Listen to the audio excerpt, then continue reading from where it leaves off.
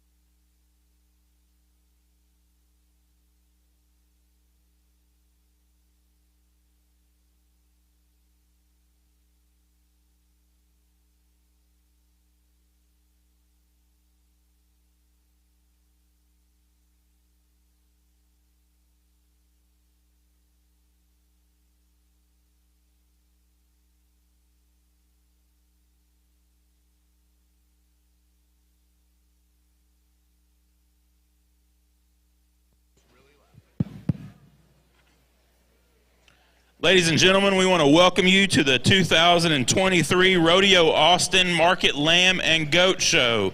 We are about ready to kick the festivities off. At this point, I'm going to welcome Jeff Dodd to bring us our invocation. If you will all please remove your hats and rise. Thank you. Dear Heavenly Lord, we come to you this morning just humbled, Lord. Humbled for the blessings you bestow on us as a nation, as a state, and as a community. We're blessed, Lord, that you allow us to be here together this morning, gathering together, supporting the youth of Texas in an event that we feel is ultimately important to our future. We ask that you watch over the event as we go through the day. We ask that you provide safe passage to, from, that we have a safe day, not just for our parents, adults, youth leaders, but also for our animals. We ask, Lord, that you put in our heart the true reason that we're here. It's not about winning. It's not about losing, Lord, but it's about supporting our youth and raising them in the right way. We ask that you just, again, watch over us as we leave this afternoon. We thank you for the less wind than we had today than we did yesterday. It was a little breezy yesterday. We pray for the men and women that are fighting to protect the freedoms that we enjoy as Americans. And lastly, but not least, Lord, we thank you for your Son and his death on the cross for our salvation. All these things we ask in your name. Amen. Thank you, Jeff. We'll now have please remain standing, as Ms. Riley Valenkamp of Runnels County 4-H bring us our 4-H motto and pledge. In support of the 4-H Club motto, to make the best better, I pledge my head to clear thinking, my heart to greater loyalty, my hands to larger service, and my health to better living, for my club, my community, my country, and my world. Thank you, Riley. Now we will have Cole Stufall from Fairfield FFA bring us our FFA motto. The FFA motto: learning to do, doing to learn, earning to live, living to serve. Thank you, Cole. And now finally, as you please remain standing and direct your attention to our flag as Mr. Caleb McMullen of B County 4-H brings us our national anthem.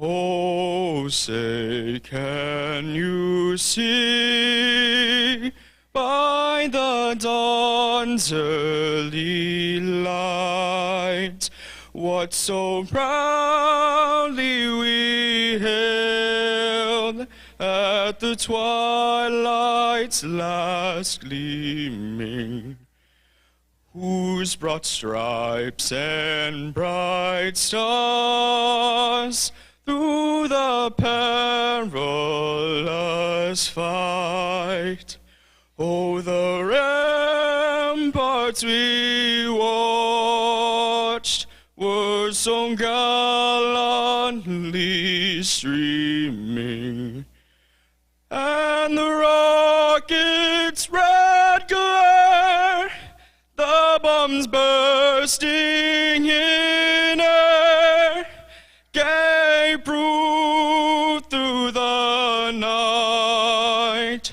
that our flag was still there. Oh, say does that star-spangled banner yet wave? Oh, the land of the free and the home of the brave. Dang it, my voice cracked. Outstanding, Caleb. Thank you. Okay, folks, we're about ready to get started with our Lamb and Goat show.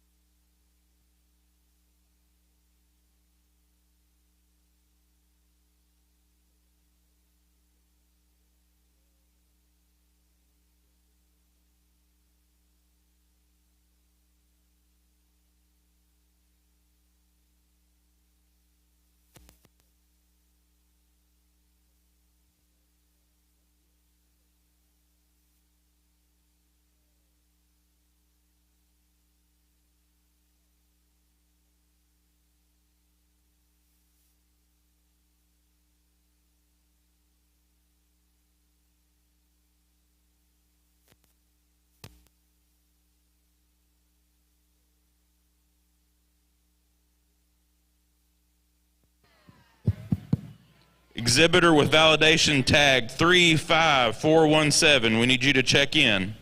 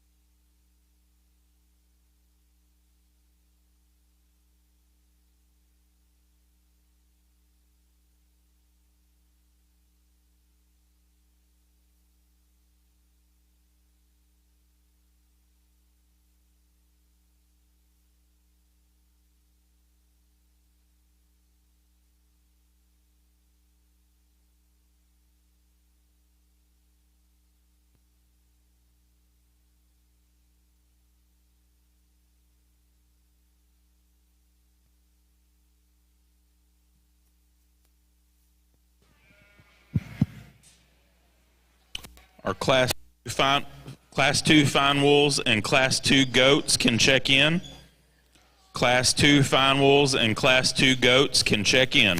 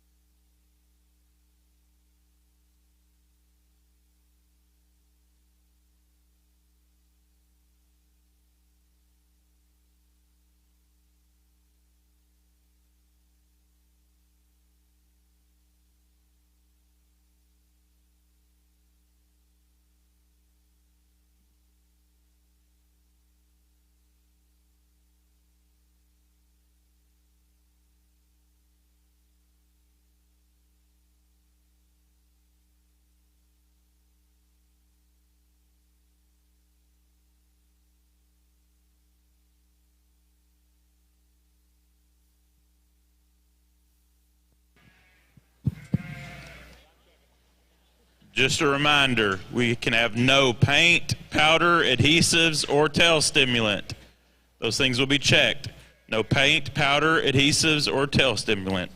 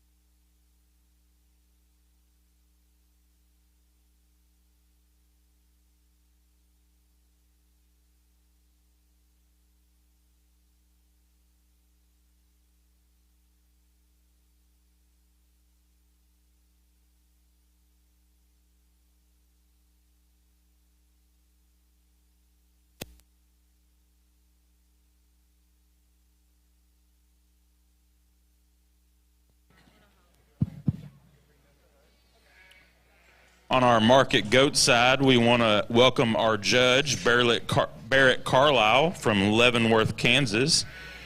Barrett went to college at Butler Community College and Kansas State University, has a bachelor's in animal science, had some collegiate judging experience, was a member of the champion team at Nail and Fort Worth while he was at Butler, and the champion team at Fort Worth while he was at K-State. He and his family own and operate the Diamond Sea Club Lambs, has a club lamb operation. His most memorable show ring experience is judging market goats at Nail and the State Fair of Texas. Barrett is looking forward to working with the best youth in the state of Texas today and wishes everybody the best of luck. Folks, let's give Barrett a big round of applause.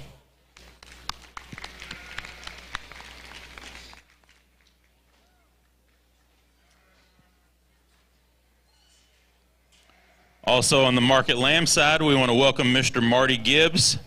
Marty has been the Texas A&M AgriLife Extension Service for 33 years, serving as a county extension agent for 24 years and a district extension administrator for the past 9 years.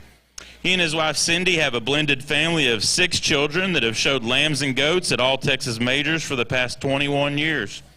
He has a bachelor's degree from Texas A&M University and a master's degree from Angelo State University. Marty was a member of the Texas A&M Reserve National Champion Livestock Judging Team and has judged numerous county, regional, state, and national shows for the past 35 years. Folks, let's give Marty a big round of applause.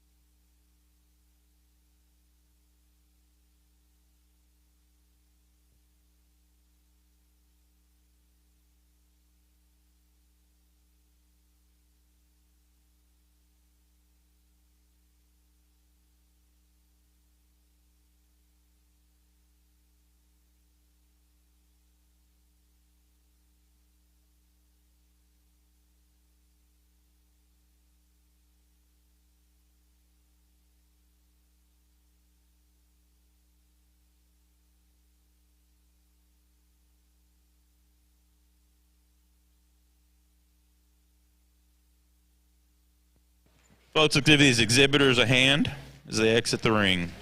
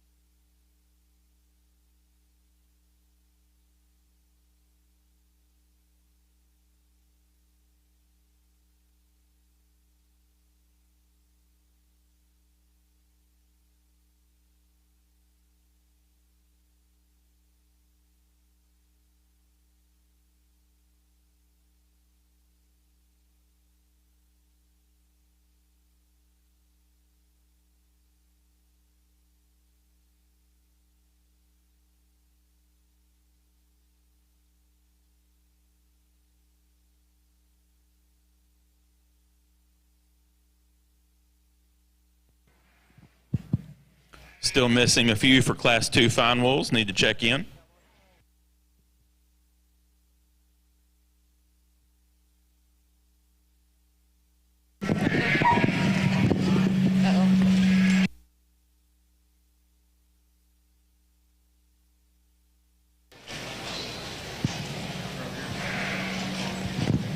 Remember, he's got to go.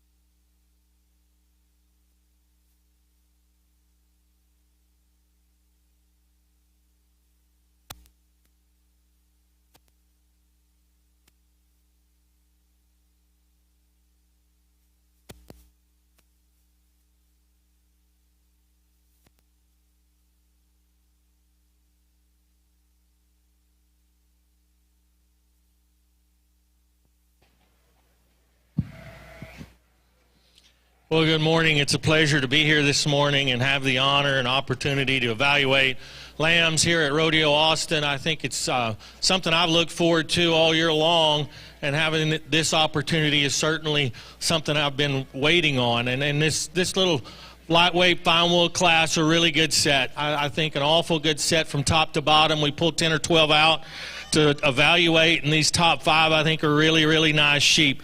Some decisions to be made on the top end, but I really like the little lamb that wins the class quite a bit. Square built, wide base sheep that's got plenty of mass and muscle shape to him. Yeah, you could maybe extend him out through his front end and make him a little longer and more attractive in his chest floor and the way his neck ties into him up front, but that one's super powerful, super wide based, really square, really thick, nice touch to the handle, and I think the one in second's got to follow him in terms of type and kind. He's not as trim over his ribs, he's not as square down his top, there's no doubt about that, but I think that's a pair that's got to stay together on the top end. The lamb in third, I really like him a lot in terms of a profile, an up-fronted, long-bodied sheep that's really trimmed to the touch, gives up some muscle shape down his top and into that leg. Like to put a little more product in him before you can move him any higher, but a nice one there as well. And then we roll into our fourth place lamb, similar to the one in third, a long-bodied sheep that's got some squareness down his top. I don't think he's as wide underneath in his chest floor. He's not quite as crisp to the touch. He's a little softer to the touch over his ribs and down his top. I don't think he's quite as square right out of his hip. Same thing can be said about the one that rounds out our top 5, a big ribbed, stout-made kind of a sheep that's really massive, just not enough look and eye appeal to him. Wish I could change his hip and hind leg structure just a touch. Please put your hands together and congratulate these exhibitors on a nice lightweight fine wool class.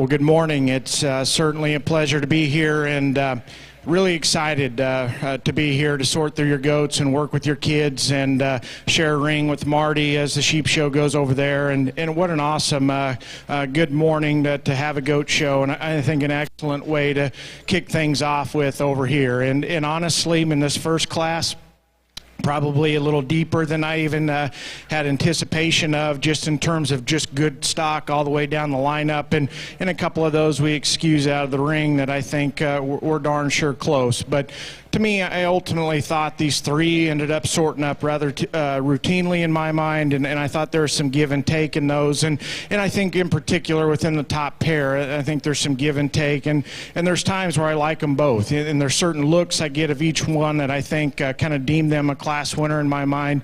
To me, I think the one that starts, I like his elevation up front. I think his length of neck, his tallness of shoulder is very good. And then one that touches exceptionally well when you get your hands on him in terms of just freshness and leanness and having some extra edginess to his muscle up top. And to me, I think when you get off to the side of him, his biggest advantage to me and what makes him proportion just a little bit better in my mind is his length of rump. And to me, I think we're going to find ourselves talking about that quite a bit today.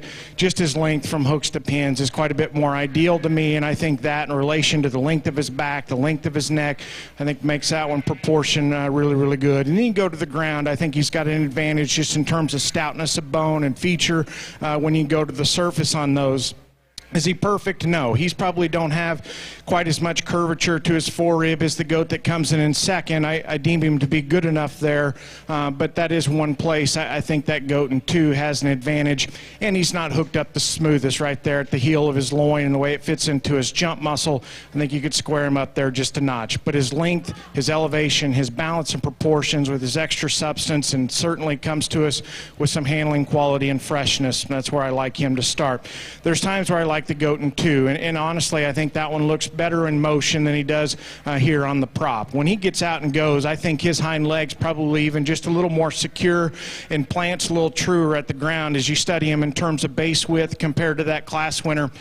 And I think from the side, I think he's one you can pick just a little bit, some holes in just in terms of his balance and proportionality to me, in particular out of his rump. He reads speed just a nickel shorter from hooks to pins. I think if you could make him just a notch longer and just a notch bolder right there in the way he comes to his tail set, to me I think that one plays to win, because his front 2/3 are exceptionally good. His neck set, his shoulder, the turn to his forerib is incredible, and that one is really, really fresh. And to me, I think it's the front 2/3 combined with the fact that one is so true and so square as you watch him go away, that puts that one in contention. To me, I just wish he was a little longer hipped. One that comes in three, I think just in terms of tallness of shoulder, length of rump, probably mirrors our class winner just a little bit closer in my mind. I think that's a goat that I can get talked into just in terms of handling quality, turn to his forerib, and one that's exceptionally fresh and one that looks good when he gets him propped up and put together.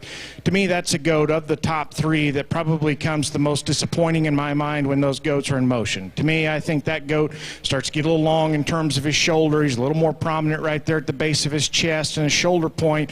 To me, we need to change him there and maybe give him a little more strength and security in terms of his rear pastern as he gets out and goes. But again, when he gets him stuck and put together, I think he probably pairs up with our class winner pretty good. To me, it's just the way that one looks to me when we get those goats in motion. One that comes in four, I think if you like that kind, you can justify that one being up here at the top end pretty quick. Moderate, robust, big muscled, really big in terms of his shape and his expression.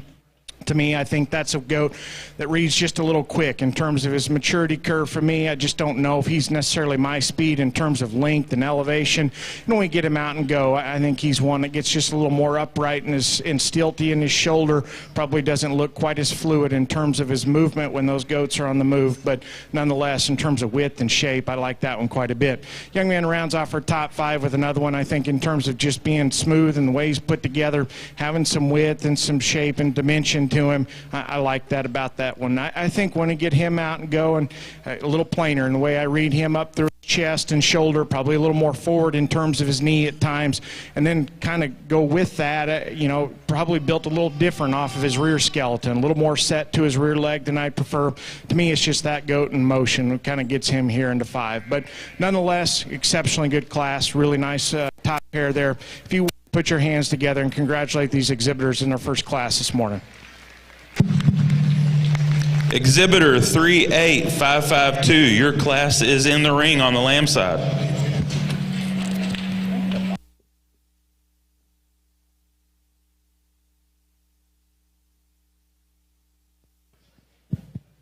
On the goat side, we will be pulling hair for first and second place goats. For first and second place exhibitors, we'll need a parent or advisor to come to the show ring right after those classes.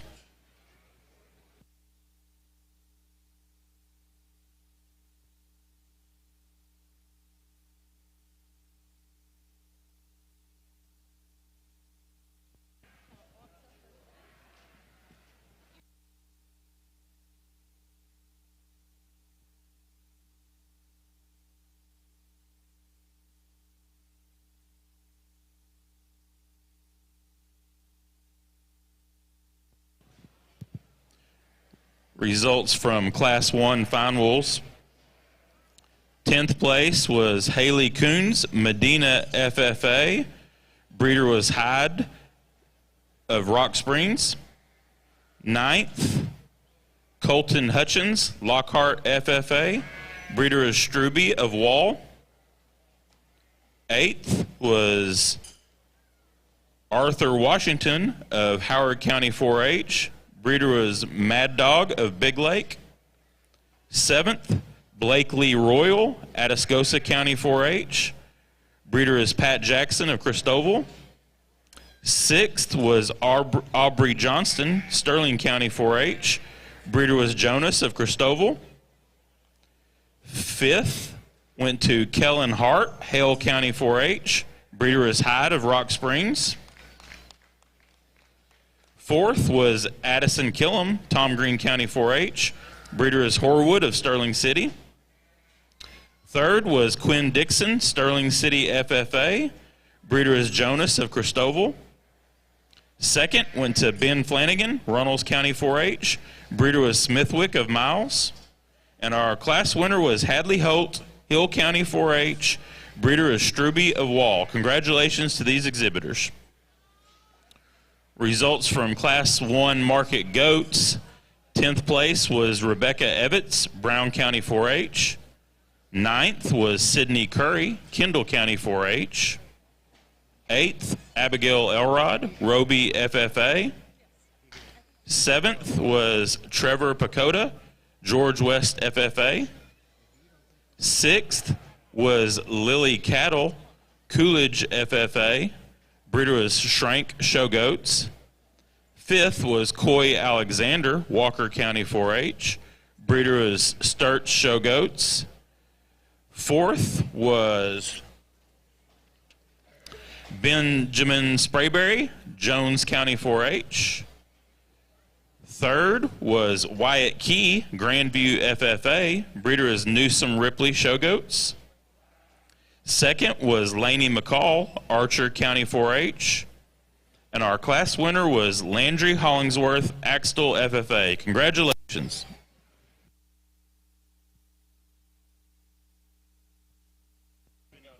We need a parent or supervisor for Landry Hollingsworth to the show ring.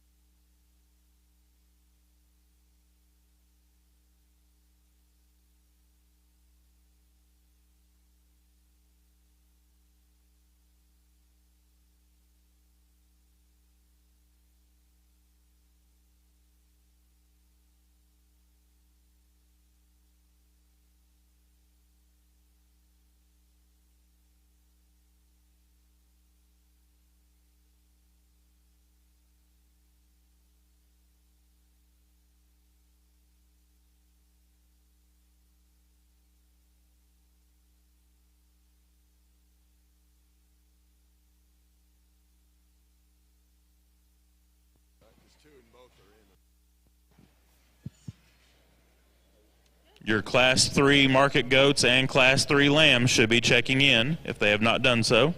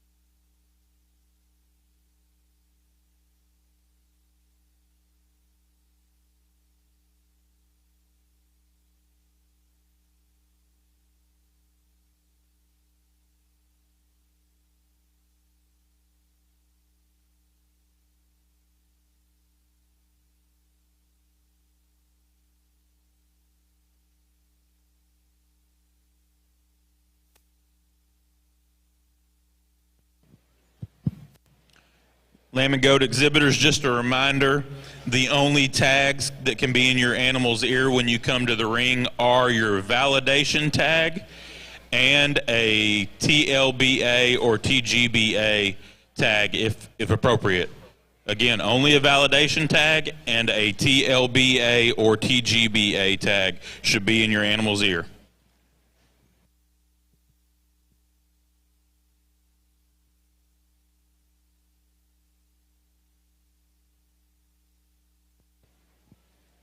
Also, be sure and bring your weight card with you to the ring. You need to have one of the weight cards with you.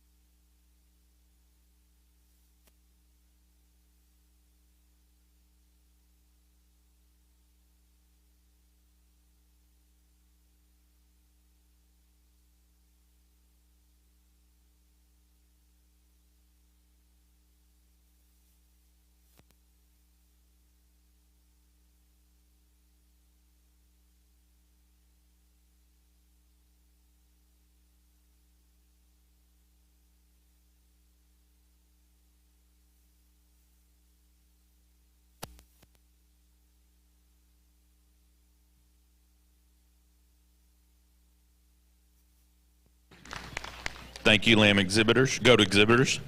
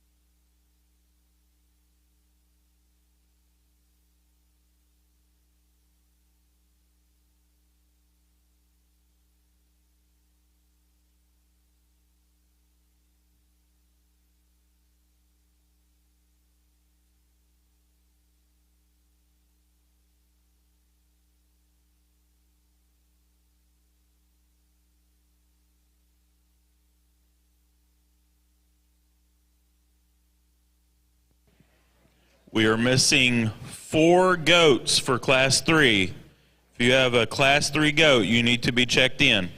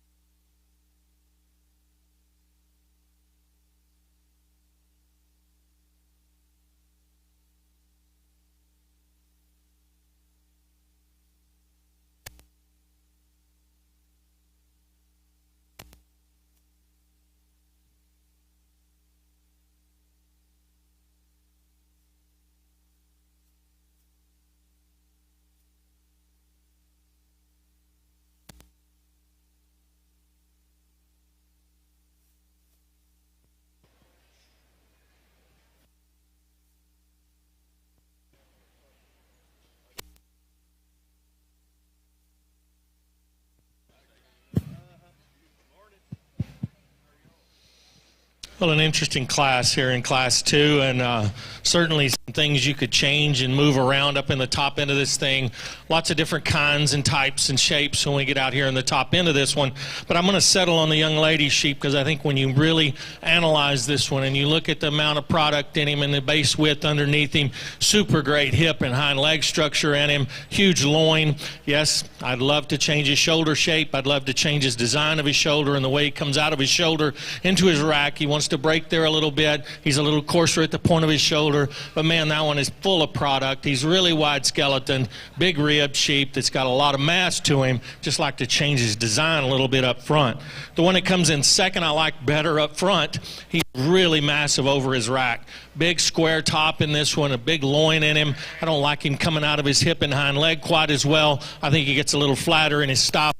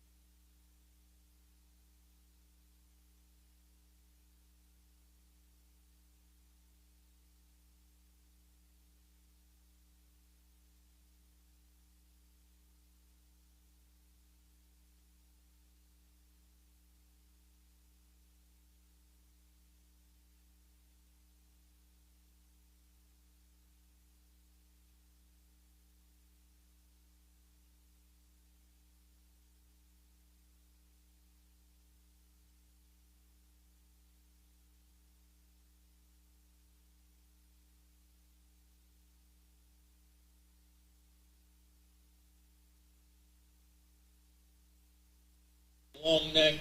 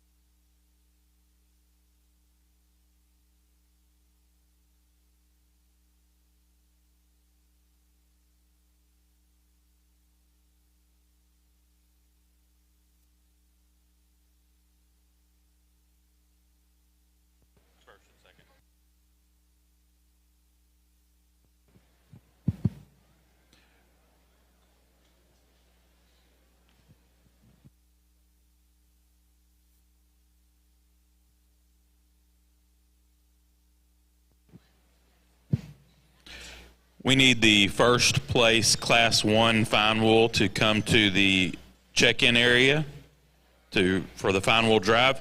We also need the first class of fine wool crosses to check in. First class of fine wool crosses to check in.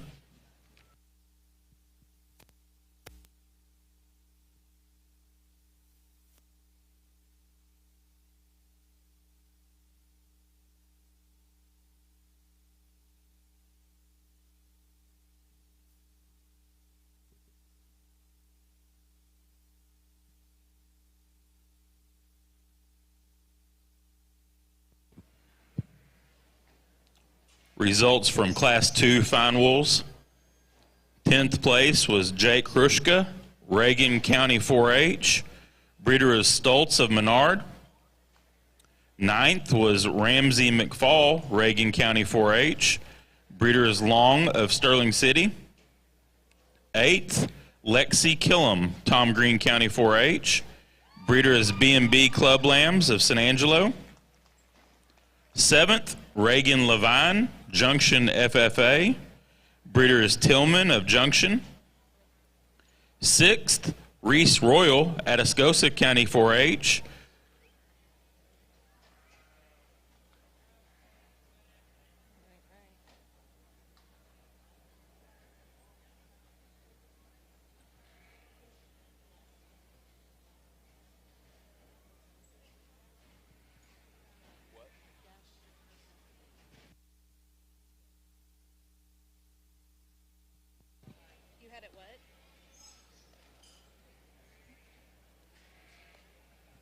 Correction, 6th was Dashel Davis, Upton County 4-H. Breeder is Mad Dog of Big Lake. 5th, Shelby Leonard. Breeder is Silvers of Junction.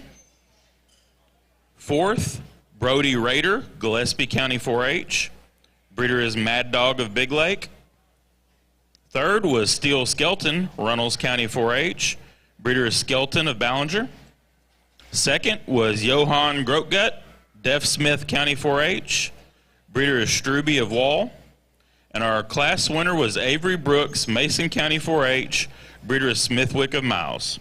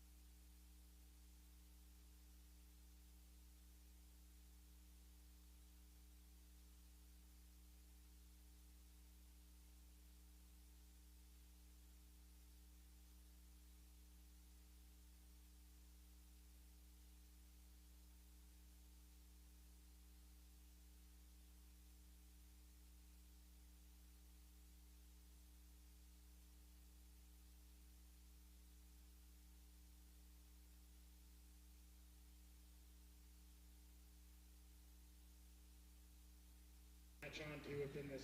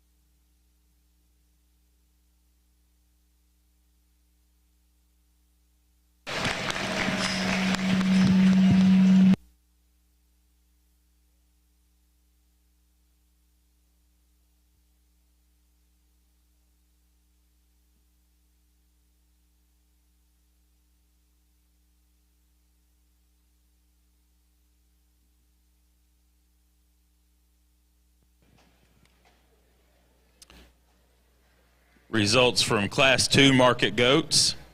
10th place was Claire Graves, Munster FFA. 9th was Lauren Calloway, Scurry County 4-H, breeder is Book Show Goats. 8th, Avery Rawson, Robertson County 4-H. Breeder was Newsom Ripley Show Goats. 7th, Allie Haynes, Brownwood FFA. Breeder was Blue Team Weathers. 6th was Grace Gable, Live Oak County 4-H. 5th, Molly Mayberry, New Home FFA. Breeder is Smithwick Genetics. 4th, Morgan Hernandez, Hayes County 4-H.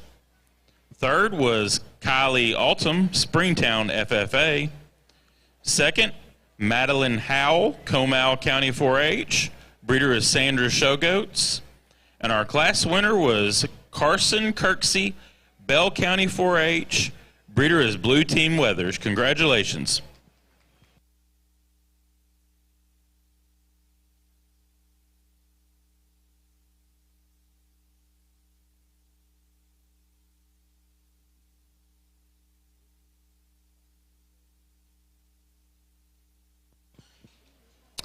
Class 4 market goats can be checking in.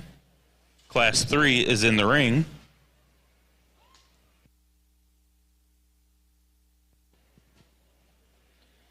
Once again, our first class of fine wool crosses should be checking in if they have not done so.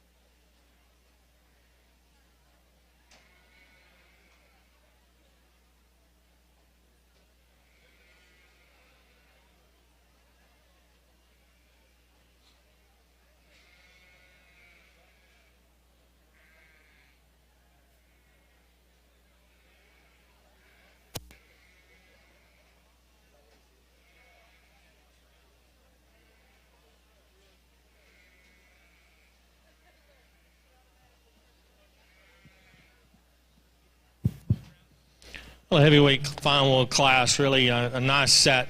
A lot of depth in this class, a lot of quality here in the top end here.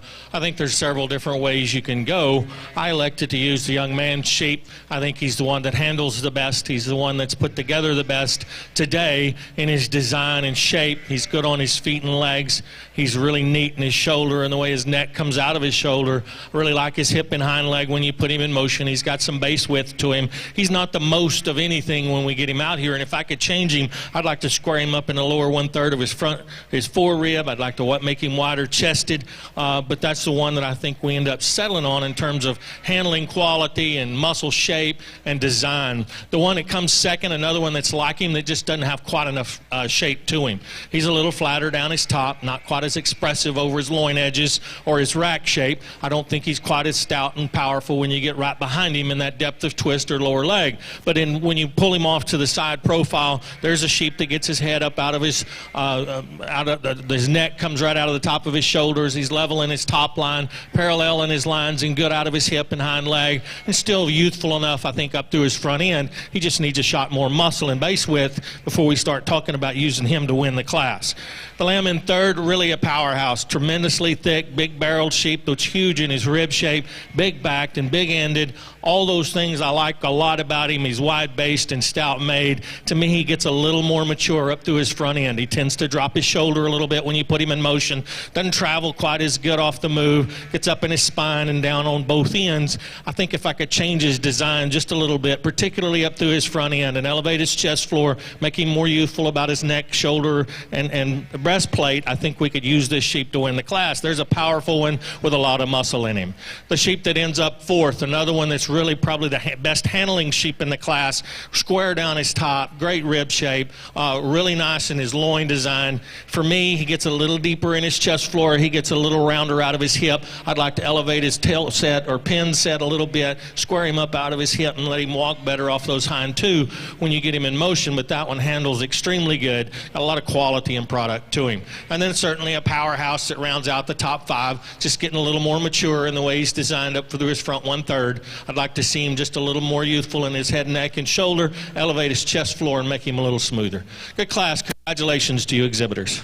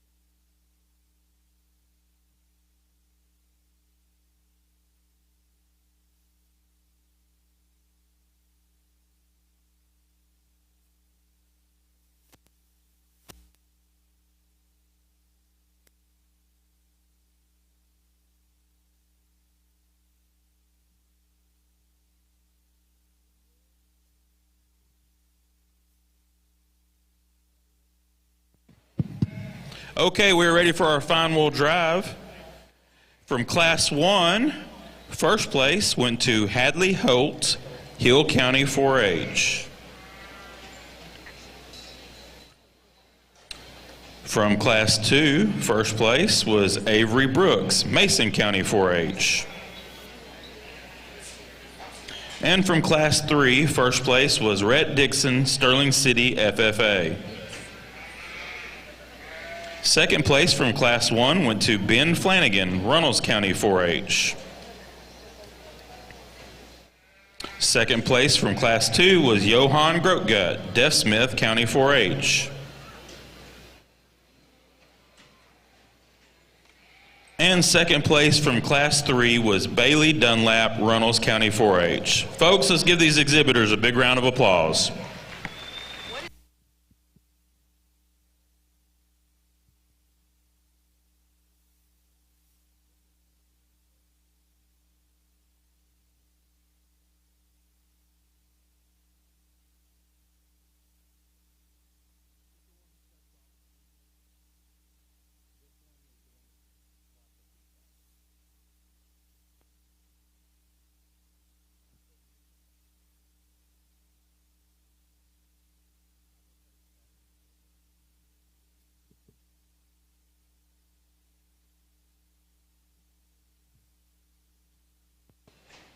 Once again, exhibitors, please make sure you bring a weight card with you to the ring.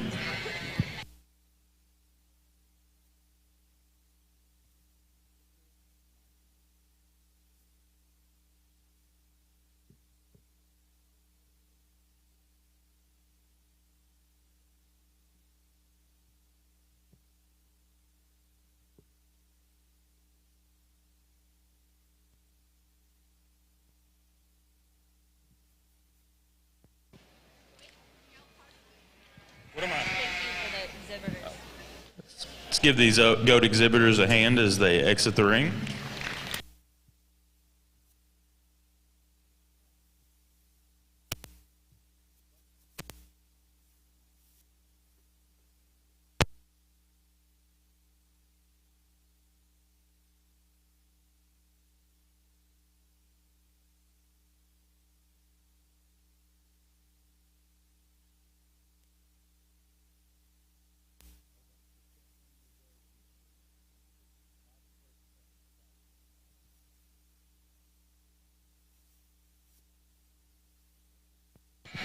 The champion and reserve of each breed and division will need a parent or advisor to go to the drug testing area.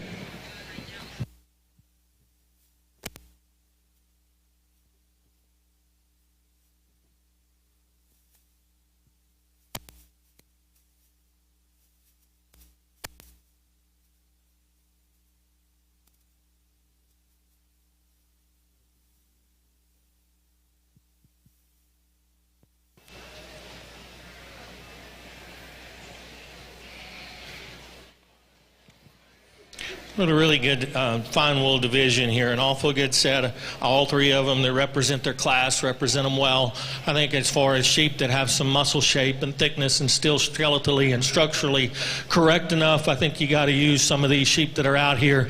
Really like all three of them. I'm not going to go back and hash and discuss the issues and problems or good things or bad things that I see about each one of them. I think there's some things you could change about all of them. But I think as we start looking at our fine wool division and how we're going to try and put sheep together today, and even in this fine wool division, I think they've got to be sheep that are wide based and have some muscle shape to them, still attractive enough up through their front end and youthful in their design. I think all of them are big enough. There's not a doubt about that. Put your hands together and congratulate these exhibitors, and I'll go out and show you my two favorites.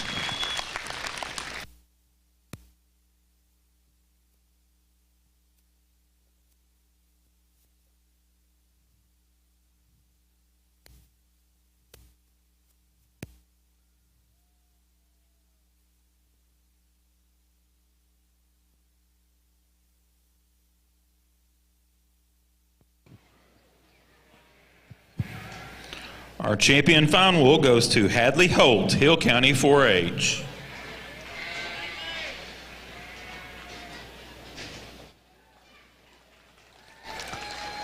Our reserve champion fine wool goes to Rhett Dixon, Sterling City FFA. Congratulations to these exhibitors.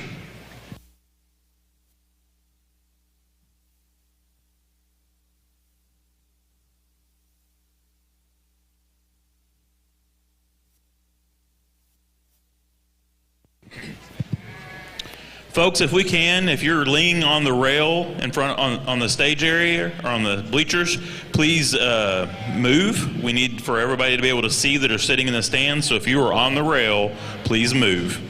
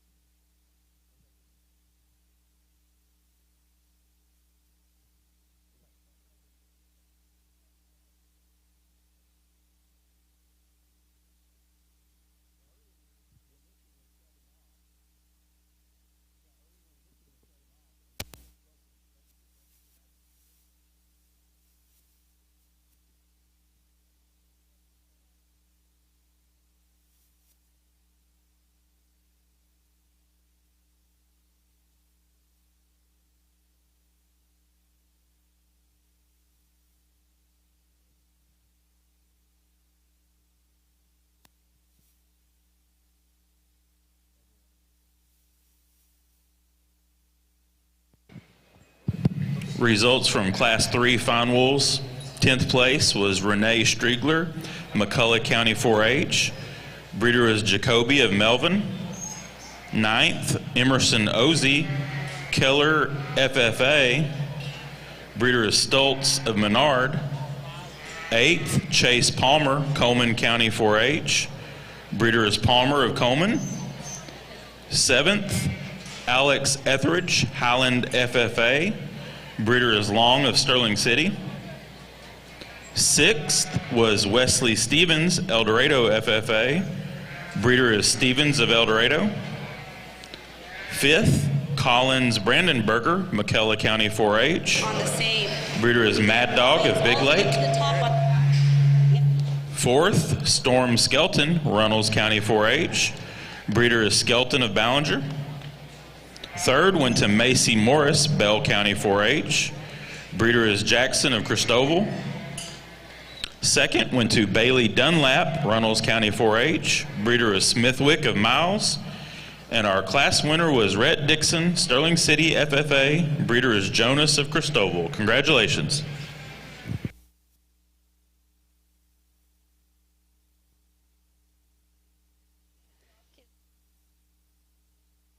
Check.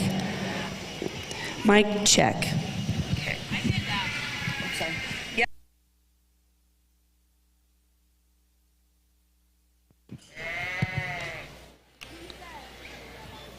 Class 5, which is the second class of fine wool crosses, can check in.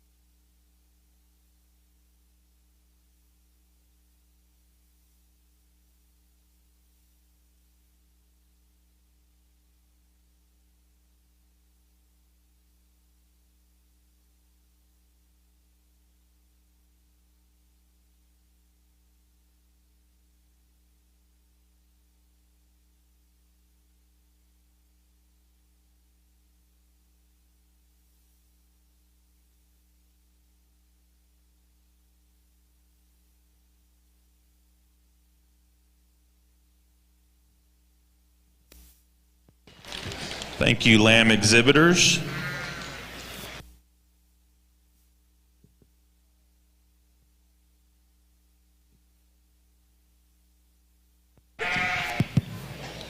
Class 5, fine wool crosses. We need you to check in. Class 5, fine wool crosses.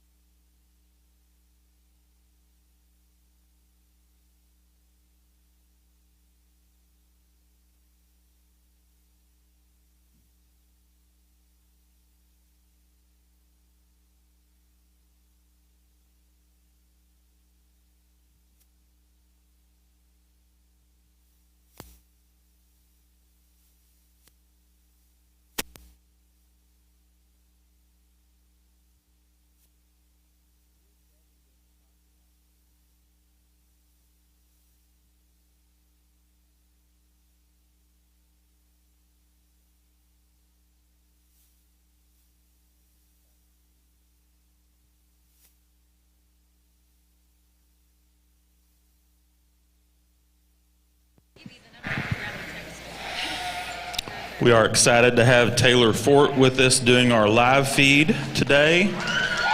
Also excited to have Devin Sisk Photography as our official show photographer.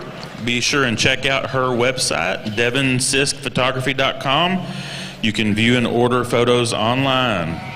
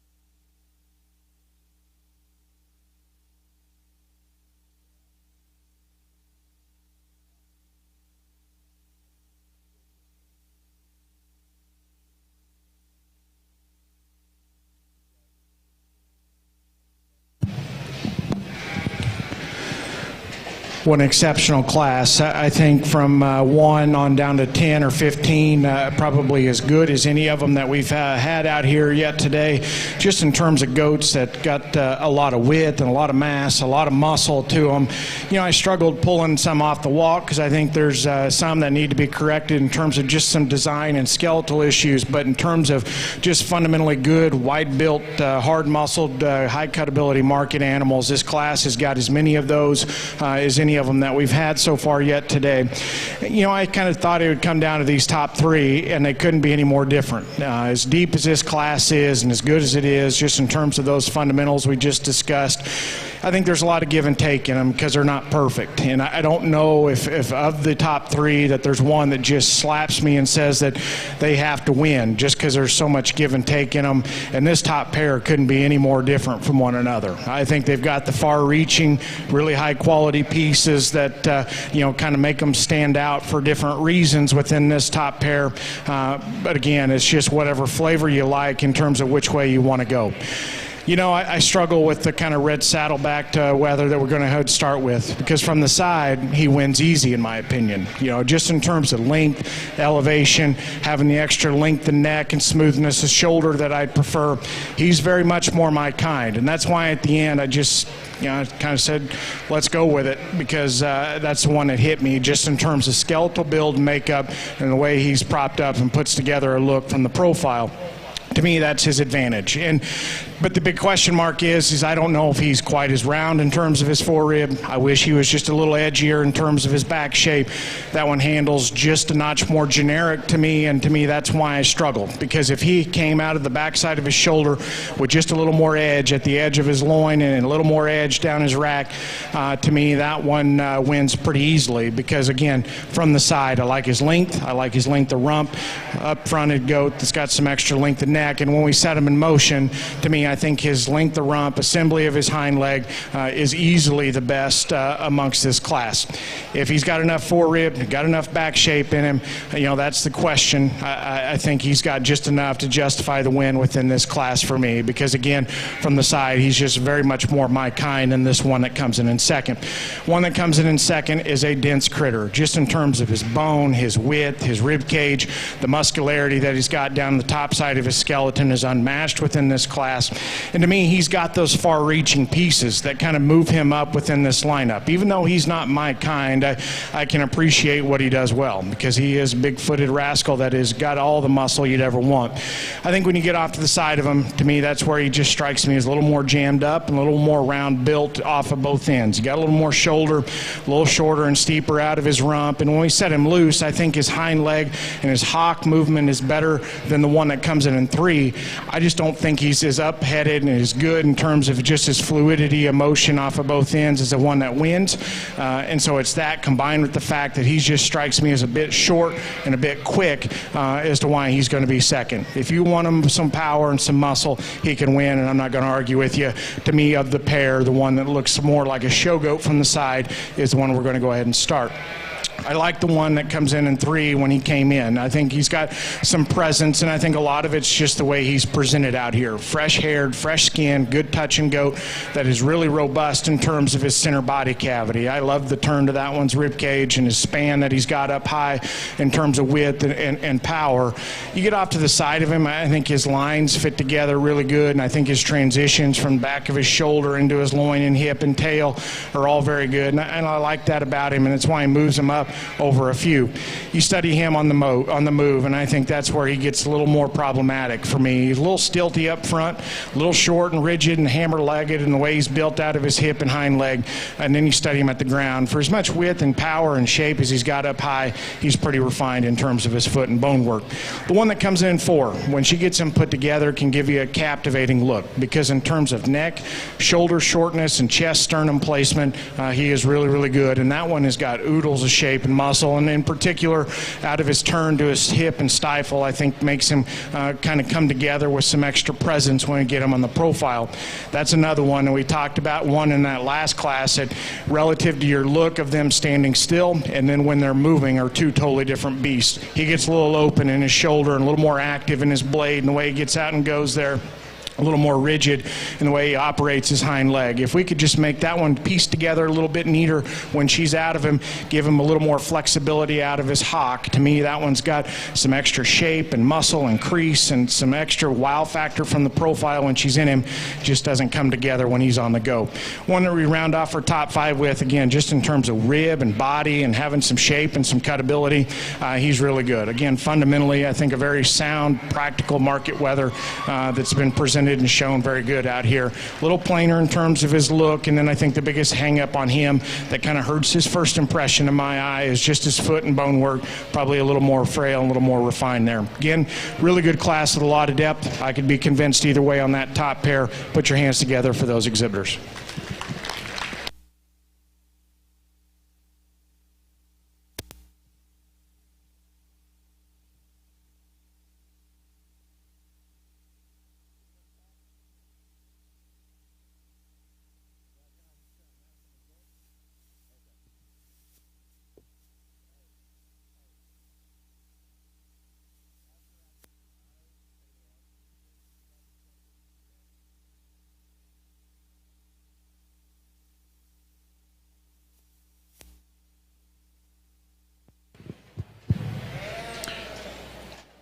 Results from Class 3 goats.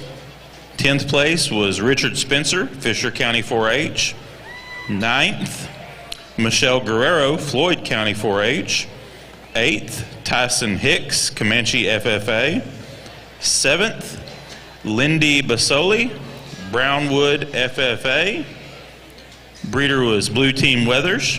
6th, Michaela Verver, Hayes County 4-H. Breeder is Holscher Show Goats.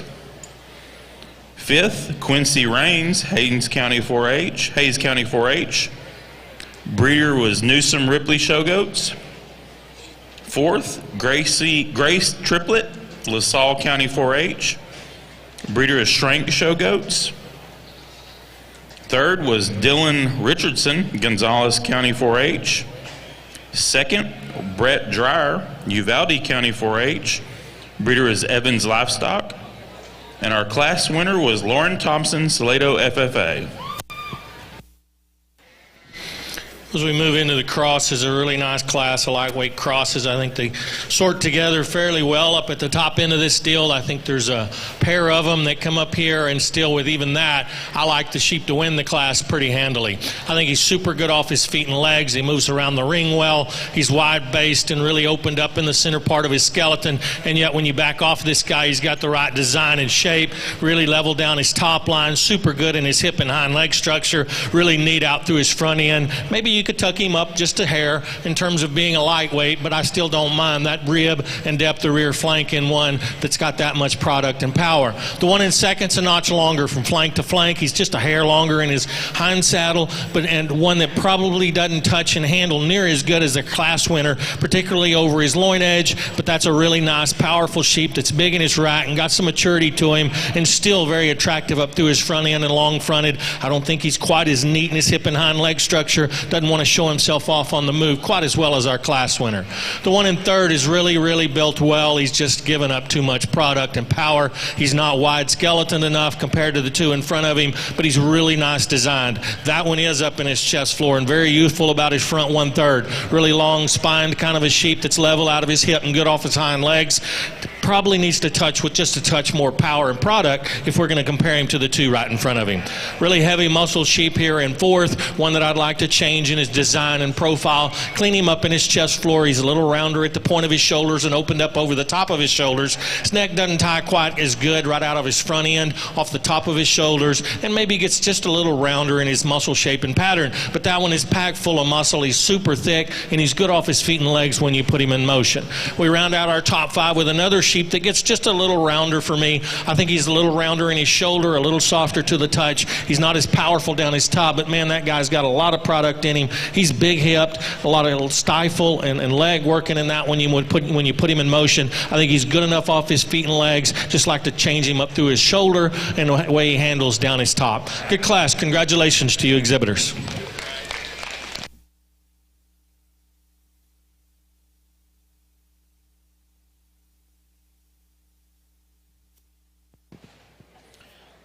Class 5 market goats can be checking in.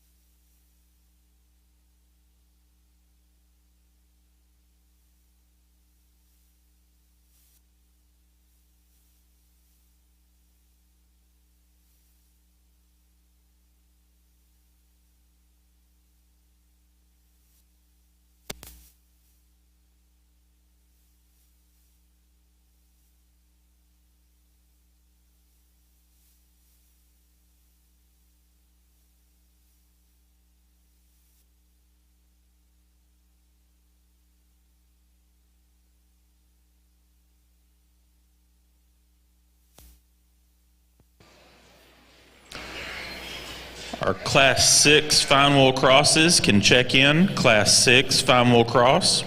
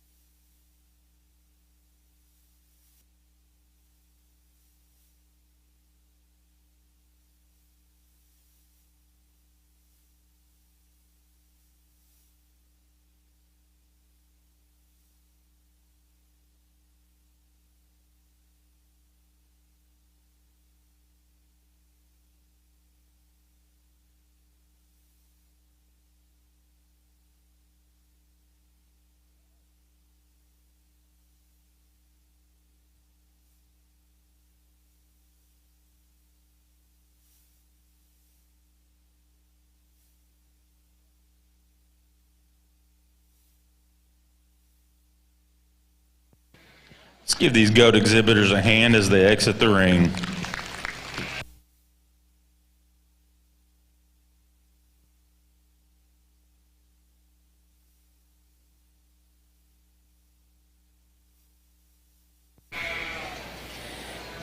Results for Class 4 fine wool crosses. 10th place was Miles Hoffman, Glasscock County 4-H. Breeder is Holscher of Roscoe. 9th, Grayson Krenwelke, Fredericksburg FFA. Breeder is Hartman Ruffin of Mason. 8th, Braxton Holscher, Highland FFA. Breeder is Smithwick of Miles. 7th, Kendall Gurka, Washington County 4-H. Breeder is Smithwick of Miles. 6th, Sydney Montgomery, Highland FFA.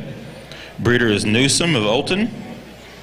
5th, Reagan Slow of Tarrant County 4-H. Breeder is LZ Livestock of Fort Worth. 4th, Davis Etheridge, Highland FFA. Breeder is Newsom of Olton. 3rd went to Cooper Evans, Burnett County 4-H. Breeder is Stoltz of Menard. 2nd place was Kenley Holscher, Highland FFA. Breeder is Smithwick of Miles. And our class winner was Marin Morris, Bell County 4-H. Breeder is Pat Jackson of Cristobal. Congratulations.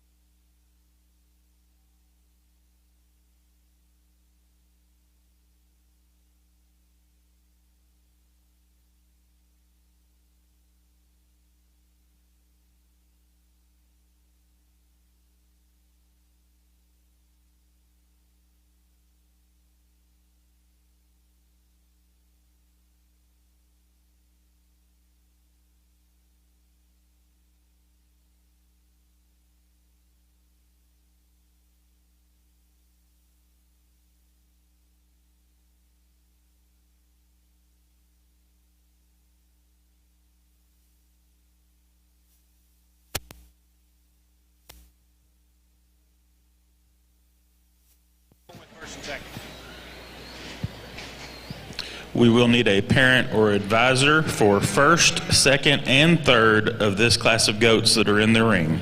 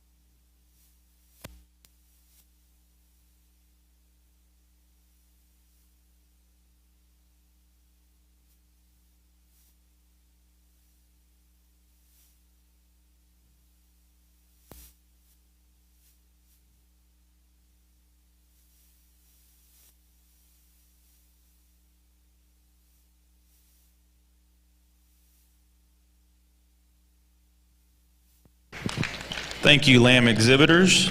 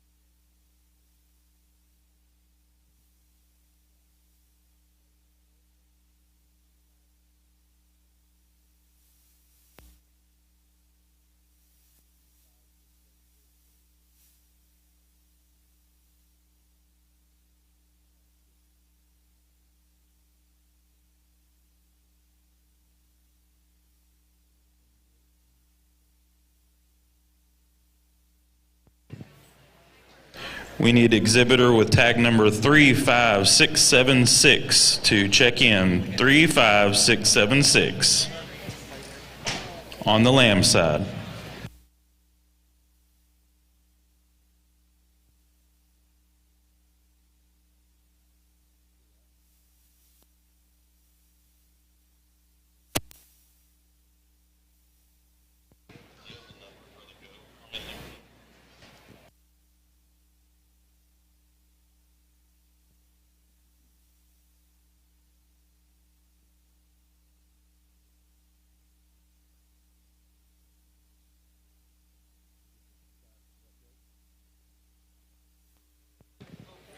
Class 5 goats, you should be checked in as well if you have not.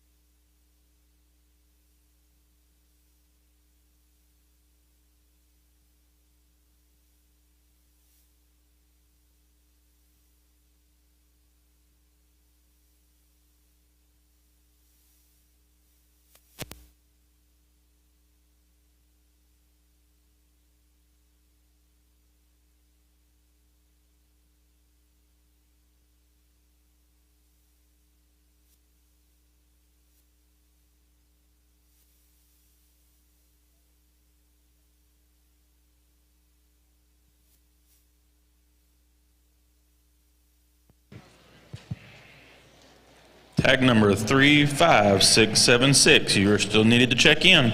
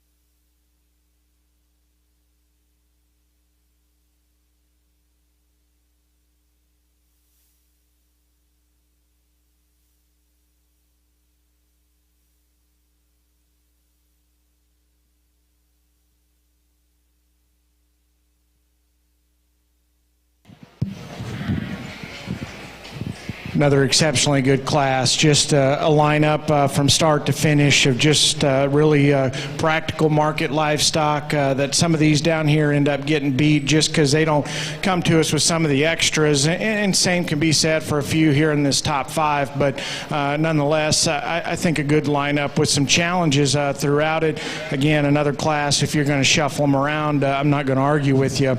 Ultimately, the top pair obviously takes a little bit more of my time. A little more of my time out here to just kind of break those down. And before I break them down and describe them and what I see, again, it's a pair a lot like the last class. Depending on where you want to put some priorities and some emphasis, you can go back and forth within that pair. What I would tell you, if you could blend those two goats together, there wouldn't be any sense in showing the rest of the show because it'd be over. Because both of them got big time pieces that I really, really like, but they just fall short or make me question them just a little bit within a particular area or two that prevents it from being easy to go one way or another. There's parts of my class winner I don't love, and we'll talk about that here in a second. Ultimately, I was trying to figure out, am I going to beat that one because I genuinely like one better, or just beat him because he's got some problems? And ultimately, I just like the black one better. He just is more captivating to me. And you get off to the side of him, just his presence out here. There's no question that one is geeky looking from the profile, just in terms of his length, his elevation, his neck, and the way it sits on top of his shoulder, the way he's constructed down his top line on the standstill, and just the assembly of his skeleton off of both ends I really, really like. And that one's actually quite surprising when I get on top of him because he's got more turn to his forerib and body shape than I was expecting from the outside based on just how exotic looking he is out here. To me, it's just that first impression or that extra presence when they get propped up where I go ahead and use him to win. Now he's got issues. When we set him loose, he's probably so long-bodied he doesn't stay collected enough in his top line for me. I wish that one had just a little more strength down his spine when those goats are in motion. And you get behind him. Of the top pair, there's one that's obviously a little more disappointing in terms of depth of twist, inner and lower leg shape. If that one just had more down the seam of his twist there and a little more inner leg shape, he gets easy to use, or a little more strength down his spine when he was on the go. But again, if I beat him, it's just because I'm hung up on a problem versus just gravitating to what I like, and I just like him a little bit better. One that comes in second, shape, density, forerib. Again, that one excels in those areas, and you get behind the goats. Again, there's no question as to which one's more impressive in terms of twist and stifle shape. He is awfully, awfully good there. When I get off to the side of those goats, he just strikes me as a nickel plane. Just to be real blunt, real honest about it. He's just not quite as neat at the base of his shoulder, not quite as tucked up and neat in terms of his sternum, and it becomes more evident when they're on the go. I just read him to be a little longer bladed and a little more plain in the way he's built in the front 1/3 of his body, but his rib cage, his shortness of back, his extra expression from behind, to me, that's what makes him a contender within this class, because he handles like no other within this class. And again, it's got those advantages over that winner. I just come back to, do I genuinely like the way that one strikes me from the profile? And I think that's where he ends up being second for me. One that comes in 3, again, just in terms of shape and leanness and cutability and being a good market animal, he's exceptional there. When he postures his tail right and flags it up, I think he can give you a good enough look to justify him up here in the top end. We set him loose. He just kind of wants to funnel out of his hip and get a little more disappointing when you study him go away from you. But his rib cage, his back shape, his freshness up top is really good. And I just like his extra extension up front relative to the one that's here in 4. There hadn't been a bigger backed animal through the ring today than the one that's here in 4. Again, if that's your speed, he's awfully impressive. Strikes me as a little jammed up, a little more mature for being one at this weight in this stage of the morning. To me, I just wish that one just came to us with a little more length, a little more elevation, and didn't strike me quite as mature about his head and his skull and his neck. But nonetheless, he is an impressive beast in terms of width and power. When it comes in and rounds off our top 5, again, just in terms of length, expression, having some cutability to him, I like those things. And he's probably my preference in terms of maturity curve within the pair of 4 and 5. When I get off to the side of him, he kind of wants to set a little bit lower at the base of his tail, and you study him at the ground, probably just a little more refined in terms of his bone work. I don't know if he's got enough substance at the ground or if he's quite shallow enough up front to go ahead and swap the pair, because he's not as impressive in terms of width and shape and density as that one ahead of him. Good lineup. Again, it's a discussion of that top pair, if you would. Put your hands together as they exit the ring.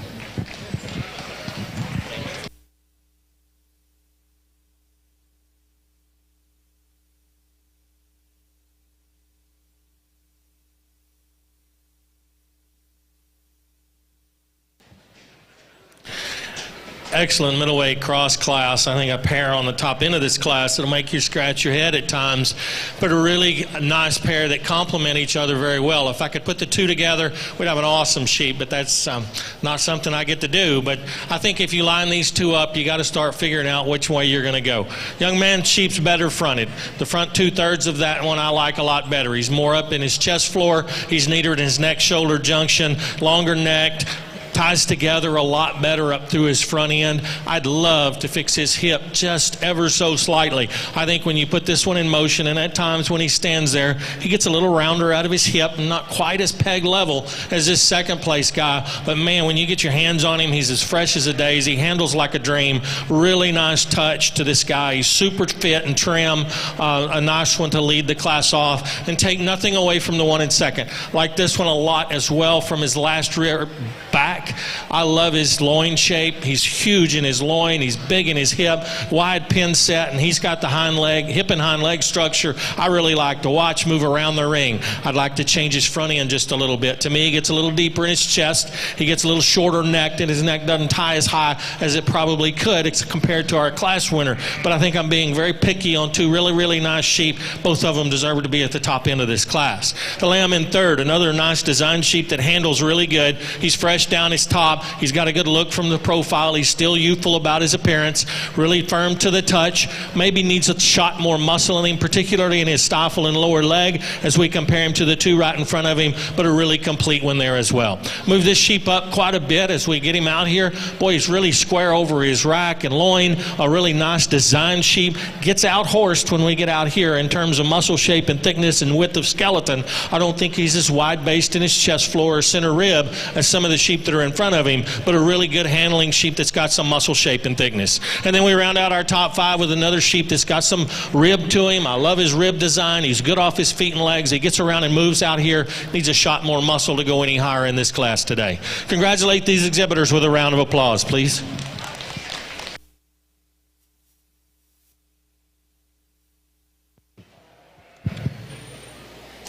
Results for Class 4 Market Goats. 10th place was Keegan Davis, Winners FFA. Breeder is Two Springs Ranch. 9th, Kate Higgins, Bell County 4-H. 8th, Kylie Burns, Eastland FFA. 7th, Hayes Greenway, Mills County 4-H. Sixth, Emma Osborne, Llano County 4-H. Breeder is Newsom Ripley Show Goats. Fifth, Kenna Sufall, Freestone County 4-H. Breeder is Newsom Ripley Show Goats. Fourth, Reagan Hackler, Weiss FFA. Third, Kennedy Thompson, Uvalde County 4-H. Second, Landon Holmes, Gillespie County 4-H. Breeder is Fielder Show Goats. And our class winner was Ava Allensworth, Brazos County 4-H. Breeder is Hutto Livestock. Congratulations.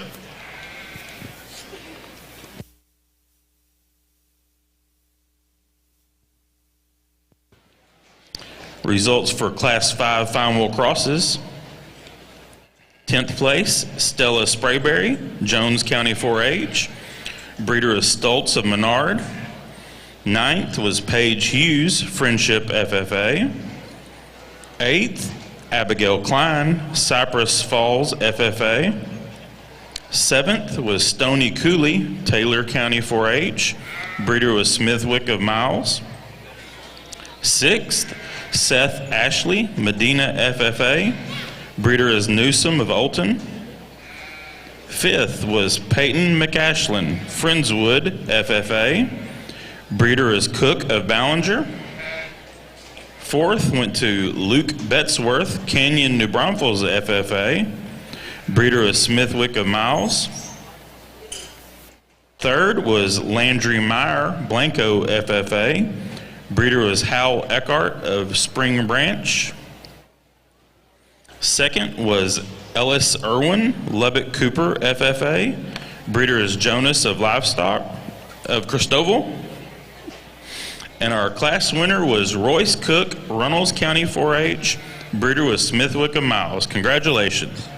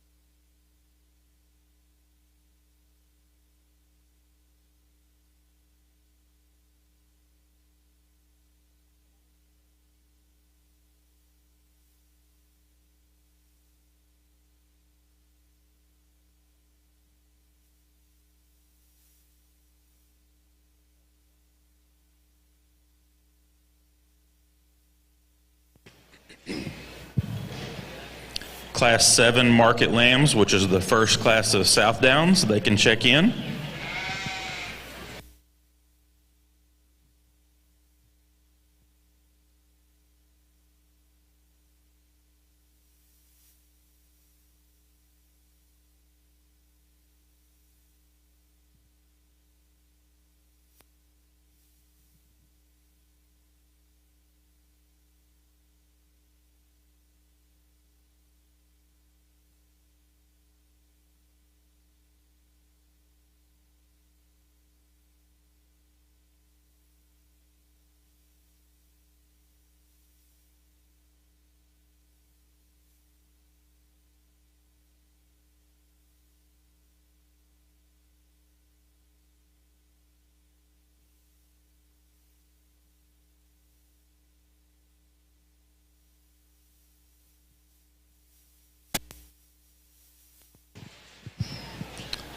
We need the first and second place goats for classes 1 through 4 to come check in for the division drive.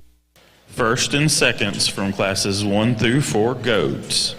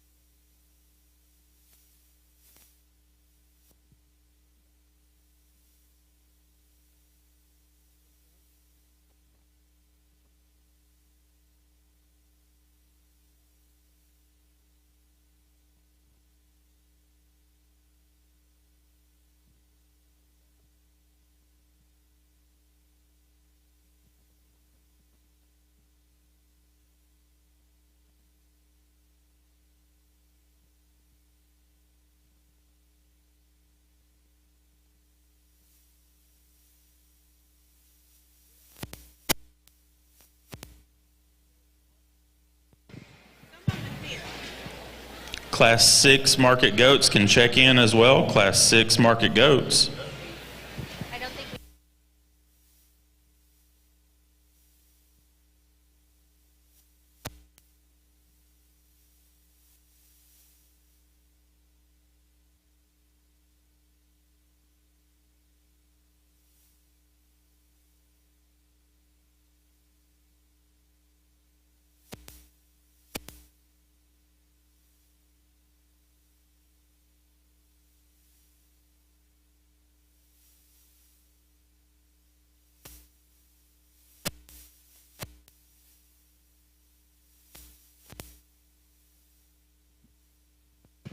Thank you, lamb exhibitors.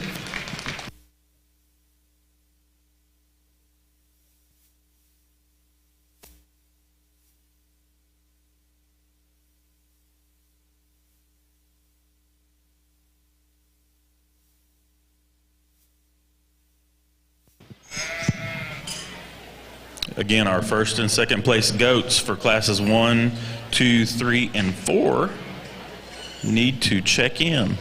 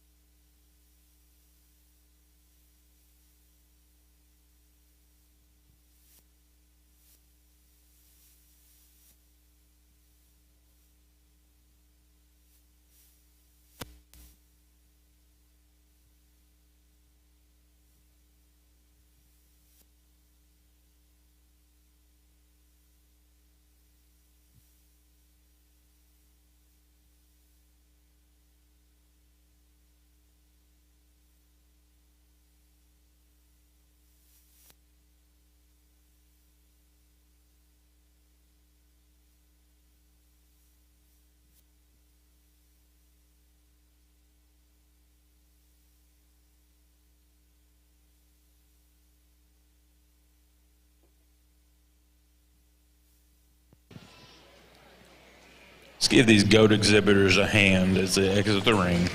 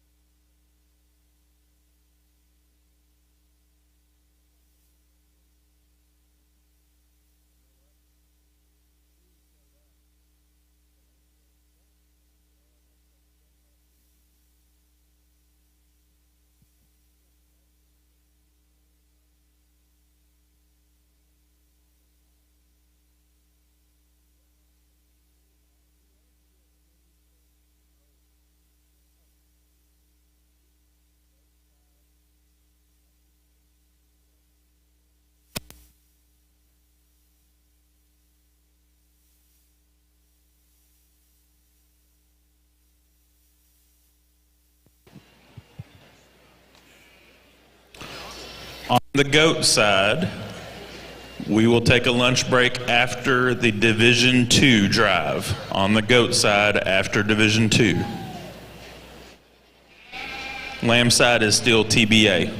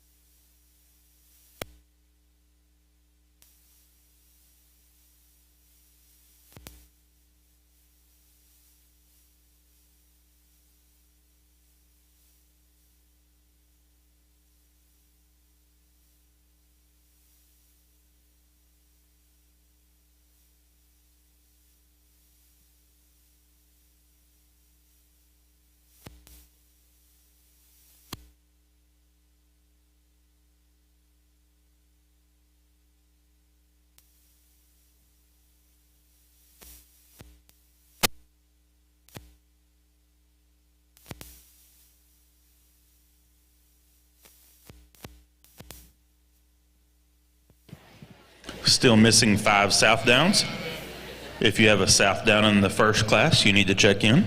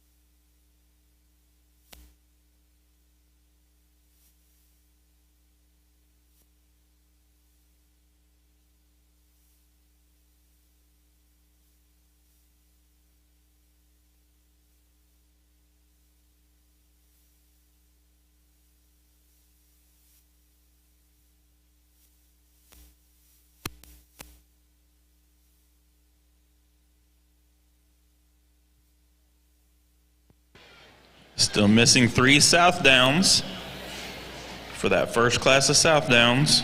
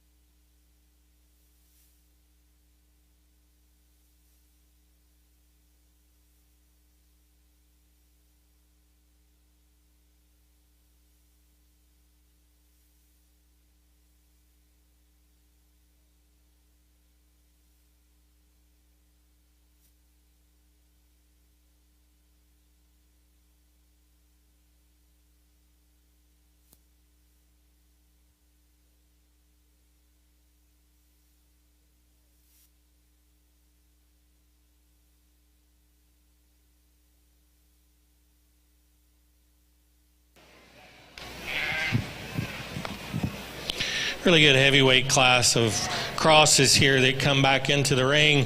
Really nice one to lead off. I think these top two complement one another very well, and they've got to tie together and go together.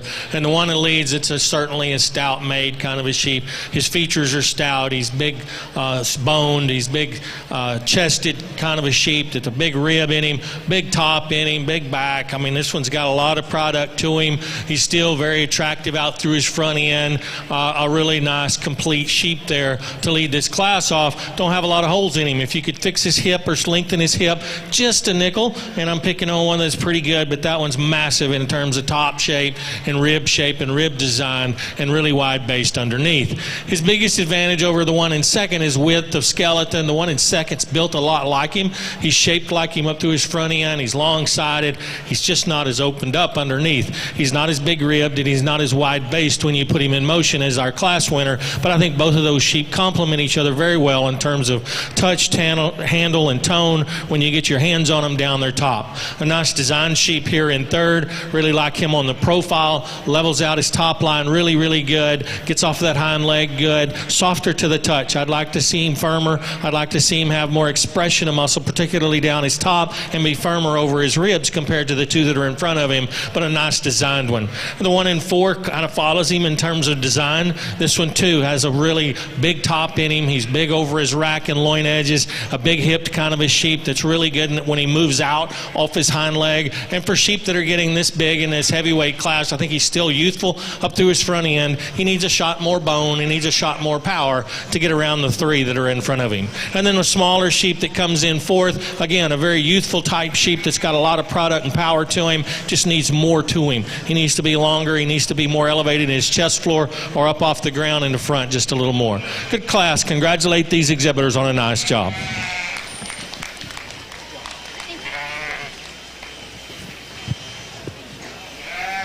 On the goat side, tag number 34651, tag 40284, and tag 42045. If y'all have not checked in, you need to do so. Sorry, my circle got a little small.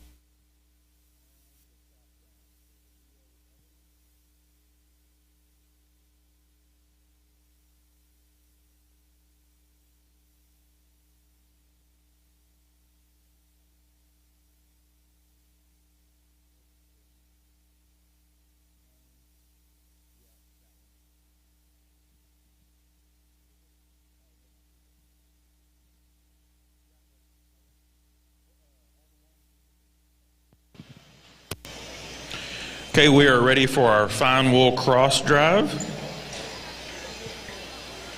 Coming out of Class 4, first place was Marin Morris, Bell County 4-H.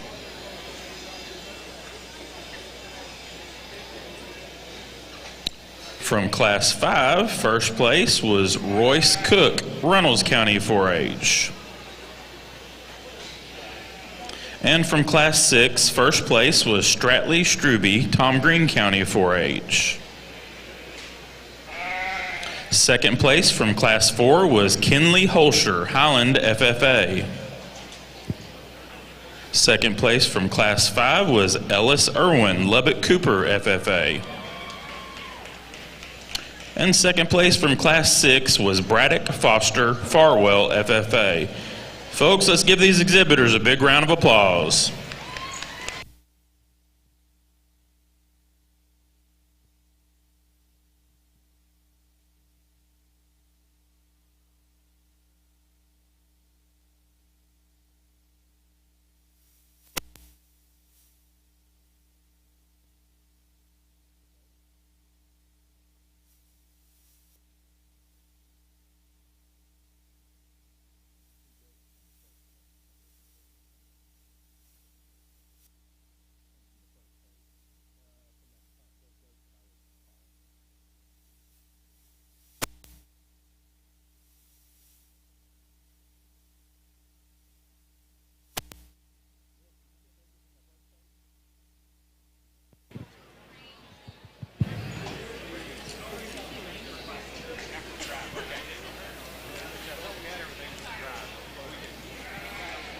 Tag 40284 and 34651. You're still needed to check in on the goat side.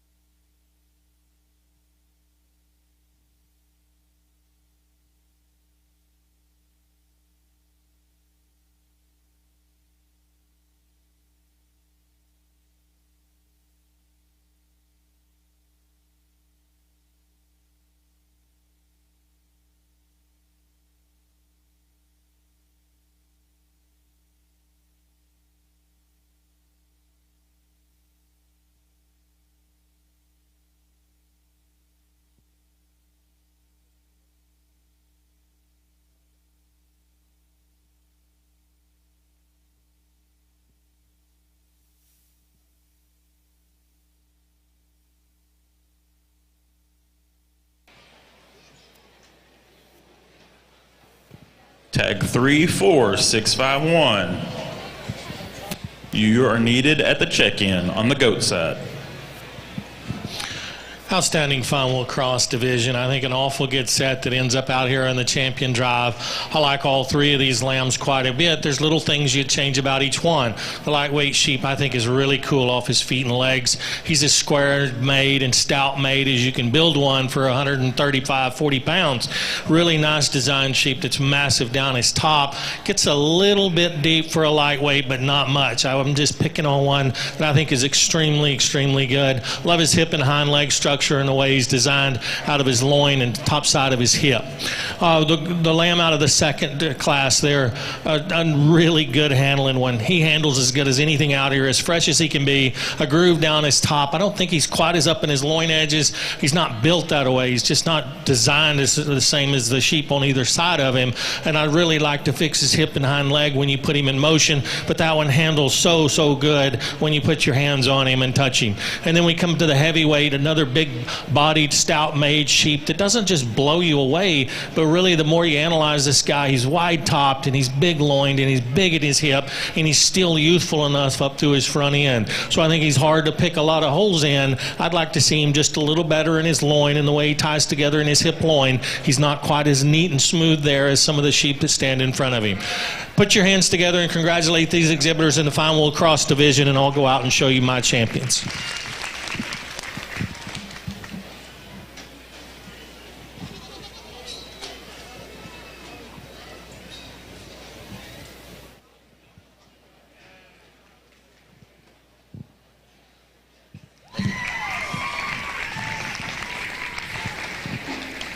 Our champion fine wool cross goes to Stratley Struby, Tom Green County 4-H.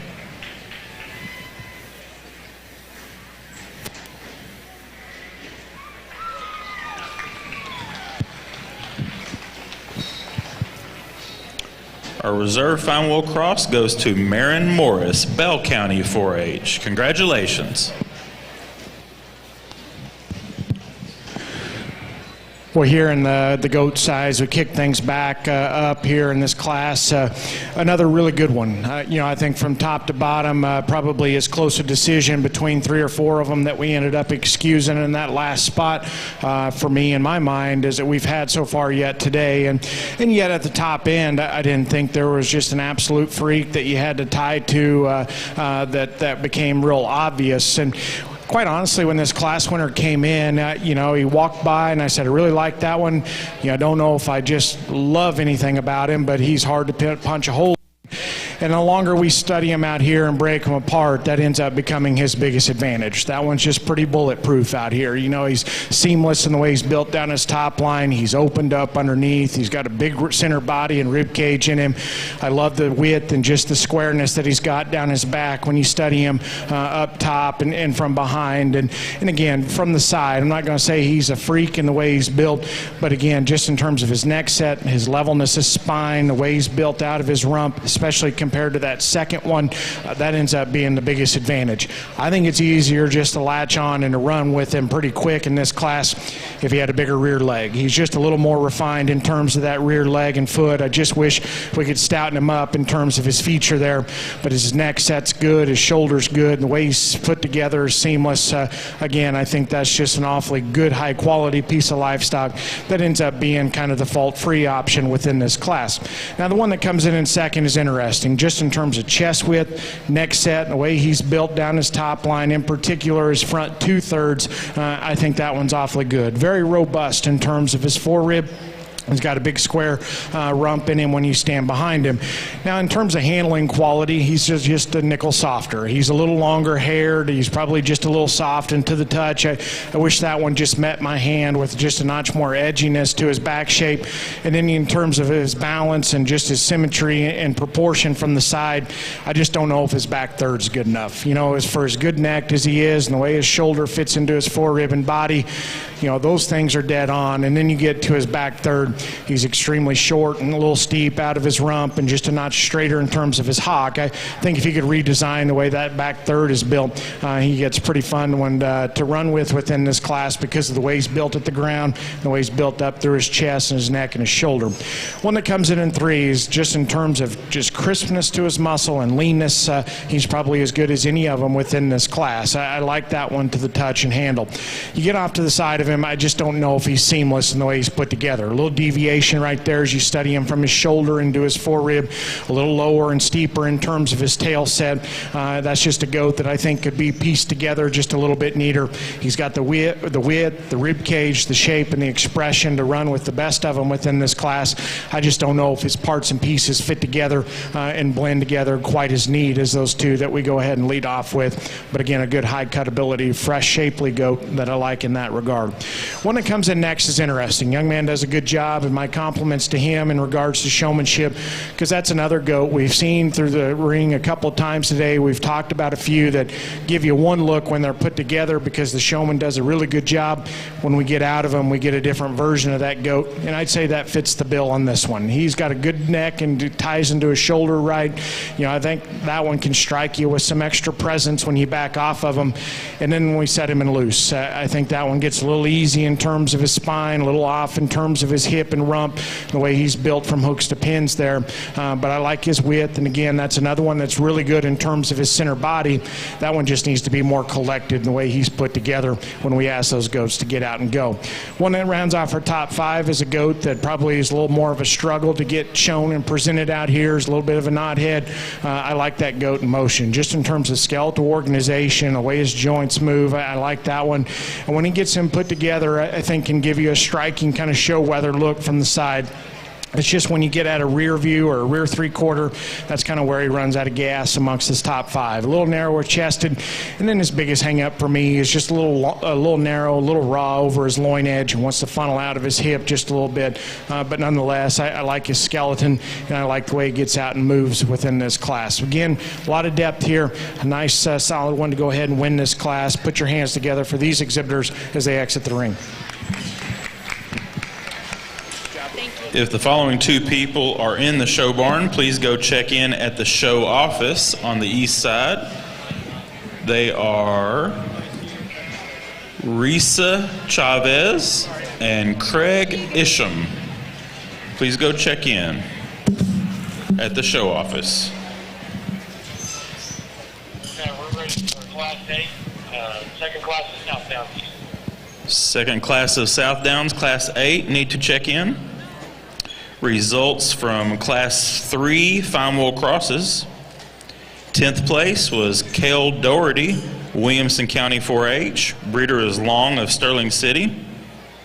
9th was Riley Wunderlich, Canyon Lake FFA. Breeder was Smithwick of Miles.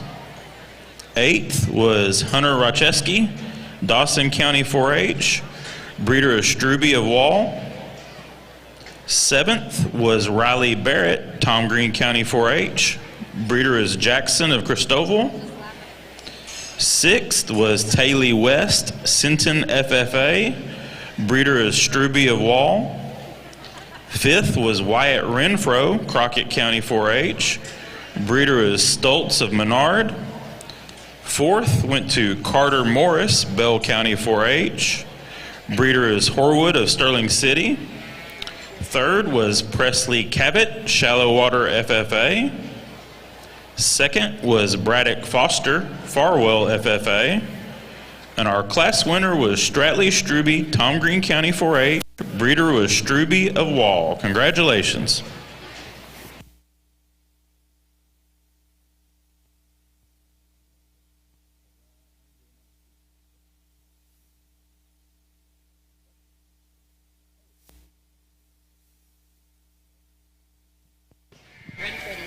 We are ready for our Division I goat drive. Coming out of Class 1, we had Landry Hollingsworth, Axtell FFA. From second place from Class 1 was Laney McCall, Archer County 4-H.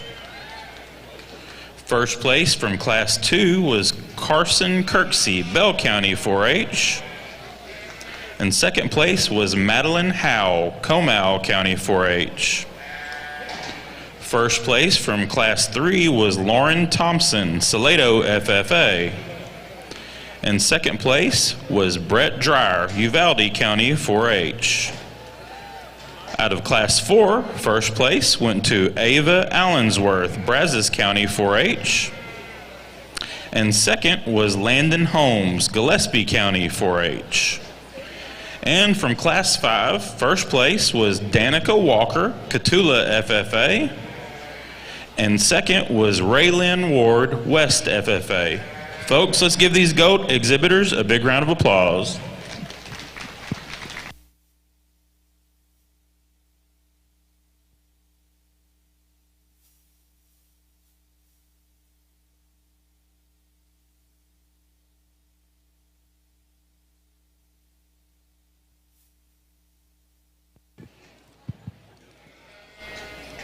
Results from Class 5 goats. 10th place was Jace Jerish, S&S Consolidated, FFA. 9th was Elianne Byrne, Swisher County 4-H. 8th was Mason Hatfield, Mason County 4-H. Breeder was Newsom Ripley Show Goats. 7th was Cast Hinojosa, Clayburgh Kennedy County 4-H. 6th was Brendan Kennedy, Oakwood FFA. 5th was Cale Beaver, Borden County 4-H. Breeder is Two Springs Ranch. 4th went to Mason Smoot, Kendall County 4-H. Breeder is Highview Ranch. 3rd was Kimber Beggs, Midland County 4-H. 2nd, Raylyn Ward, West FFA. And our class winner was Danica Walker, Catula FFA. Congratulations.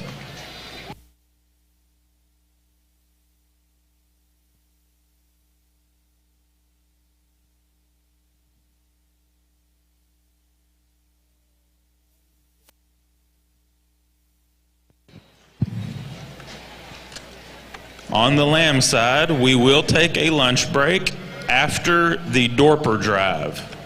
So after the Dorpers, we will take a lunch break on the lamb side. And again, on the goat side, it will be after Division 2.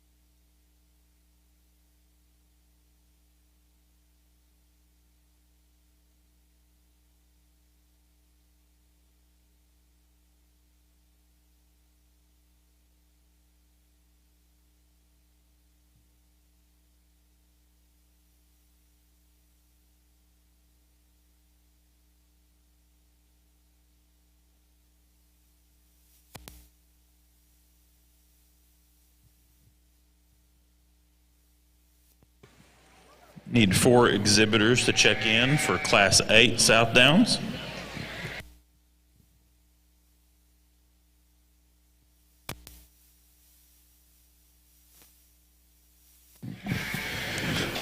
One exceptional first division, and before we kind of break these down and let you know where I'm at, if you would, ringside, put your hands together for these 10 exhibitors on a awfully good way to kick off our morning.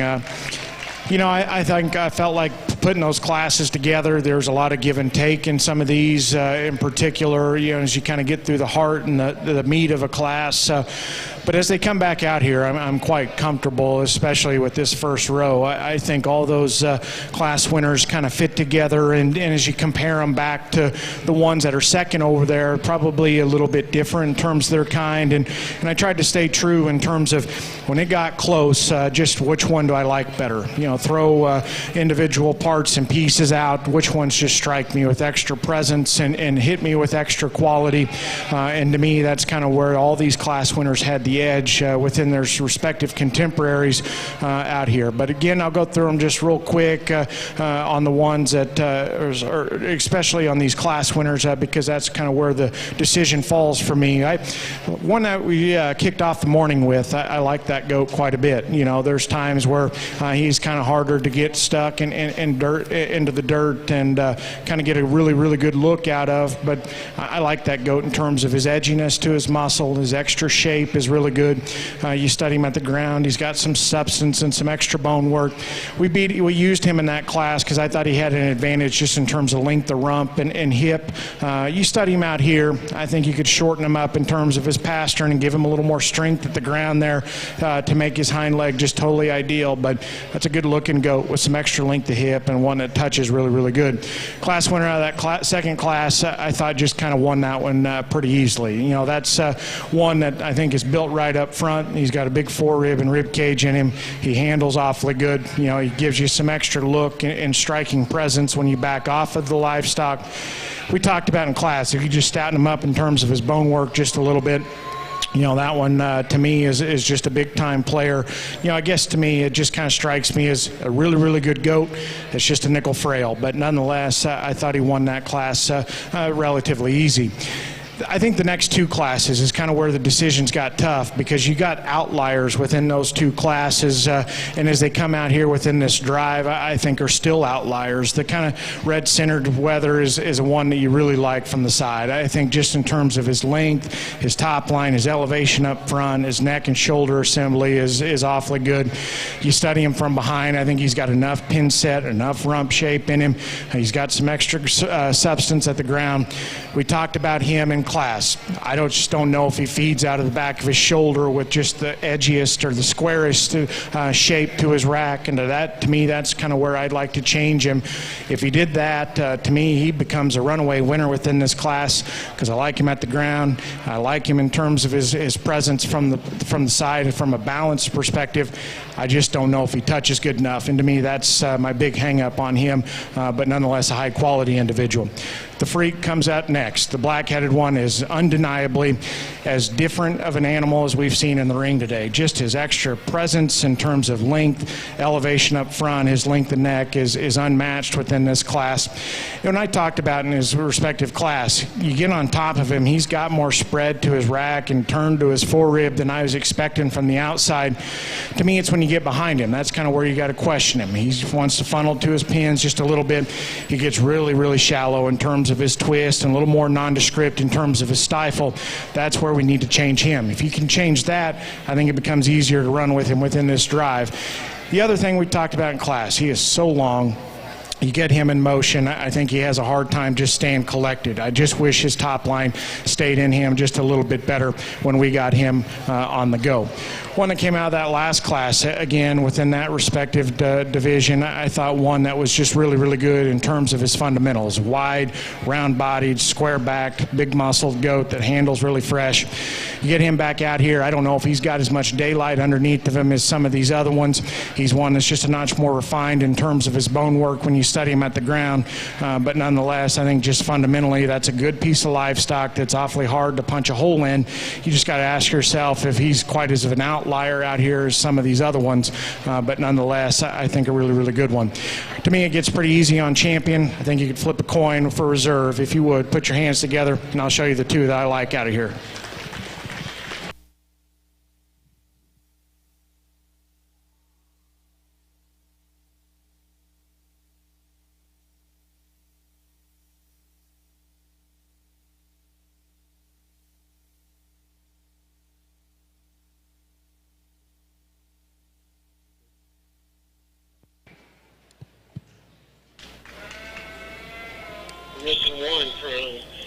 8. Second class is Southdown.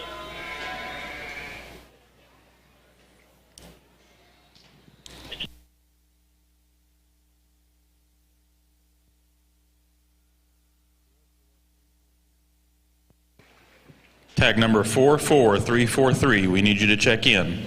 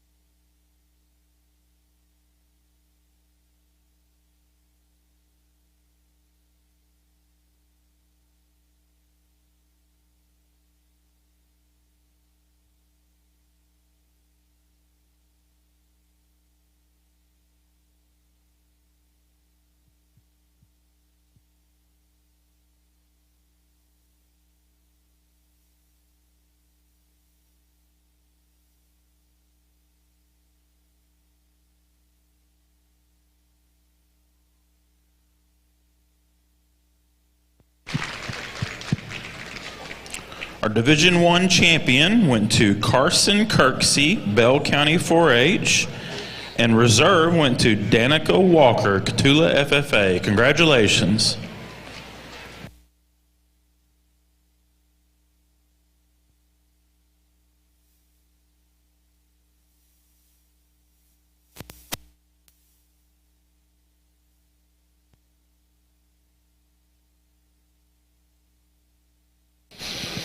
Get into the Liveway Southdown class, and I think a really nice pair on the top end of this class that are totally different in their types and kinds, just don't match up at all.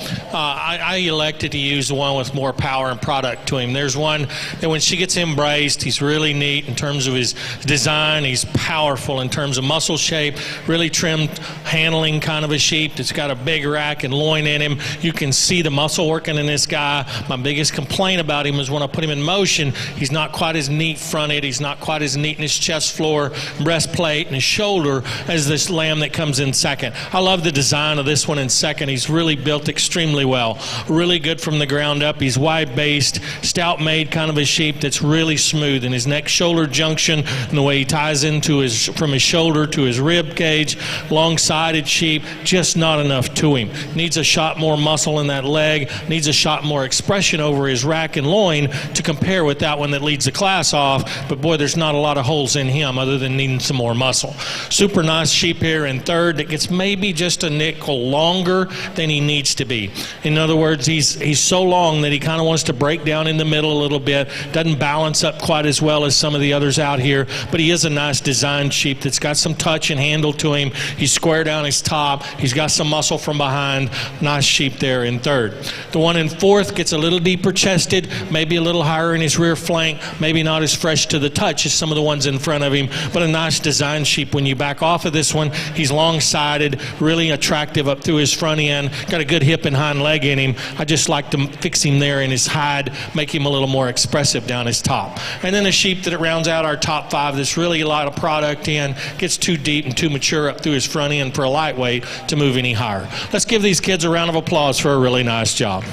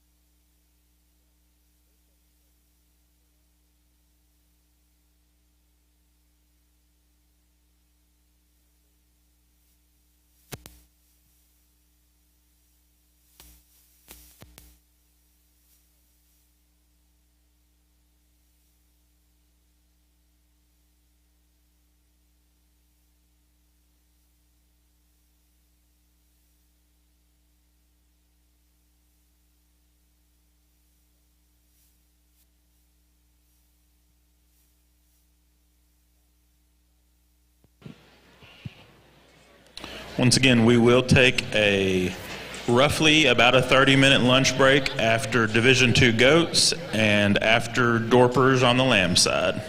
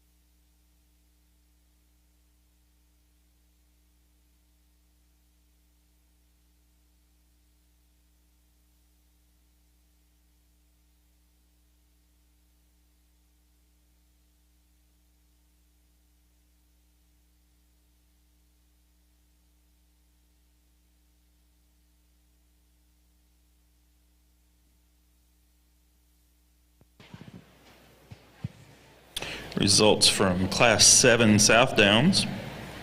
10th place was Madeline Howell, Comal County 4-H. Breeder is Jennings of Fredonia. 9th was Nelly Bustamante, Andrews FFA. Breeder is Farrow of Midland. 8th went to Mason Hart, Hale County 4-H. Breeder is Ashley of Medina. 7th was Holden White, Johnson City FFA. Breeder is Flanagan of Ballinger. 6th was Haley Rodriguez, B County 4-H. Breeder is Hawes of Beeville. 5th went to Jackson Frias, Gaines County 4-H. Breeder is Fritz of Fredericksburg. 4th went to Addison Coleman, McLennan County 4-H. Breeder is Harbor of Gatesville. 3rd went to Cameron Guerrero, Live Oak County 4-H. Breeder is Fritz of Fredericksburg. 2nd was Gentry Phillips, Llano County 4-H. Breeder was West of Bryan. And our class winner was Madison Matina, Riesel FFA. Breeder is Fritz of Fredericksburg. Congratulations.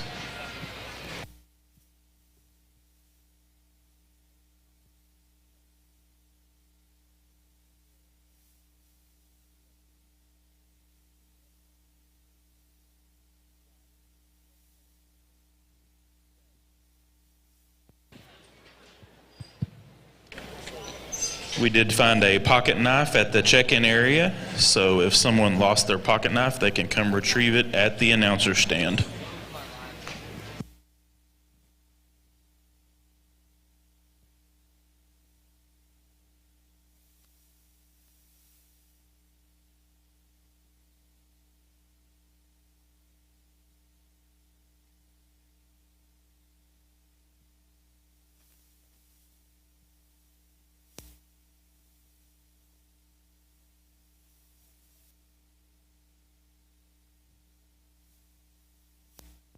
Southdowns. Class 9 Southdowns can check in. Class 9 Southdowns.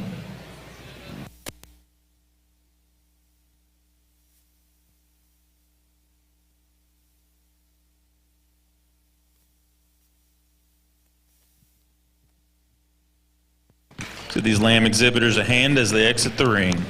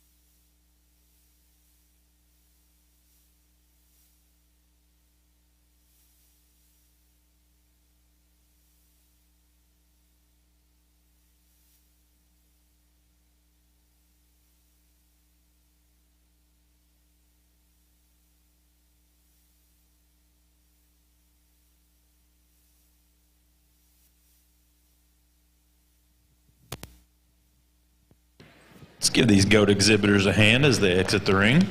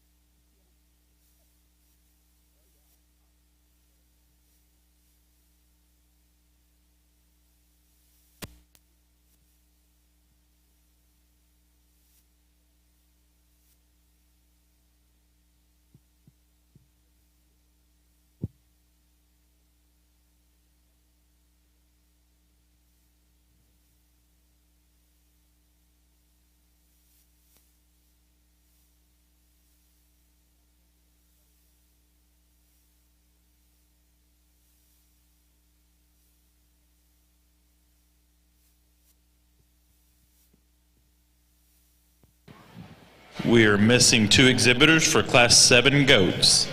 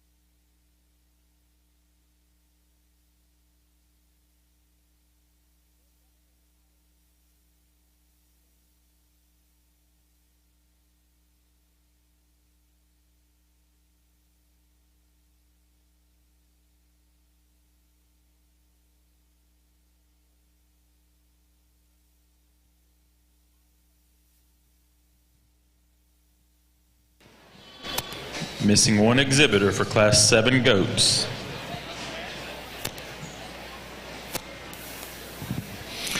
We get into our middleweight Southdowns and a really complete set here. I like this class a lot. I thought there were several in here that are very competitive sheep that had some things you got to like about them and appreciate them. I like the one that wins the class pretty handily to me, though. If you take away the fact that he might be a nickel's worth of round in his shoulder or have a little more point to the shoulder there, I can understand that. But aside from that, this one handles good. He's good off his feet and legs. He moves good. I like his hip and hind leg structure. I like that one quite a bit, young man. Congratulations on winning this class. Really complete one in second that gets out horsed in terms of muscle shape. That one's really square built, level top, great hip and hind leg, awful good on her feet, his feet and legs, great rib shape, just not enough product to this one to move over the one that wins the class. I'd like to see more expression of muscle over his rack and in his loin edges and in that lower leg to be competitive with the one that wins the class. The next 2 are close in my mind. They're 2 sheep that handle about the same. The one that ends up here in third, a really big ribbed, wide base sheep that moves around the ring well, got a big hip on him, not as good to the touch, not as firm to the touch as the 2 that are in front of him. And then the lamb that ends up fourth, a long long-sided sheep that's got a massive top in him and a big hip, just needs to be bigger boned and deeper in his rear flank. Like to open him up in his fore rib just a little as well. And then we round out our top 5 with maybe the shorter bodied sheep. Gets a little more jammed up, a little more restricted in his movement. He's so thick, he's got so much muscle, really wide based, really stout made sheep that it doesn't move quite as well as he could. Good class. Let's congratulate these exhibitors on a nice set of Southdowns.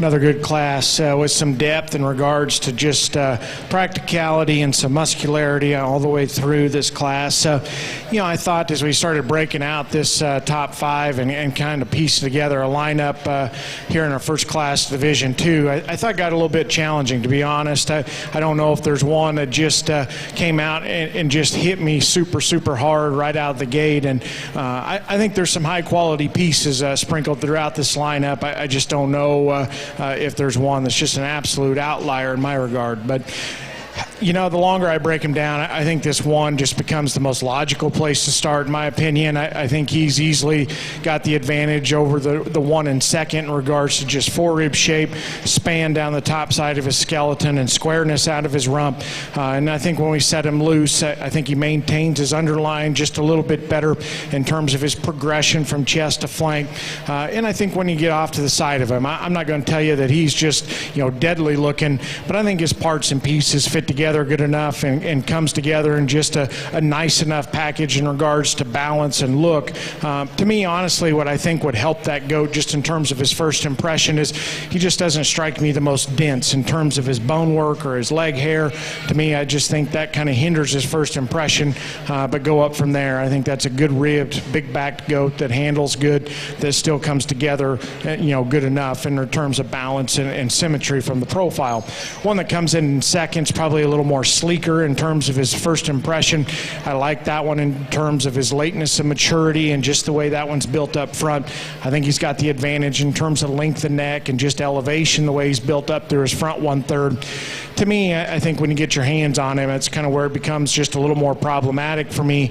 He just doesn't feed out of the back of his shoulder with the same type of width and spread behind his blade. To me, we need to make that one just a notch more robust in terms of his forerib and heart girth. And then we can get out and go. Initially I wanted to say that's the good looking one that I'll just sacrifice a little muscle on. Then we get out and set him loose. He kind of wants to drop his chest and suck his rear abdomen up in him.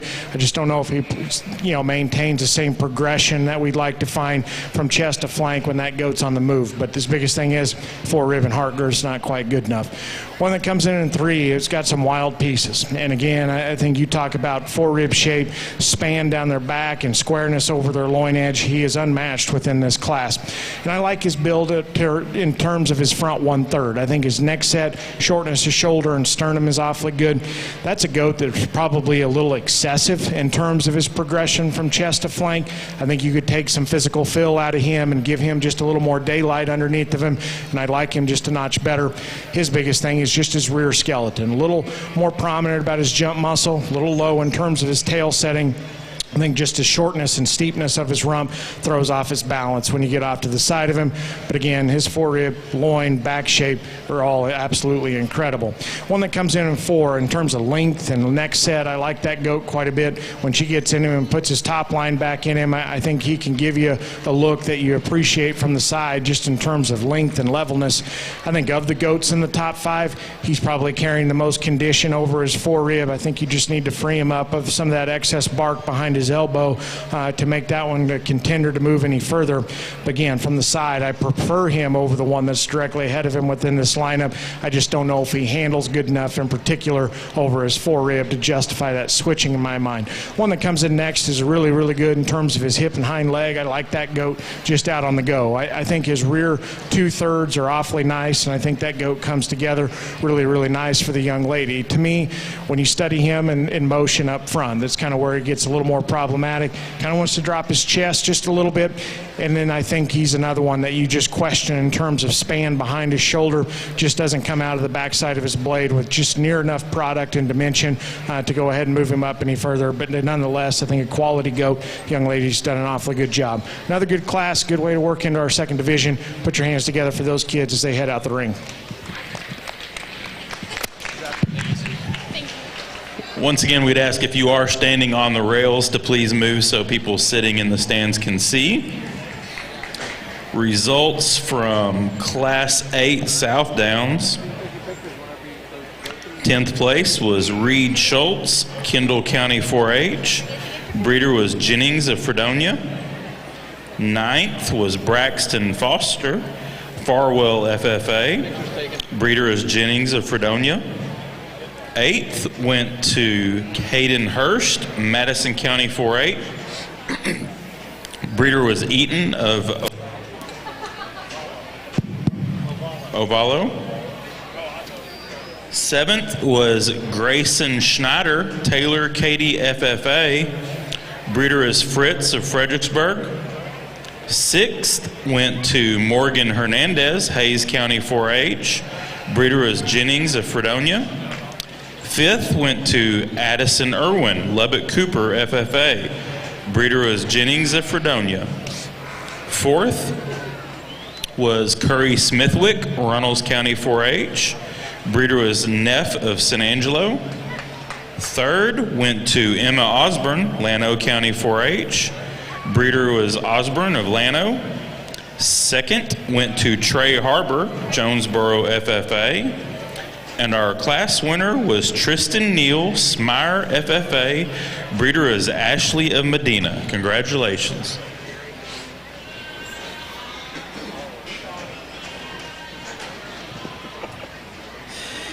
Results from Class 6 Market Goats. 10th place was Braylon Galbraith, Joshua FFA. 9th was Bristol Taubert, Runnels County 4-H. Breeder was Custer Show Goats. 8th was Brandon White, Johnson County 4-H. Breeder was Blue Team Weathers.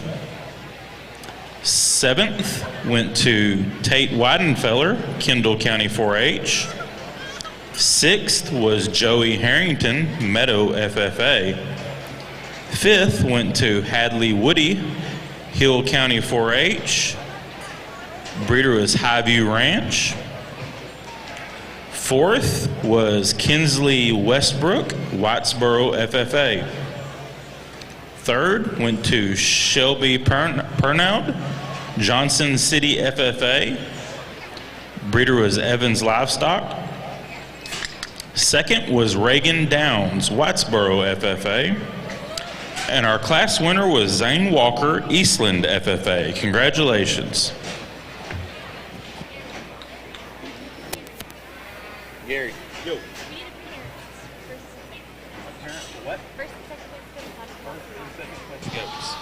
We need a parent or advisor for the 1st and 2nd place goats from the last class to come to the show ring. Gary, I need 1st and 2nd place.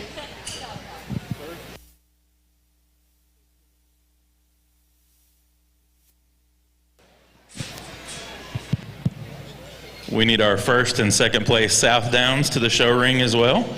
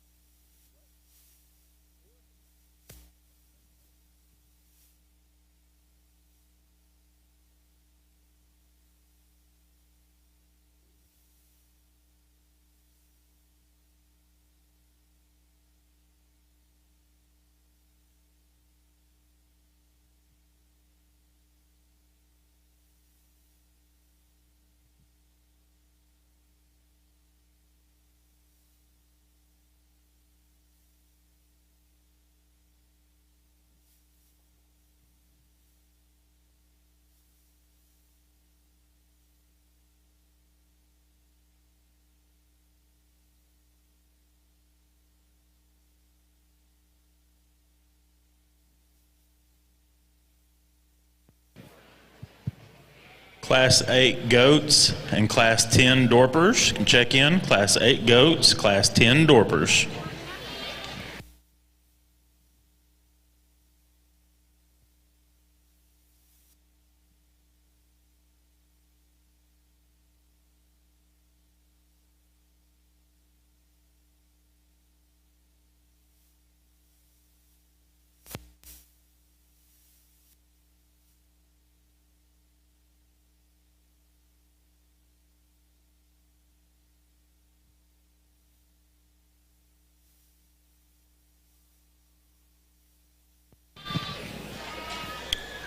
Once again, our show photographer is Devin Sisk Photography. You can get your pictures made and view and order photos online at devinsiskphotography.com.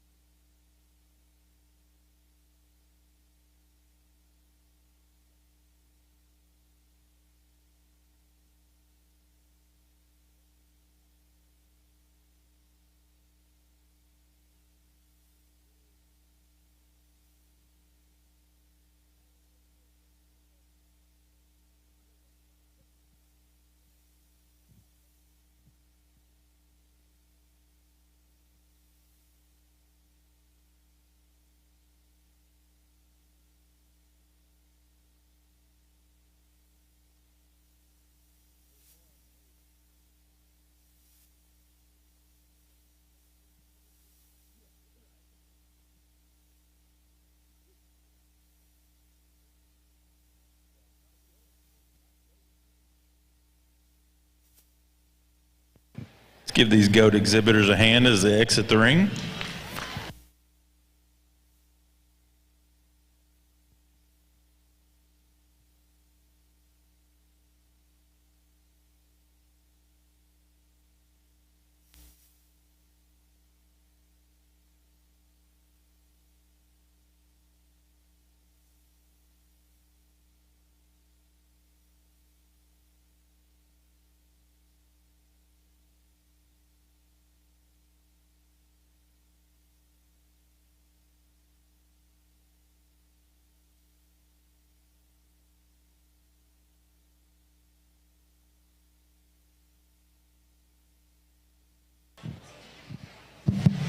Nice heavyweight Southdown class, and I think one that comes to the top of the class that's very youthful in his touch and handle, very attractive up through his front end, got a good hip and hind leg in him, handles with enough muscle. I'm not going to tell you he's the heaviest muscle one in here, but I think he balances up really well for a heavyweight Southdown. The right kind of size and shape in this one, good rib shape, good off his feet and legs, a nice hip that gets progressively wider from front to rear. The sheep in second, another trim-made sheep that gets a little bigger. He's not as expressive in his touch over his rack or loin, but I really like his body style and shape. He's one with a lot of rib shape to him. He's got some depth of rear flank, and he balances up well on the profile. Some of the same things can be said about the one that stands third. Another big rib, deep flank sheep that's got some shape to him, gives up some muscle to the two in front of him. Not quite as stout made as the two in front of him, but one that I really like in terms of body shape, style, and design as well. The fourth place lamb, another one that comes in with a great hip and hind leg. He's good off his feet and legs. Attractive sheep that's got a ton of muscle, just too soft today. He's got a little more condition over his ribs than what I'd like to call ideal. Gets a little wastier in that front 1/3 of his body. The same thing can be said about the 5th place. Big sheep that comes down that's a little high in his spine, doesn't want to relax himself and move around the ring as well as he could. His neck kind of falls off the front of his shoulder. That one's got a ton of product in him. Skeletally, though, I'd like to change him to move him any higher in this class. Good class. Congratulations to these exhibitors. Thank you. Good job. Thank you. Good job. Good job. Good job.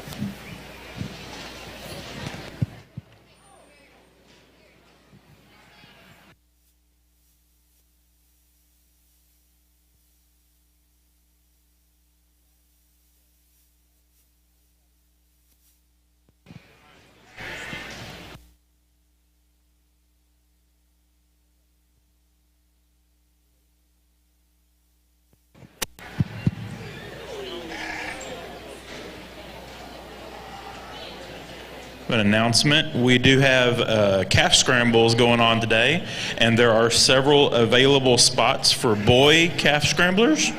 So if there's any guys that are interested in calf scrambling, they can sign up and participate today.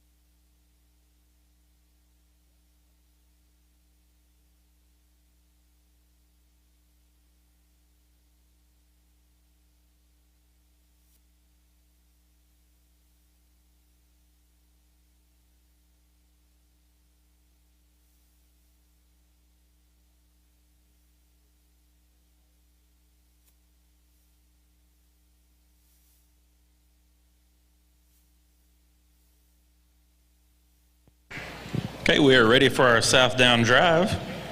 Coming out of Class 7, first place was Madison Mutina, Riesel, FFA. From Class 8, first place was Tristan Neal, Smyre, FFA. And from Class 9, first place was Madison McAshlin, Friendswood, FFA. From Class 7, second place was Gentry Phillips, Llano County 4-H. Second place for Class 8 was Trey Harbor, Jonesboro, FFA.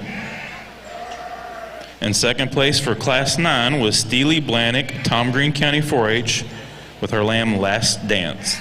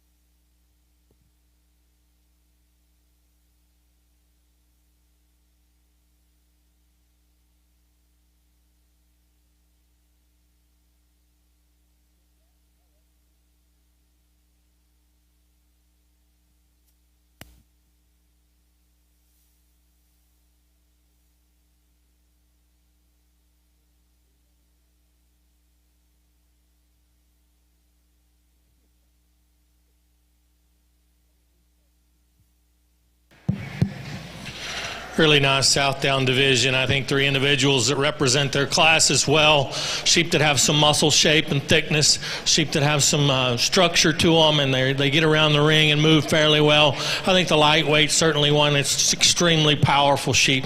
You could smooth him up a touch in places and make his lines a little crisper, and I think he becomes even much more competitive even out here. But I think one you got to appreciate for the power and product that came out of that class. And then middleweight sheep, another one that's got a lot of product and still maintains a lot of look with it. I think he's pretty neat up through his front end, even though he's got a touch more at the point of his shoulder. I think he's got a good rib shape to him. He's big backed and stout made and good off his feet and legs as well. And then the heavyweight comes out of that class, a youthful sheep that's got some thickness to him. He's got some muscle down his top. He's got a good turn to his hip, handles his feet and legs really good. So put your hands together one more time and I'll go out and select the champion in reserve from this division.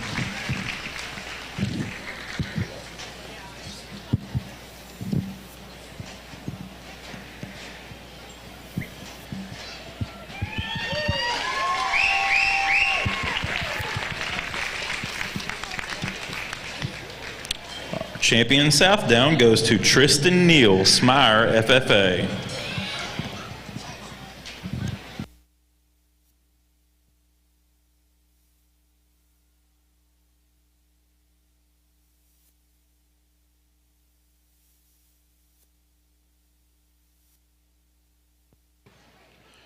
And our reserve champion Southdown goes to Madison Mutina, Riesel, FFA. Congratulations.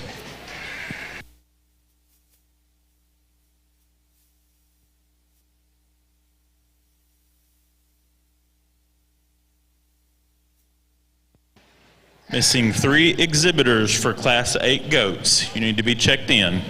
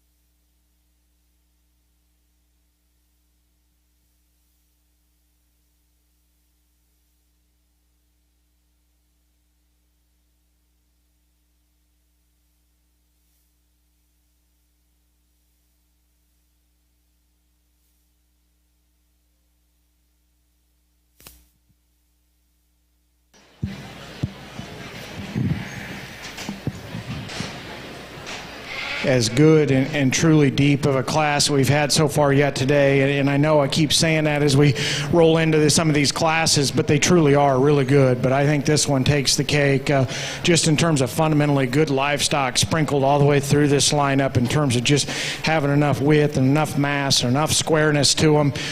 To me, I thought this class was absolutely top-notch and fun one to sort through.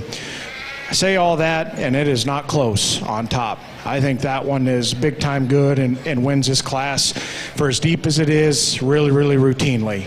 And it starts at the ground on that thing. He is absolutely enormous pawed, squared at the ground, really, really dense in terms of his foot and bone work. And then you study him in terms of his rib cage. That one is second to none within this class in terms of having a turn and a boldness to it. Really, really fresh, really, really square. And he props up and looks good from the side. And I say all that, and he probably looks even better on the go. I love that one when he just gets out and trots and just lets her go, because that one just hits you with just so much presence out here. And I think not only is he exceptionally good in terms of just being good livestock, he is presented absolutely dead on. And just his difference in hair and skin quality over a couple of them that are in that lineup just kind of iced the cake on one that's pretty easy to spot out here. My compliments to that young man. That's an awfully good one. One that comes in next, again, just fundamentally very sound. You know, he probably would have won some classes that we've seen so far yet today. Arguably might have won the last one. You know, he's good in his lines. He's got some rib cage in him. I like his dimension and spread that he's got up top. He just doesn't come with the extras that we find in that winner. A little more refined in terms of his bone work, probably not as sharp and neat in the way he's built in terms of his neck and shoulder and chest, but that's a good goat that I think still hits you with some presence and some quality when you back off the side of him. And to me, I think it's just his first impression that end up getting him over the one that comes here in 3. Young man, you got a nice goat here in 3. And again, just in terms of shoulder, chest, neck set, really, really good. And I like that one a bunch just in terms of his presence out here in regards to his skeletal organization. He's always up-headed. He's level-spined. He's just got a very good posture out here. I think he's one that always just strikes me as very comfortable in the way he's built off of both ends. That goat's got enough muscle. You know, I think he's one that touches good enough. You back off the side of him. There's something about his skin and his hair and just the way he's built and presented out here in that regard that just kind of strikes, you know, kind of takes away from his first impression. I just don't know if he ever strikes you quite as sharp and with quite as much presence out here, and I think a lot of it's just because of his skin and hide quality, but nonetheless, that's a good goat. Fundamentally, I like just the shape and the cutability of the one that comes here in 4. Again, good in his rib cage, square backed, really fresh and square in the way he's built there.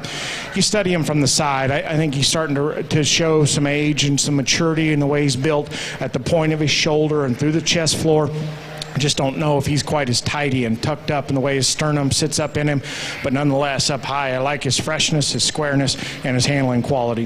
One that comes in next, a lot like the goat in 3rd. I think if that one had just a little better skin and hair on him, that one strikes you just a little bit harder out here, but it takes away from his first impression just a little bit. But that's another one that's opened up underneath. He's round in his body shape. He's got some squareness up high. You know, he just ends up looking just a nickel more plain as I back off the side of him, especially when she gets out of him. Kind of just doesn't fit together quite as seamless right behind his shoulder when she's not driving him and putting him together. You know, I think of the top 5, probably the one that's got the most bark behind his elbow. I think we need to lean him up just ever so slightly. But nonetheless, exceptional class. I can't speak enough of the depth of that one. Can't say enough about that winner either. Congratulate those with a nice round of applause.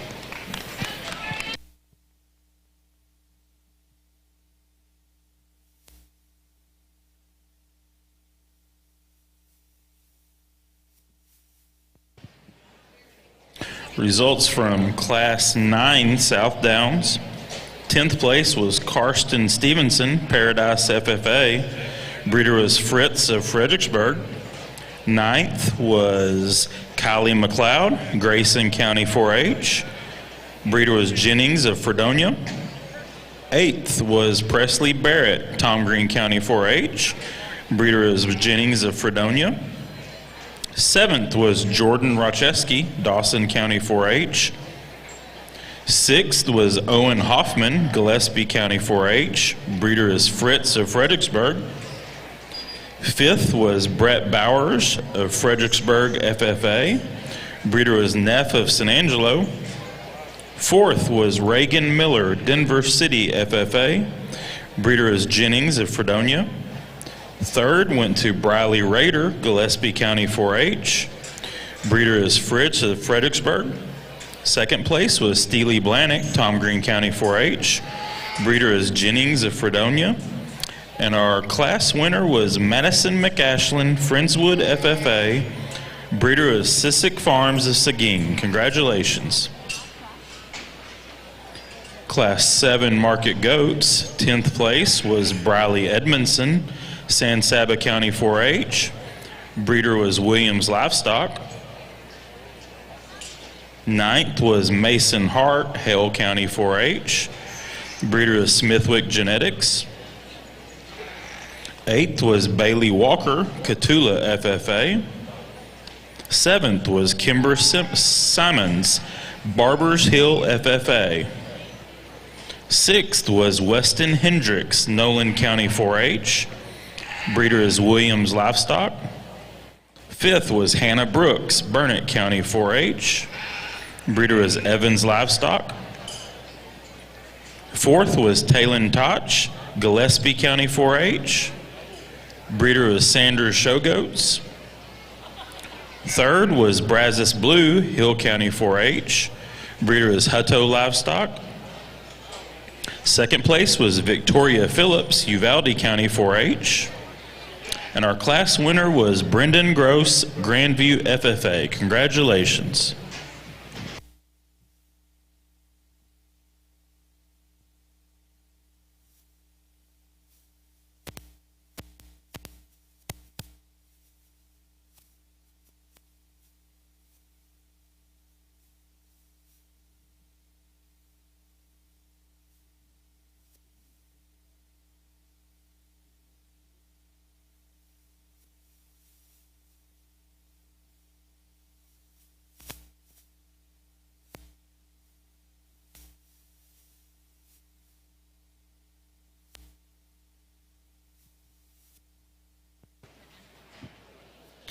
Class 9 market goats can check in.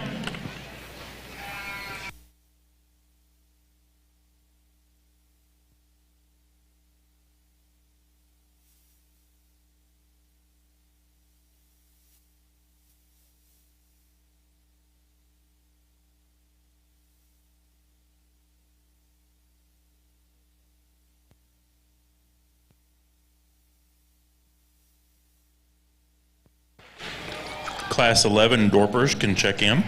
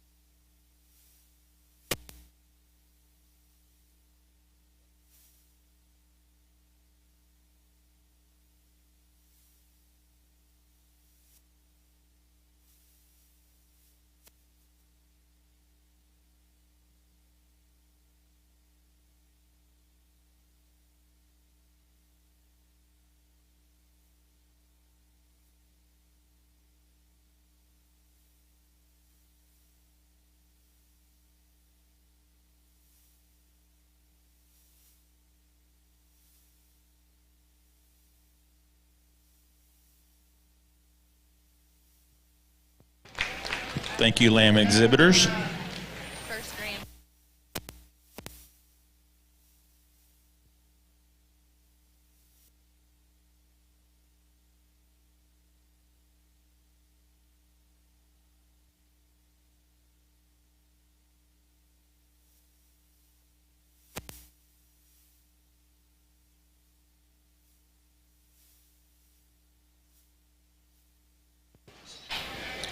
Once again, your Class 11 Dorpers can check in.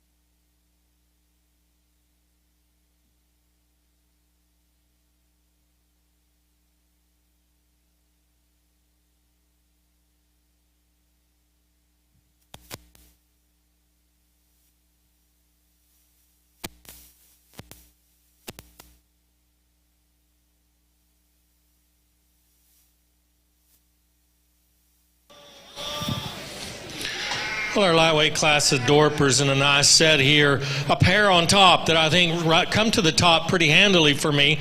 I think as they walk in the gate, you find these two and you say, well, which way do we want to go? You got one with more rib and volume and power. You got one with just a nickel more look to him.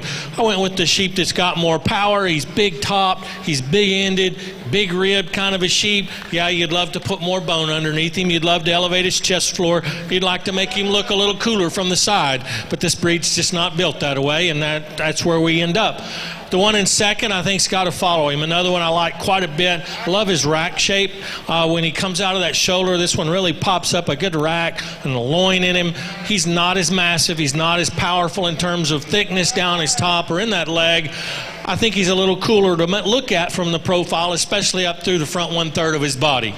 The black-headed lamb that comes third, another nice designed one from a profile. I like the bone work underneath him. He's given up too much muscle today to get around the two in front of him. I don't think he's as big-ribbed or opened up in the center part of his skeleton as the two that are in front of him, but a nice designed one that has enough muscle, I think, to work his way up here to the top end. The fourth place white-headed Dorper, another one that's really similar to our one in third. Not enough to him, but really nice designed. I think he's built well off of both ends. He gets around the ring and moves well. Neat neck-shoulder junction in him. He's level and parallel in his lines when you watch him from the side. I just like to see more product to him to move him any higher. And then a big frame, long-bodied sheep that's just not thick enough that ends up our top 5. Put your hands together and congratulate these exhibitors on a nice lightweight Dorper class.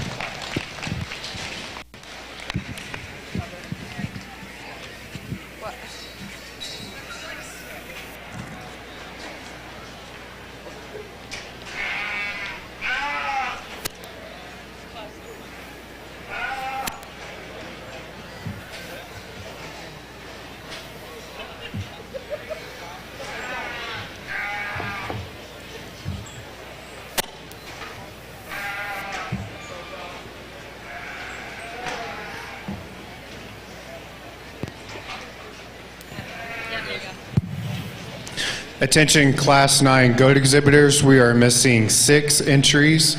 Attention Class 9 goat exhibitors, we are missing 6 entries. Please make your way to the arena at this time.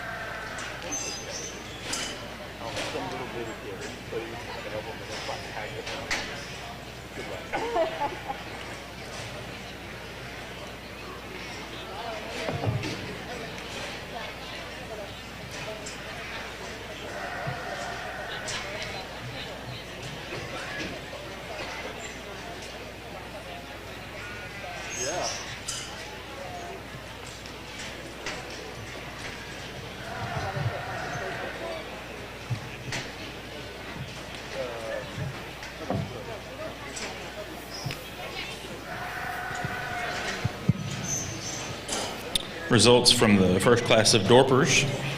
10th place was Reed Schultz, Randall County 4-H. 9th was Audrey Lindley, Collin County 4-H. 8th was Macy Allison, Gatesville FFA. 7th was Noel Ezel, Keller CTE FFA. Breeder was Jennings of Fredonia. 6th was Landry Ferguson, Shallow Water FFA. 5th went to Henry Horster, Jackson County 4-H. Breeder was Drennan Gallagher of Mason. 4th went to Mackenzie Allison, Gatesville FFA. 3rd was Craddock Ferris, Blanco FFA. Breeder was Preston Ferris of Sonora. 2nd was Knox Paget, Fredericksburg FFA. Breeder is Rich of Fredericksburg. And our class winner was Parker Cook, Runnels County 4-H. Breeder is Book of Miles. Congratulations.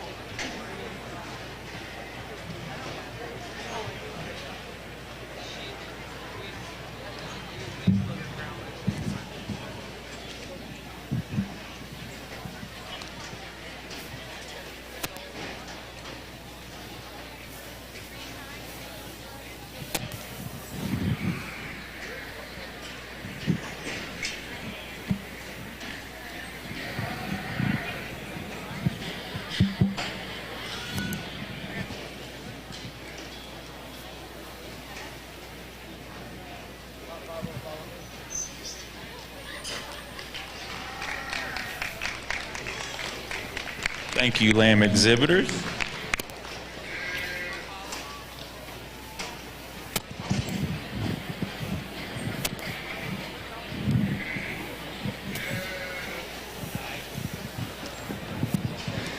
Well, again, my compliments to these exhibitors. Another good class. Some challenge to sort through this one, maybe just a little bit different from our last class, just in terms of having more spread from start to finish within this particular group. And again, pretty tough call on those last couple spots to fill here. But nonetheless, I think a good class. I think there's just some more drastic differences and maybe some more defined lines in terms of quality within this particular lineup. But I think a good class. I think the top pairs pretty easy to find within my mind, and then within that one, I think there's one with just some more interesting pieces. And I'm not going to sit here and tell you that he's perfect. I just think I find him a little bit neater, a little more intriguing, and I think he's got some more far-reaching attributes that kind of stick out as soon as he comes in. I think just in terms of shortness of shoulder and sternum placement, being a little bit neater at the floor of his chest, I think he drastically excels that goat that's going to come in second. He comes to us with some length and one that's exceptional just in terms of his handling quality, fresh and edgy in terms of his muscle. You know, I think you study him at the ground. I think he's got enough bone work. I think you could stouten him up in terms of his foot just a little bit. My biggest thing on him is when we get out and set him loose, he's just kind of got that deviation behind his shoulder and that slight hitch in terms of his spine. I'm not going to sit here and tell you that he's unsound, but I do wish he just kind of fit together a little bit neater when that goat was on the move, because he's got some big-time parts and pieces just in terms of his shoulder, his chest, his extra shape and squareness. I just wish his top line fit in him just a little bit neater. Now, that's where the black-headed 1 and 2 does have an advantage. He's a glossy smooth in terms of his his top line and seamless in his transitions from the back of his shoulder into his loin and to the base of his tail. I like those things about him, and he's got some elevation up front as well. You know, I get off the side of him, even though he is smoother in the way he's put together in terms of his spine. I still read him to be just a little bit plainer, maybe not quite as neat at the point of his shoulder, got a little more breastbone and chest floor in him relative to that class winner, and I think one that's plenty good enough and fresh enough in terms of his muscle. It's not near as creasy as the one that we go ahead and start with, but nonetheless, I think that's a good kind of goat that's got some presence out here, and I think fits comfortably into second for me. Again, maybe just not quite as the big-time memorable pieces that we find in that one that starts. I think from there on is where the sort comes. And honestly, this goat that comes in 3 probably looks better on the go than he does just standing still, because he's too stilty off of both ends. But when that one gets out and goes, he's got his head up in the air.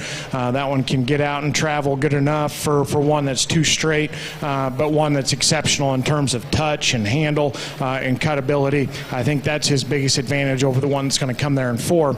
I just wish his skeleton was pieced together a little bit better. One that comes in 4 is a lot like the one that comes in 2nd. I think just in terms of being solid, in terms of his balance and posture and proportions from the side, I think he's good there. Probably a little bit neater in the way he's put together than that one that's ahead of him within this lineup. He's just a frailer bone goat that's got some excess bark over his forerib. I just don't read him to be quite as shapely and high cutability as some of those ones ahead of him within this lineup.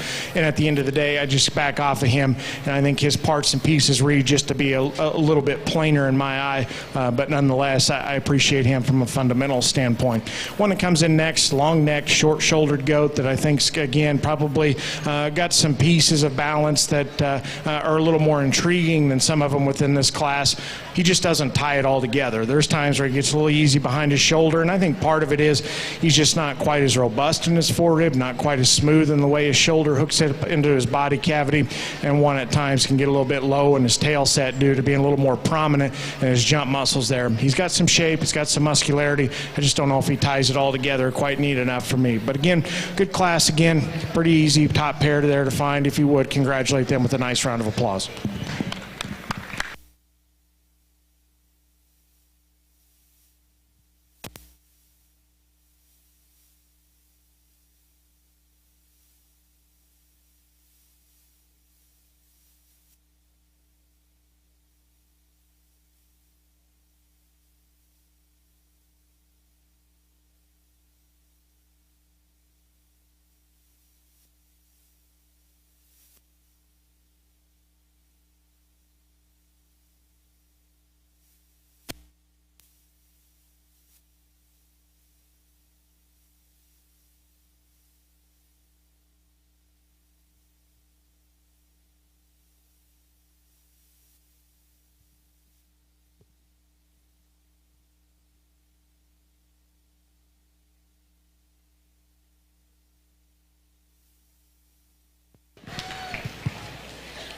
Results from Class 8 goats.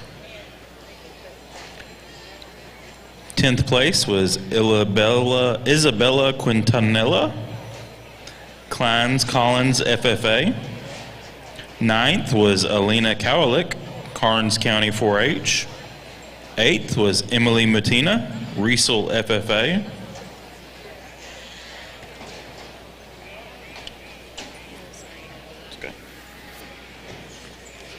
Seventh was Briley Wieland, DeWitt County 4-H. 6th was Carson Burkham, Burnett County 4-H. Breeder was Evans Livestock. 5th was Tana Windeberg, Deer Park FFA. 4th was Gunnar Toch, Gillespie County 4-H. Breeder is Toch Show Goats. 3rd was Brindley Gimbler, Wilson County 4-H. 2nd is Blake Wells, Cypress Ranch FFA. Breeder is Sturt Show Goats.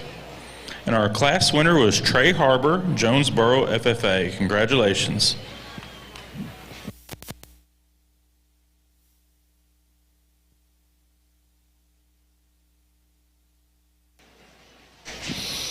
Well, our heavyweight class of Dorper's another pair that comes to the top of this one pretty easily for me. I like the two that we ended up with here in first and second. Both of them are sheep that have some design to them. They got some shape to them. They got some muscle. I like the white one just a tick better than the black-headed one. I think he's a square-made sheep. He's certainly square from hock to ground and knee to ground when you put him in motion. He's really square in that lower one-third of his body and rib design. Good chest floor in him. Great rib shape in him, and still attractive out through that front end, and puts together the package in the neatest design, in my opinion. Now, the black-headed sheep that comes second, probably just a touch more bone and ruggedness of feature, but not as much muscle. I think he gets a little bit pinched in his forerib. I don't think he's quite as good in the sweep to his rear rib and rear flank. Not near as much expression of muscle over his rack and loin as we find in our class winner, but a pair that I think's got to stay together in terms of skeletal design, muscle, and shape. The sheep that comes third, I like this one a lot in terms of body. Handles like a dream, handles as good as anything out here. Gets a little frailer in his design. He needs more bone work. He needs to be a little more rugged underneath to compare to the two that end up in front of him. A really nice square built one here in fourth. Got more bone to him. Just needs more top shape. He's not as expressive down his top. He's not as expressive excuse me, when you get right behind him as the three in front of him. And then a big white sheep that I really liked a lot from the profile. He disappoints me a touch when I get my hands on him. He's not as full and fresh and thick right over his rack and loin, not quite as pulled together as he should be for his size. A good class, though. Let's give these exhibitors a round of applause.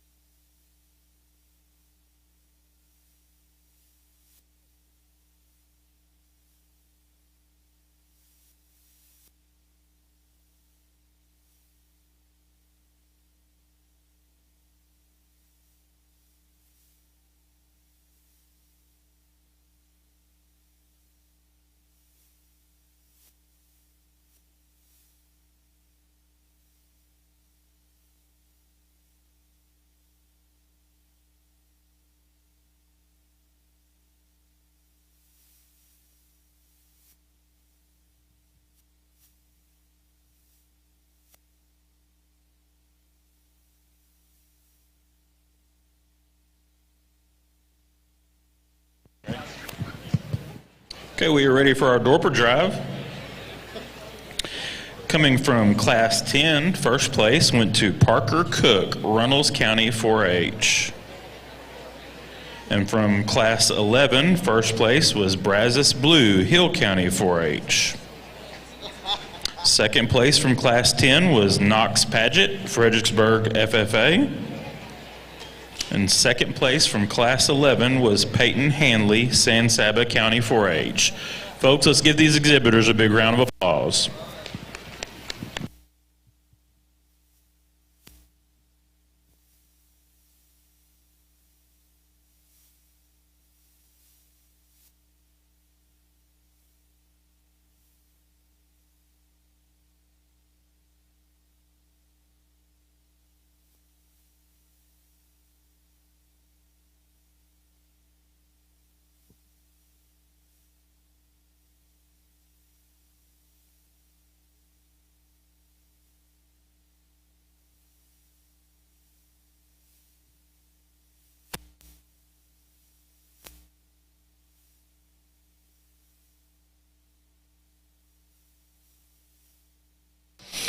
Well, and again, another nice division here as we talk about our Dorpers. A pair of Dorpers, actually all four of them I like quite a bit, but the two that win their classes I think come to the top pretty handily for me. The lightweight sheep, extremely powerful in terms of muscle. He's really pulled apart in the center part of his skeleton. He's big-backed and stout-made and still got enough look to him. I'll admit that the heavyweight does have more design and look. When you get off of him, he's a little neater in his chest floor. He's a little longer necked. He's put together just just a touch differently and better about his head, neck, and shoulder, and still has a lot of product and muscle to go along with it. So a really good pair. They're followed up by another set of sheep that I think are very good. Put your hands together and congratulate these champions, and I'll go out and select your champion in reserve. I don't know if it's still on. I don't want to be the one to figure it out.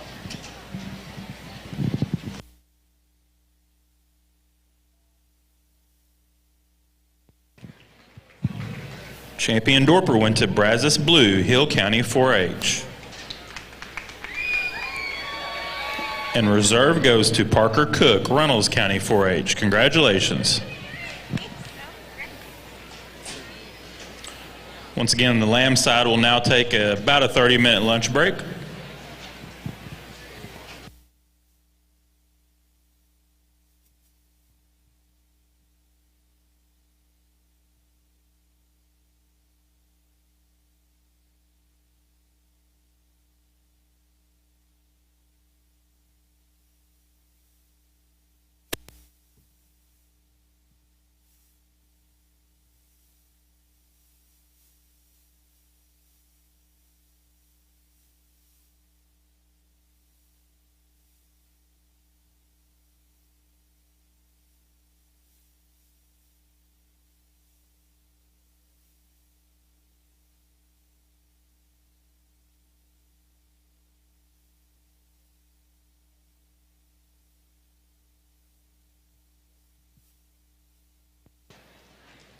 Missing 2 exhibitors for Class 10 goats.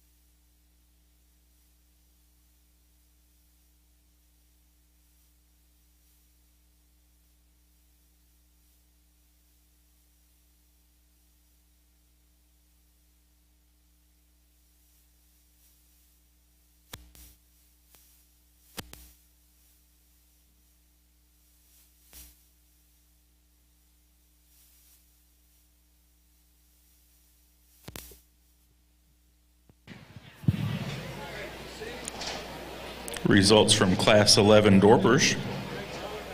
10th place, Macy Holcomb, Decatur FFA. 9th, Clara Pogue, Burnett County 4-H. Breeder is Wilson of Stephenville. 8th, Addison Hodenberger, Blanco County 4-H. 7th, Isaiah Salazar, Brown County 4-H. 6th, Keely Ham, Bell County 4-H. Breeder is Jade of Mason. 5th, Gavin Slow, Tarrant County 4-H. Breeder is Kelly of Zephyr. 4th was Teal Alvarado, Coryell County 4-H. Breeder is Drennan Gallagher of Mason. 3rd was Hadley Johnson, Medina County 4-H. Breeder is Kelly Hairsheep of Zephyr. 2nd, Peyton Hanley, San Saba County 4-H. Breeder is Running TC of Toller. And our class winner was Brazos Blue, Hill County 4-H. Breeder is David Wilson of Stephenville. Congratulations.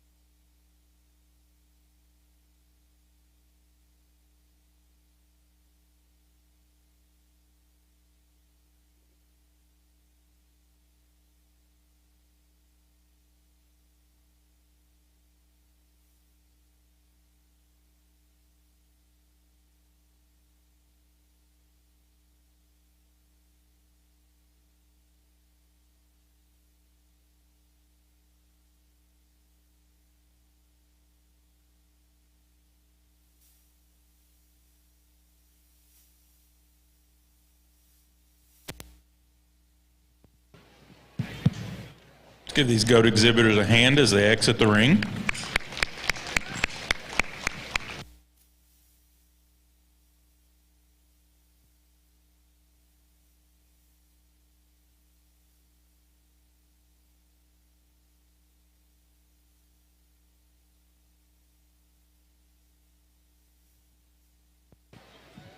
Missing 5 exhibitors for Class 10 goats. You need to check in.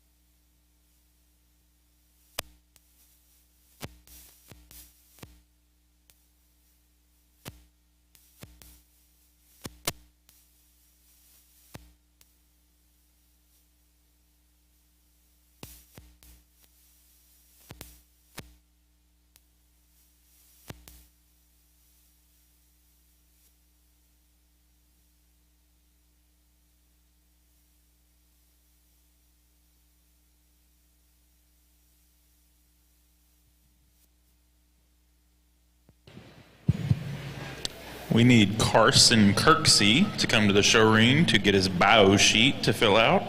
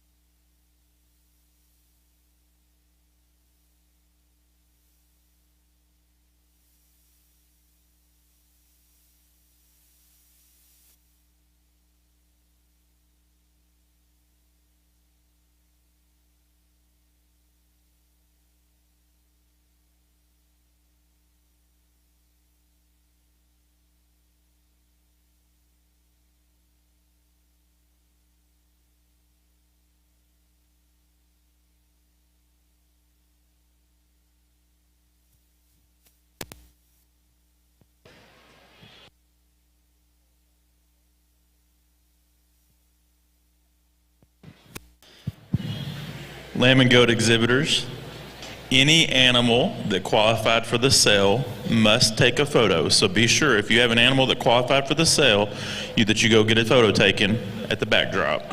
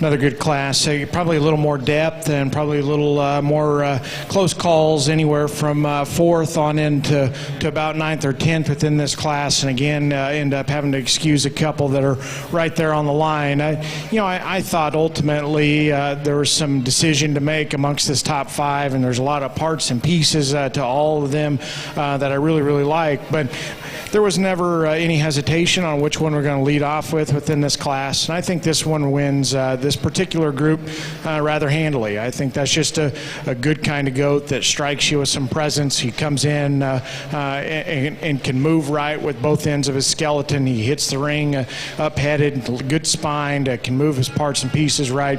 And then you study him just in terms of his rib cage and his span up top. I think is exceptionally good. And then the one that's really square in the way he's built in his upper hip. I think that's his biggest advantage over a few of them behind him within this lineup. Again, just a good kind of goat that's hard to punch a hole in within this particular class, and I think a rather easy one to find within this group. From there, that's where the decision comes, because again, there's parts and pieces to the remaining 4 of these that I really, really like. It's just a matter of which ones have the least amount of problems in my mind, and ultimately just keep working up the spot-backed one here in a second. I like him when he's standing still. Length of body, levelness, the way he's built up front is good. I think he's just a little more seamless in the way he's built from his shoulder into his forerib and center body cavity compared to the one that's going to come here in 3. He's just not quite as stout and square out of his rump as the one that wins. And to me, his biggest hang-up and why I can't just fall in love with him, and it's just the way he's built off of his rear leg. A little extra set, a little insecure in the way he's built to his hock, and I think one that kind of reaches up underneath of himself a little too much, with a little too much bend to his rear leg. To me, we just need to change the way he's built from his pastern into his dew claw up into his hock to make that one a little more attractive for me. They tell me that the young man's goat here in 30 was attacked by dogs at some point. My compliments to you guys for sticking that one out. That's a good kind of goat, and I think he certainly deserves to be up here. One that's unmatched in terms of just his edginess up top, in terms of the crispness to his loin, really lean over his forerib, and as a result, I don't know if he transitions quite as nice from his shoulder into the rest of his body cavity, and that's end up what's going to get him beat today. I just wish he was a little more robust in the turn to his forerib. I think that would help him hook up just a little more seamless right there from his front third into his center body. But nonetheless, I like that goat in terms of his shallowness of chest, his turn to his stifle from the side, and again, from just a shape and cutability standpoint, he's exceptional as well. One that comes here in 4, I love the front 2/3 of him. You talk about length of neck, elevation, being built right in terms of their shoulder and their chest, and one that feeds into his forerib and back, just awesome. That one is really, really square up top and really robust in his center rib cage. If that one had a back third to match the front 2/3, we'd be cooking with gas on that one. I just don't like his hip and hind leg. He's just a little steep out of his hip and just a little narrow out of his rump as well. And he goes down on a hind leg that's just a little too skinny and a little too refined for me. We need to pick that one up in his tail set, change his hock set, stouten him up off his rear leg. Again, his front 2/3 are ideal in my mind. It's just that back third that gets him in trouble. If the goat in 5th is your kind, that one could arguably make a play to win this class. Moderate, stout, dense, really opened up. I think all those things really describe that one. And I like his bone work underneath of him a little bit better than the goats probably in 4 and 3. To me, it's just when that goat's loose. I just don't love the way that one strikes me when that goat's in motion. A little deep in terms of his chest, a little more prominent about his sternum. I think you study him up front. He's one that's so opened up front. He's not real square. The way he's built from the point of his shoulder into the ground, the way he plants up front. And to me, again, that one's just skeletally. He's not my speed. But again, if you want some moderation and some extra density, he does those things to a very, very high degree. Again, my compliments to those exhibitors as they exit the ring. Put your hands together for them on an awfully good job.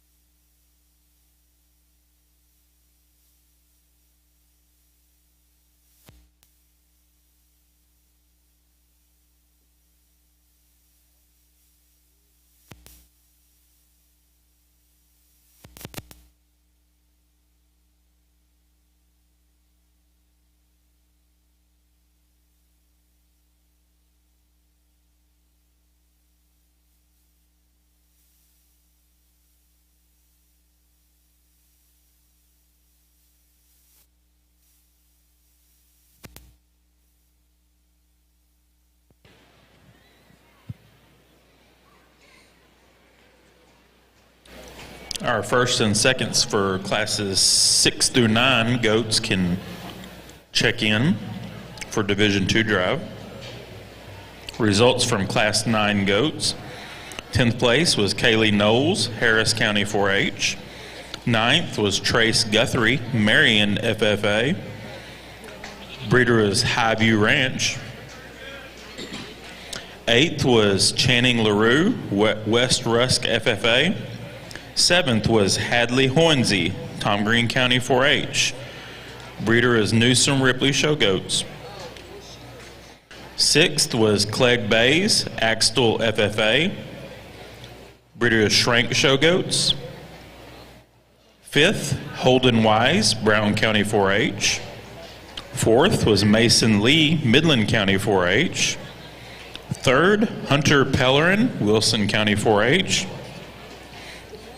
2nd was Knox Paget, Fredericksburg FFA. Breeder is Sanders Show Goats. And our class winner was Kinsey McCall, Archer County 4-H. Congratulations.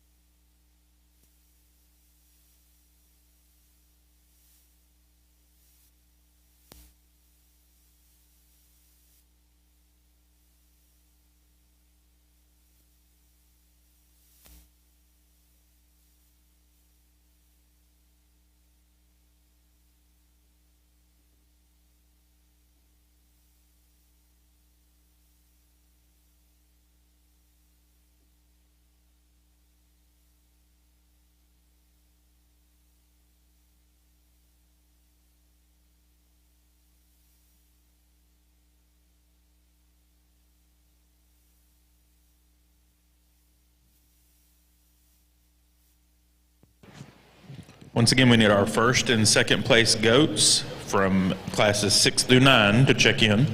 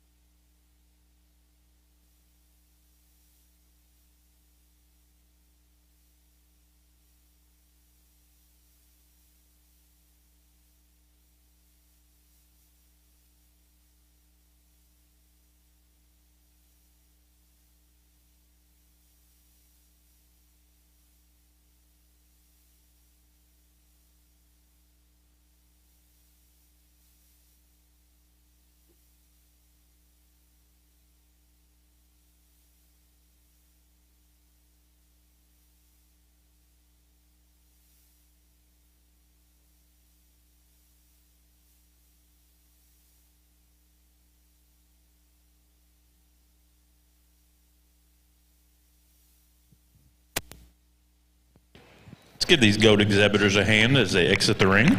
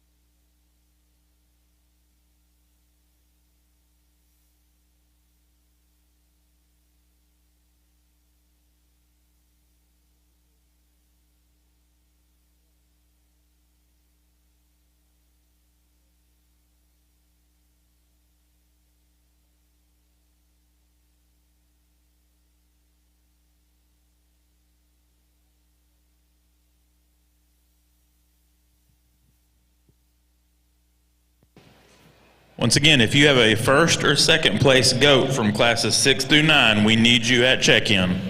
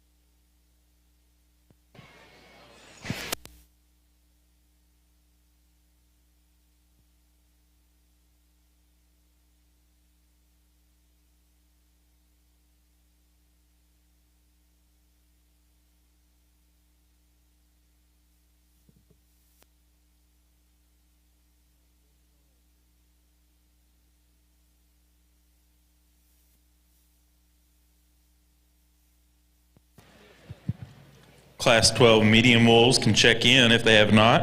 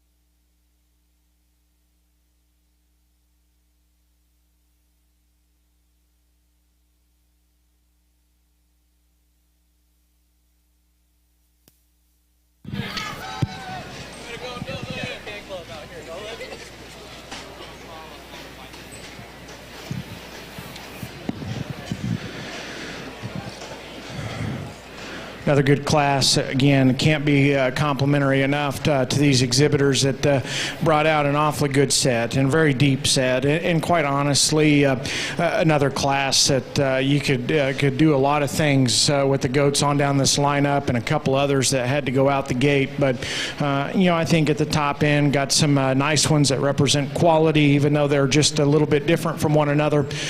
And honestly, we're kind of getting to a point where some of these things are starting to look just a nickel mature and look starting to show their age just a little bit. And I think there's going to be some more emphasis put on some trimness and some extra hard muscle shape, and just how neat do they stay in terms of their build and their design. And I thought within this class there were some awfully high quality goats that probably are just a shot past 12 o'clock for me. But nonetheless, I think at the top end, the one to win this class is pretty easy to find in my mind. To me, it's not negotiable on which one's going to win this class. I think just in terms of center body and forerib shape, he is unmatched within this particular set of contemporaries, and still has some neatness about him, and the way he's built up through his shoulder and his sternum, the way his neck ties into the top of his blade is awfully good. And that goat, I actually like him better on the move than I do propped up. He kind of wants to hang his tail just a little low, but you throw that guy in motion, man, that thing is up-headed, level spine, his running gear's right. Again, I like his center body, his freshness of back, and his trimness over his forerib quite a bit better than some of them behind him within this lineup. If I'm going to change him, stouten him up off his rear leg and his foot just a little bit, I think if that goat came and hit the ground with just a little more density at the surface, to me, I think that one gets plenty exciting. He's an awfully high quality one. Just wish he was a nickel stouter at the ground.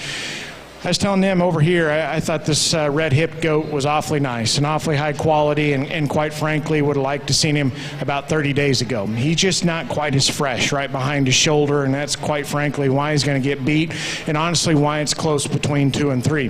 To me, I just don't know if he feeds out of the back of his shoulder with enough squareness and enough true rack shape to him. But I like that goat in terms of his build, his posture, and the way his parts and pieces fit together. Exceptionally long rumped. I like him out of his hip and just squareness up high. He plants true at the ground. To me, again, I think that one gives you a look of quality. He's uniquely marked. I think he's easy to find out here. I think you could just trim him up just a little bit in terms of his chest floor, just a notch. Main thing is make him a little bolder in his forerib, make him a little fresher in terms of his rack shape. The one that comes in third, I think probably handles just a little bit fresher. I think that it's probably starting to show his age in a different manner. To me, I think you start studying him up through his head and his poll, his neck, the base of his chest and shoulder. To me, that's kind of where he starts looking just a little stale and a little more mature out here. But they've done an excellent job in terms of keeping that one trim and fresh, and his handle quality is spot on out here. To me, it's the way he's built behind his shoulder in terms of his square stand-up rack shape and his freshness as to why he pushes the red-hipped one for the second spot within this class. To me, you get out of him, set him loose. I think he gets a little more active in his shoulder, a little more prominent at the base of his chest. And honestly, I would tolerate that if he was just a bit square out of his upper hip and rump. He kind of wants to funnel out of his tail just a notch out of his upper hip. If he was either more tidy up front or square rumped, to me, he's got the freshness in the center body to go ahead and be second within this class pretty easily. One that comes here at 4, again, high quality animal. I think he's got some foot and some substance down low. I like that about him. He's one that's probably as fresh and just as good in terms of his leanness as any of them out here. With that, I think he's just a little stilty off either end, a little more upright in his blade, a little forward in terms of his knee. And I just don't know if he's the neatest one off of his hip and hind leg and the way he's built there skeletally. But he's trim and he's got some extra shape, even though he's not as robust in his forerib as the one that's directly ahead of him. I do appreciate his leanness and his freshness. One that comes down and rounds off our top 5, again, good in terms of his center body, his rib cage, his levelness of lines. I like how seamless he is in terms of his top line construction. You back off of him, though, he's probably just a little deeper up front, a little more full in terms of his abdomen and lower body. To me, I think that kind of gives him just the first impression of being just a little bit plain. I think he's got the fundamentals to beat a lot of those behind me. You get him up here to the end, I think you can get a little more nitpicky on him. I just don't know if he's got the same presence that we find in some of those, but nonetheless, I like his levelness in his center body quite a bit. If you would, congratulate them as they go out there and ring with a round of applause, an exceptional way to end the second division.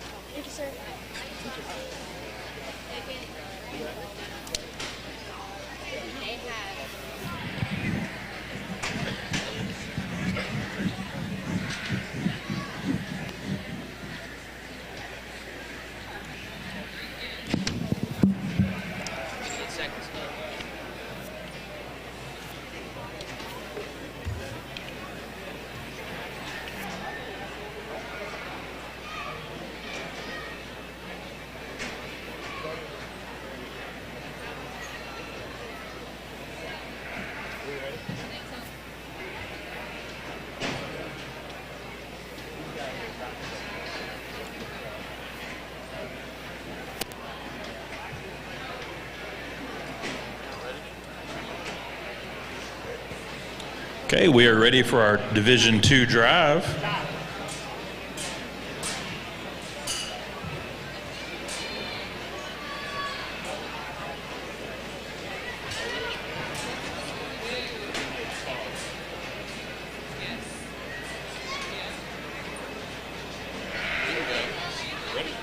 Okay. Ready? Class 6. Out of Class 6, first place went to Zane Walker, Eastland FFA. Second place was Reagan Downs, Whitesboro FFA. Out of Class 7, first place was Brendan Gross, Grandview FFA. And second place was Victoria Phillips, Uvalde County 4-H. Coming out of Class 8, first place was Trey Harbor, Jonesboro FFA. And second place was Blake Wells, Cypress Ranch FFA. Class 9, first place was Kenzie McCall, Archer County 4-H. And second place was Knox Paget, Fredericksburg FFA. Class 10, first place was Mackenzie Evans, Burnett County 4-H. And second place was Nolan Laminack, Tom Green County 4-H. Folks, let's give these goat exhibitors a big round of applause.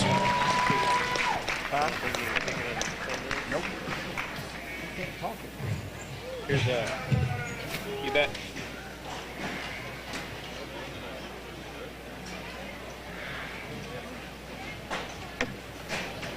I'm going to eat after this.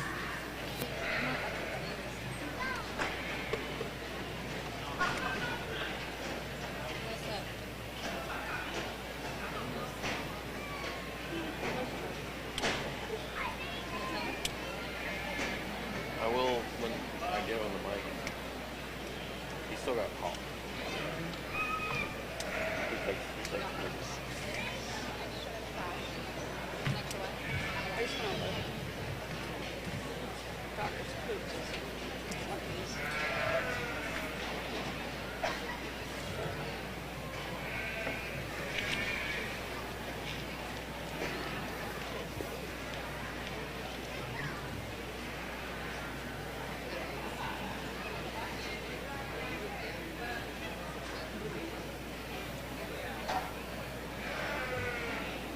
it's pretty good. It's not pretty good. I think it's cooler than what we got here. The wind starting to blow more.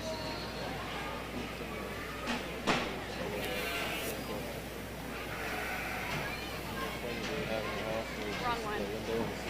Yeah, it's skylight.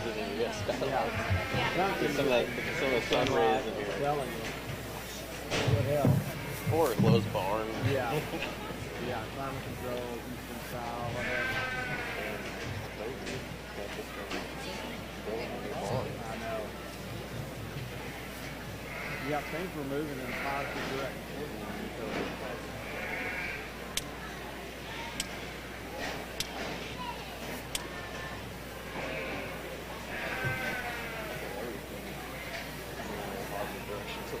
Yeah, I know.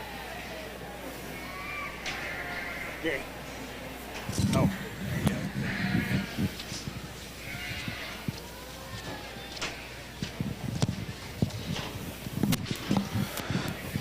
Once again, before we break these down and get started kind of going through my thoughts on this division, if you would, put your hands together and congratulate these 10 exhibitors. Another outstanding division and a lot of depth in this division. I thought Division 1 was really good just in terms of finding some intriguing pieces at the top end that maybe it didn't all come together at times, but some very interesting ones. And then I thought coming into this division, there's probably as many just good, solid, good pieces of livestock within this division as we've seen. And, maybe some of those classes got just a notch thinner than others, but I thought just in terms of good projects that you should have been proud to bring Rodeo Austin. This division's been exceptional. I'll go through them just real fast and kind of let you know where I'm at on them. I thought that first class, there's a pair of them that were just a little bit different from one another, and honestly used the more moderate, stouter option just because I thought he was a little bit better in his forerib, and I thought came together with enough balance and just proportion from the side. He's not as nifty looking as that one that was in second behind him, but quite a bit more of an upgrade just in terms of upper hip and just width from behind and just turn to his forerib. We talked about in class, stouting him up at the ground just a little bit. I think he needs to be a bit denser at the surface, but that's a good kind to go. Talk about one that is dense and burly at the ground, and that is this one out of the second class here.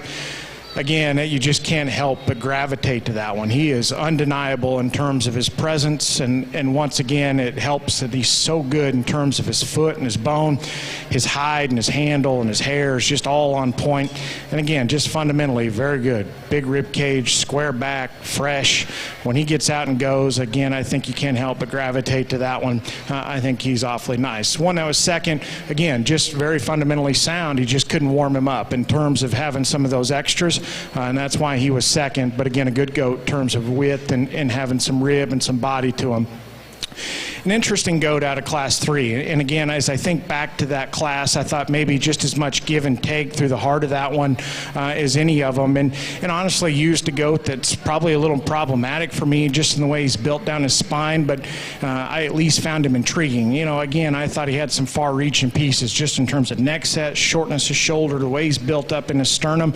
His shape and his expression is all extremely good as well.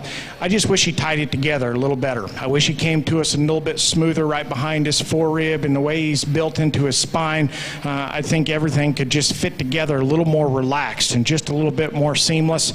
If you did that one, that on that one, he's a big-time player because, again, in terms of out there pieces, he's as out there as any of them within this lineup. One that was second was probably a more conventional option just in terms of being very fundamental and very solid.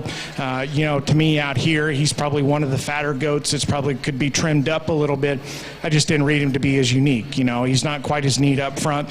He's good in his lines. He's good in terms of his rib cage. You know, it just doesn't come together quite as neatly as that class winner did. One that comes out of the Class 4. Again, I thought won that class pretty handily. That one's not going to be one that just blows you away in any one area, but that's a high-quality piece of livestock. And another one that I like an exceptional amount when he's just out in his natural state on the go. You know, good in his lines, proportional. I like the way he comes together from the side. Again, another one that's really fresh and bold in terms of his body shape. To me, I think that one's just awfully high quality and awfully nice. There's freakier ones out here, no question, but that's an awfully high quality individual. One that comes in second in that class, again, his front 2/3 are awfully good. I thought in terms of neck, shoulder, chest, having some freshness and some shape, he was exceptional there. That's one that needs to be rebuilt out of his hip and hind leg to get a little more competitive out here, a little steeper out of his hip, a little more insecure in the way it goes off of his hock and the way he's built at the surface, but nonetheless a high quality one that fits out here. One that comes out of that last class, again, we commented, and I think it fits out here as well. When that one's on the move, I really like him. You know, just in terms of neck set, shortness of shoulders, chest, and all those things are very good. His spine's setting him right. He's got some length out of his rump, and he postures his tail good when he gets out and goes. That one's center body is exceptional. Again, in terms of having some forerib and heart girth and having a big spread up top, he's very, very good. You know, if he had a little more presence out here just in terms of the sharpness to his hide and his skin and came to us with just a little more density down low in terms of his bone work, he's got the rib cage and the shoulder set and chest plate that I really, really like. You know, it's just a matter of is he stout enough at the ground, but an awfully good one as well. One that comes in a second there, again, we talked about 30 days ago, probably like him even more. He's probably just a notch staler right behind his shoulder. He's good off of his hip and hind leg. He's square rumped. He's got some rib cage in him. I just wish he was just a little bit better right there behind his shoulder in terms of freshness and squareness and the way he fed out of his blade. Exceptional division. Again, it's not any disrespect to any of them within this lineup. I thought coming out of that first division, you could have done a lot of different things, especially out of that reserve spot. To me, I'm quite comfortable with the two that come out of this division. I'll show you those two, but if you would, put your hands together for all 10 of these individuals for an awfully, awfully stout lineup.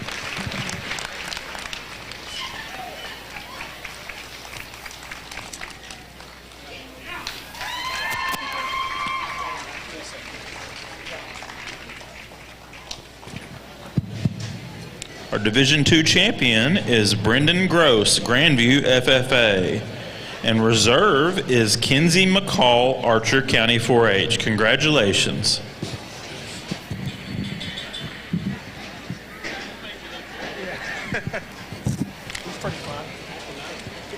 Class 10 goat results. 10th place was William Patton Wagner, Martin County 4-H. Breeder is Two Springs Ranch. 9th was Sophia Dykes, Clear Springs FFA. 8th was Rihanna Clayman, Tom Green County 4-H. Breeder is Sturt Showgoats. 7th was Braden Becker, B County 4-H. Breeder is Shrank Showgoats. 6th was Tori Peters, Brazoria County 4-H. 5th, Georgia Munden, Merkel FFA. Breeder is No Step Ranch. 4th, Paisley Akins, Grayson County 4-H. Breeder is Bryson Borgoats. 3rd was Deacon Gann, Wichita County 4-H. 2nd was Nolan Laminack, Tom Green County 4-H. Breeder is Two Springs Ranch. And our class winner was Mackenzie Evans, Burnett County 4-H. Breeder is Evans Livestock. Congratulations. Once again, the goat side is now going to take about a 30-minute lunch break. So we will start back up with that side at 2 o'clock.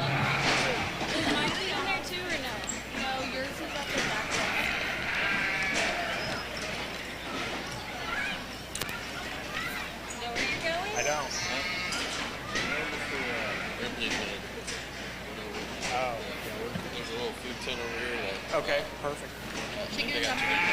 Perfect. That'll be good. Our Class 13 medium wolves can check in. Class 13. I'm Tanner Dodd, by the way. I'm Barrett Carl. Nice to meet you. Nice to meet you. Thanks for your help. Yes, sir. I'm Kirby. I'm his wife. Okay, perfect. Nice to meet you. Keeping you busy. Yeah, happy to have you out here. Yeah, well, appreciate it. It's been fun. 2 years in a row. It's cold though.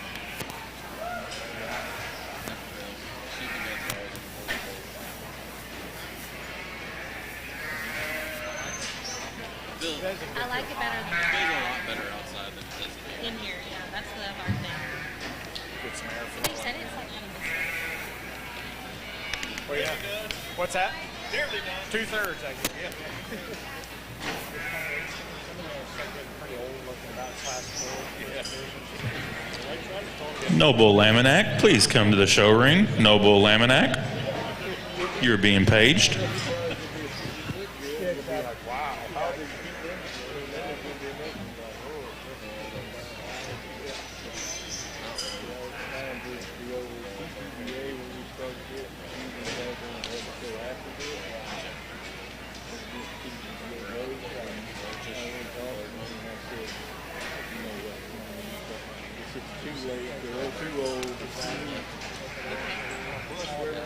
Yeah, and plus everybody's ready to be done.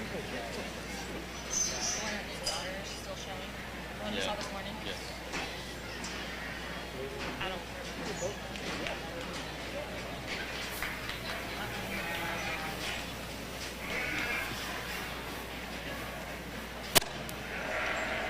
Heather.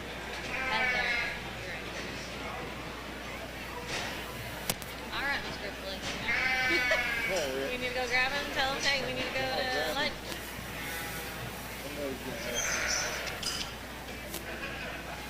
We need to give him a snack.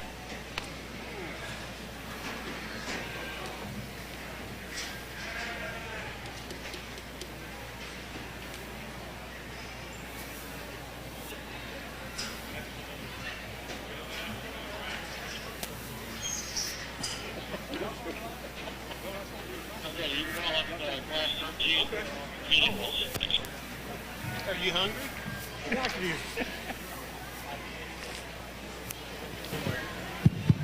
Once again, your Class 13 medium wolves, check in.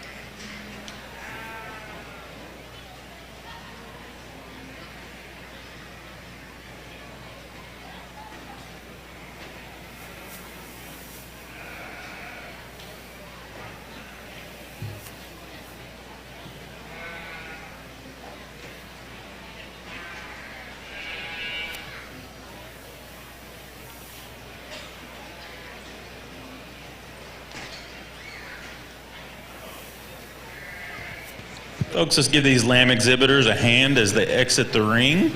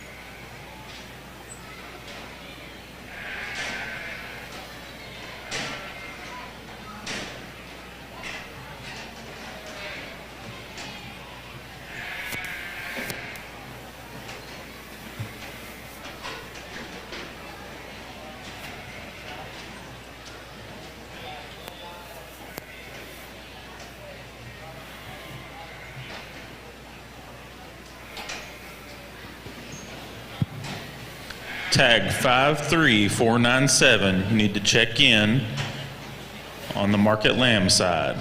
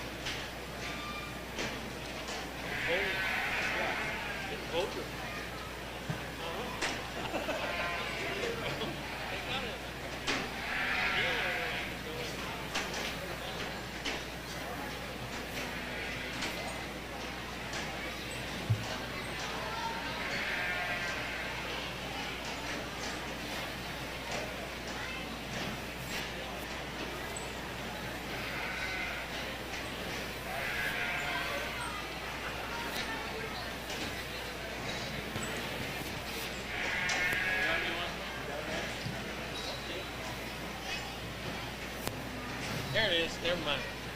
I see it. What?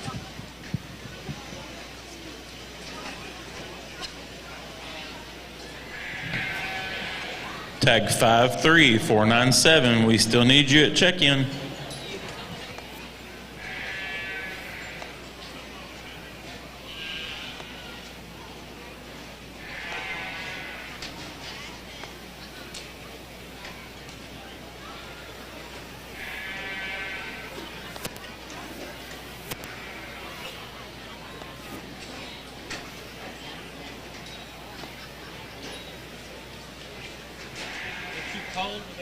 I am cold with these half britches on. I am. It was a good decision because I thought it looked cute, and now, no.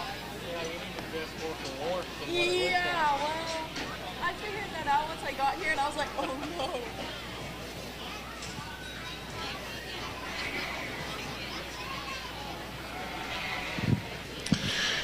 Well, good afternoon. As we come back into after lunch break and start evaluating the medium wools, I think an awful good set to start off our lightweight class. I think a nice trio of sheep on the top end here, all three of them that I really like quite a bit. There's some things you'd like to change about each one, but I really like all three of them, and honestly, all three were in consideration for a champion of this lightweight class.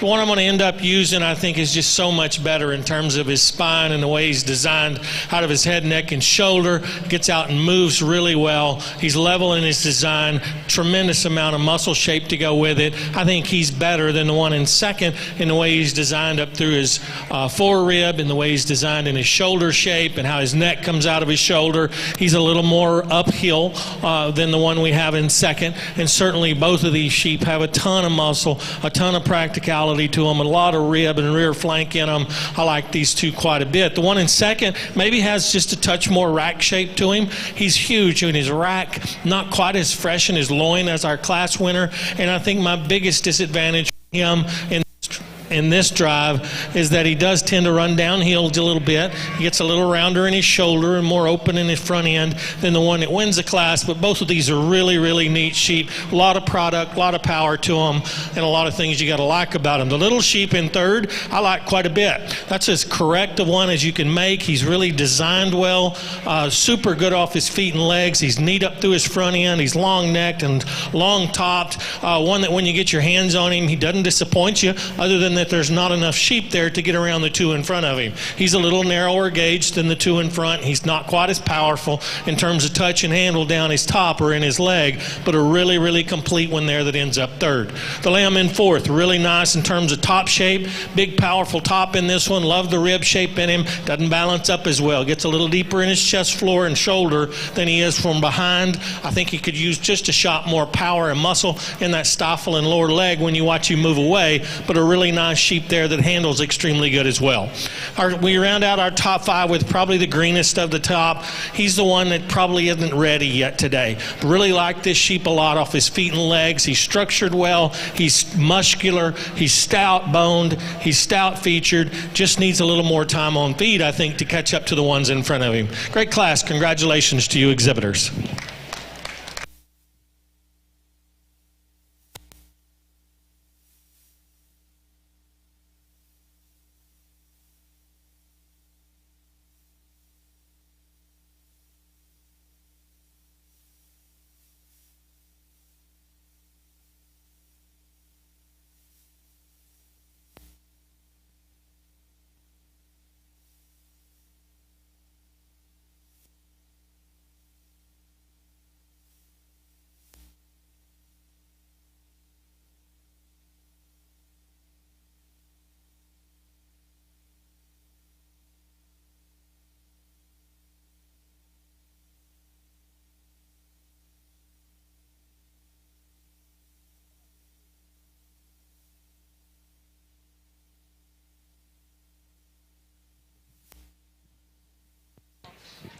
Last call for tag 53497. Your group is going in the ring.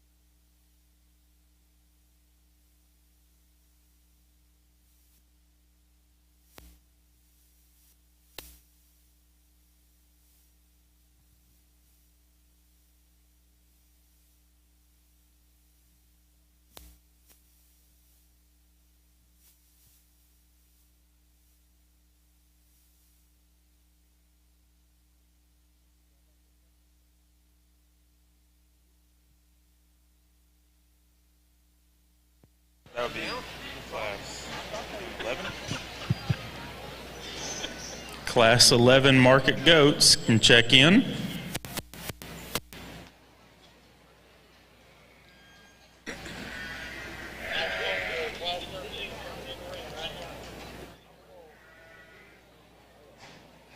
Results from Class 12 medium bulls. 10th place was Riley Mae Clark, River Road FFA. Breeder was Newsom of Olton. 9th was Presley Goodner, Wise County 4-H. 8th, Claire Martin, Swisher County 4-H. Breeder is Newsom of Olton. 7th was Audrey Carr, Randall County 4-H. 6th, Cole Sufall, Freestone County 4-H. Breeder is Newsom of Olton. 5th, Deacon Gann, Wichita County 4-H. Breeder is Chad Walker Livestock of Olden. 4th, Caitlin Chabot, Brazos County 4-H. 3rd, Braxton Mock, Kendall County 4-H. 2nd, Coda Davis, Sutton County 4-H. Breeder is Moore Livestock of Sonora. And our class winner was Sydney Hanslick, Jim Ned FFA. Breeder is Chad Walker Livestock of Olden. Congratulations.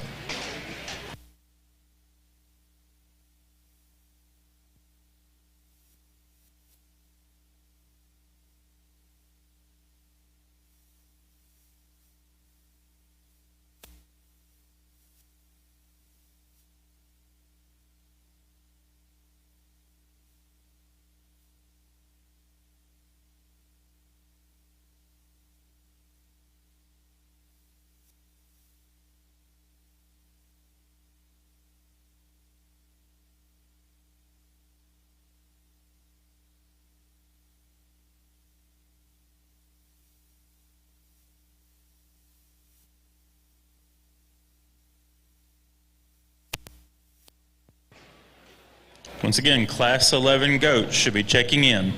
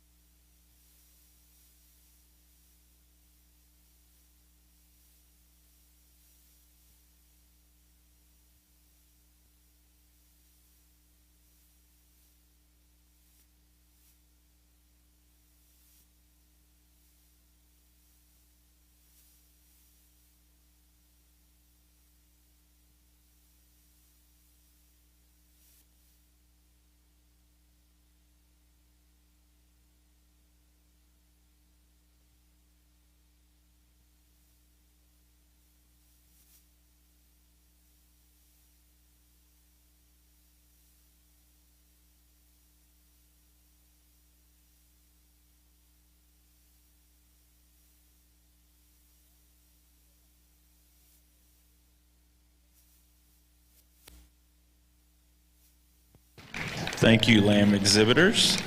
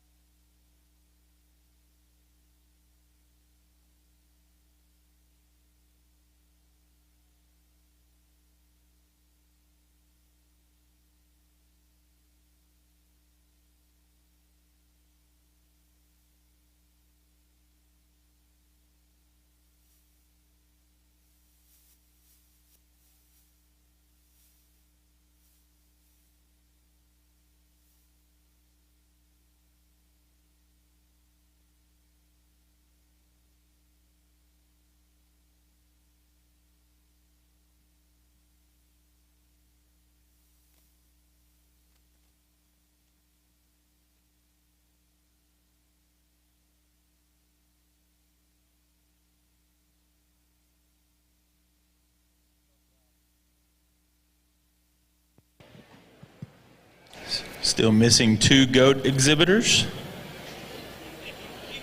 If you have a goat in class 11, you need to be checked in.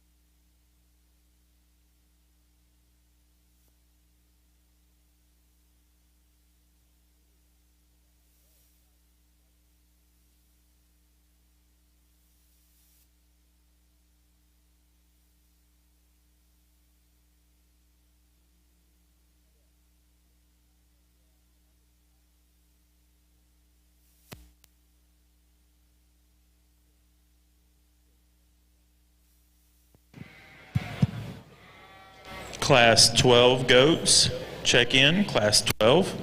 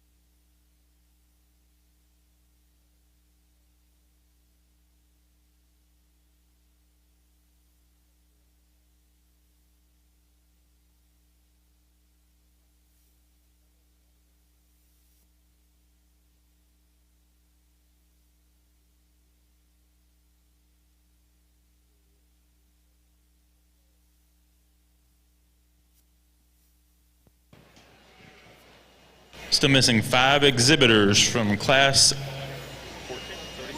14 medium bulls.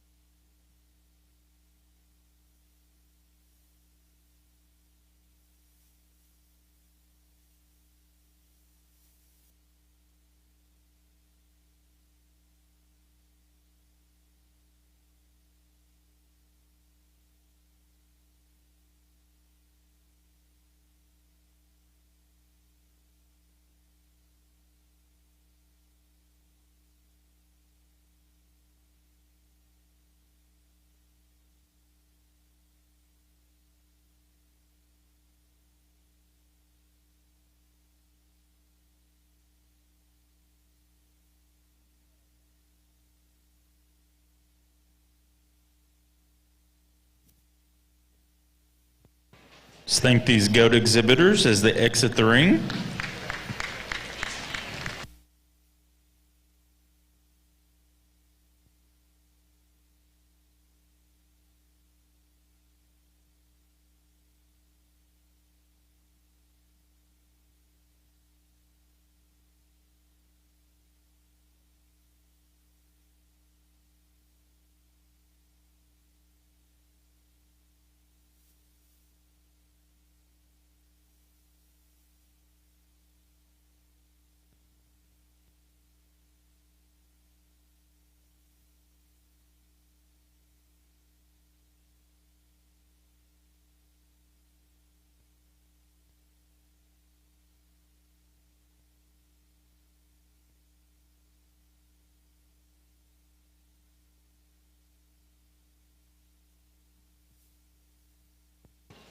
Missing 2 exhibitors for Class 14 medium wools. We need you at the show ring immediately.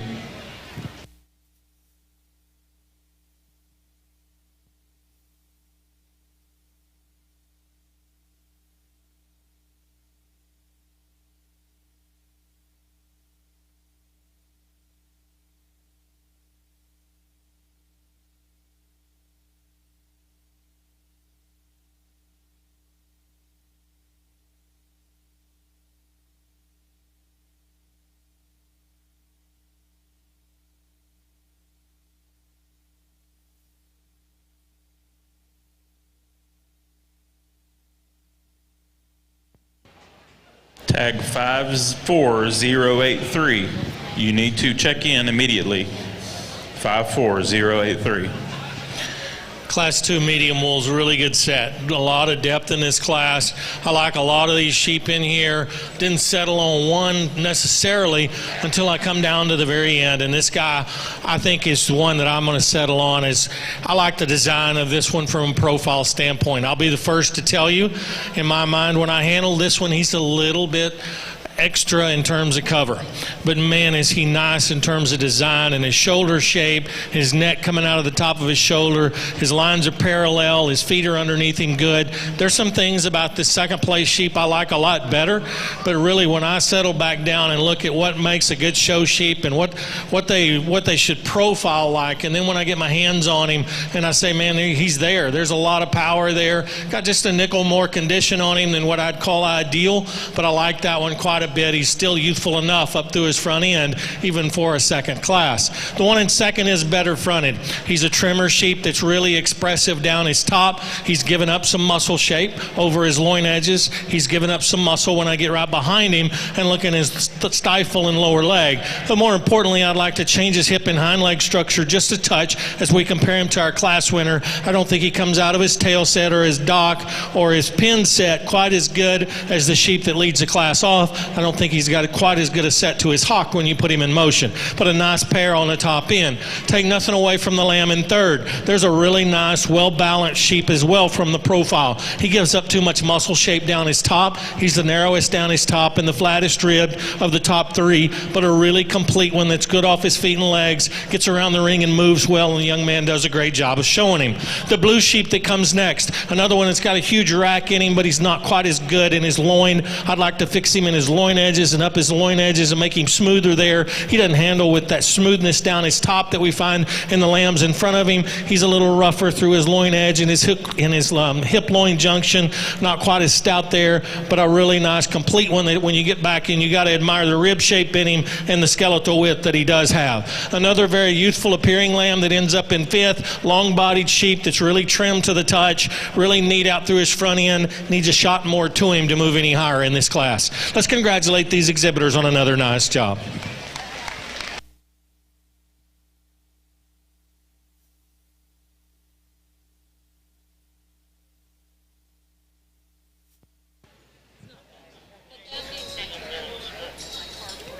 Missing 7 goats on the goat side. Need to check in.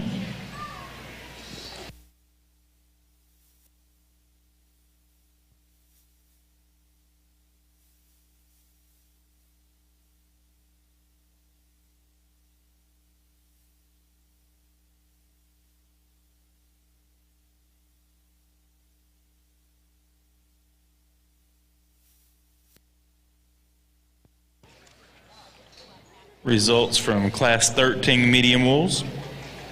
10th place was William Spaeth, Harper FFA. Breeder is Lyle Spaeth of Harper. 9th, Dawson Lott, Luis FFA. Breeder is Rockin' C of Tahoka. 8th, Brenna Francis, Silverton FFA. 7th, Levi Jonas, Tom Green County 4-H. Breeder is Rockin' C of Tahoka. 6th, Pierce Lawn, Nueces County 4-H. 5th, Holden Wise, Brown County 4-H. 4th, Chloe Clem, New Home FFA. Breeder is Rockin' C of Tahoka. 3rd, James Wilkie Schultz of Guadalupe County 4-H. 2nd was Raylyn Ward, West FFA. And our class winner was Zane Walker, Eastland FFA. Congratulations.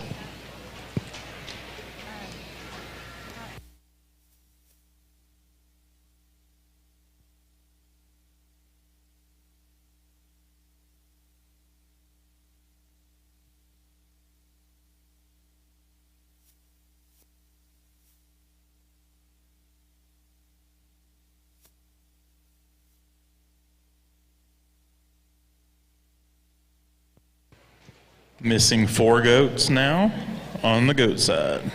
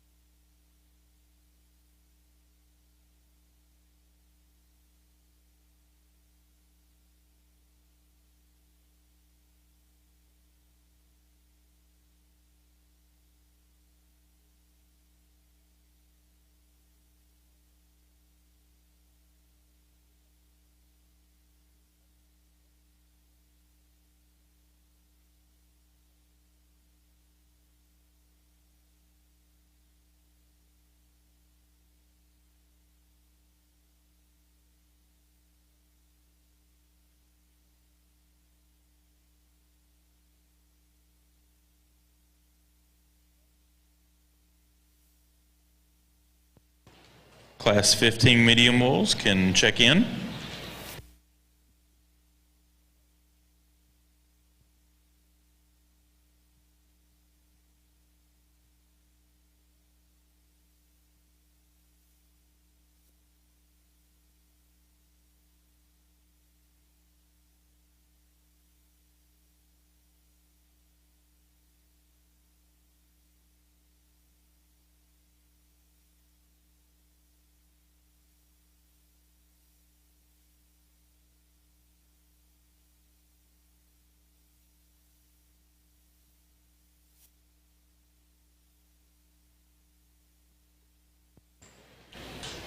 Tags 53552 and 50295. You need to check in on the goat side.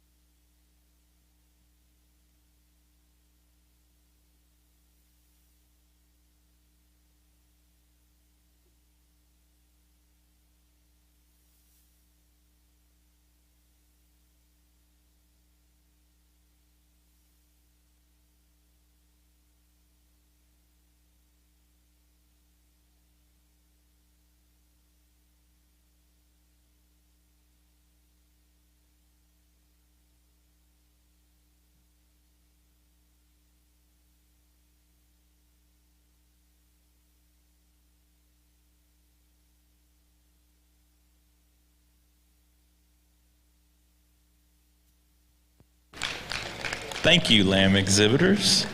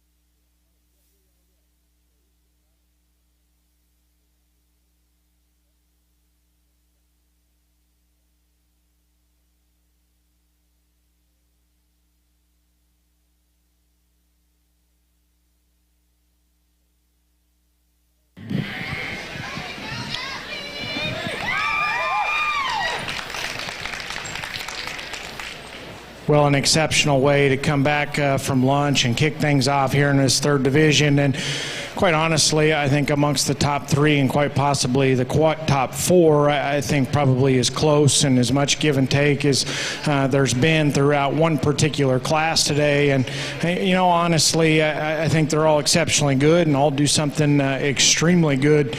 But I think there's some parts and pieces to pick apart in each of them. And it's just a matter of just coming back to one I'm just a little more comfortable with, because I think there is some give and take in these, especially in this top pair. But I think just an awfully good one to start. And I'm not going to sit here and tell you that he's just ultra dynamic from the side. He could be a rib longer. I think he could be picked up in his tail just a little bit.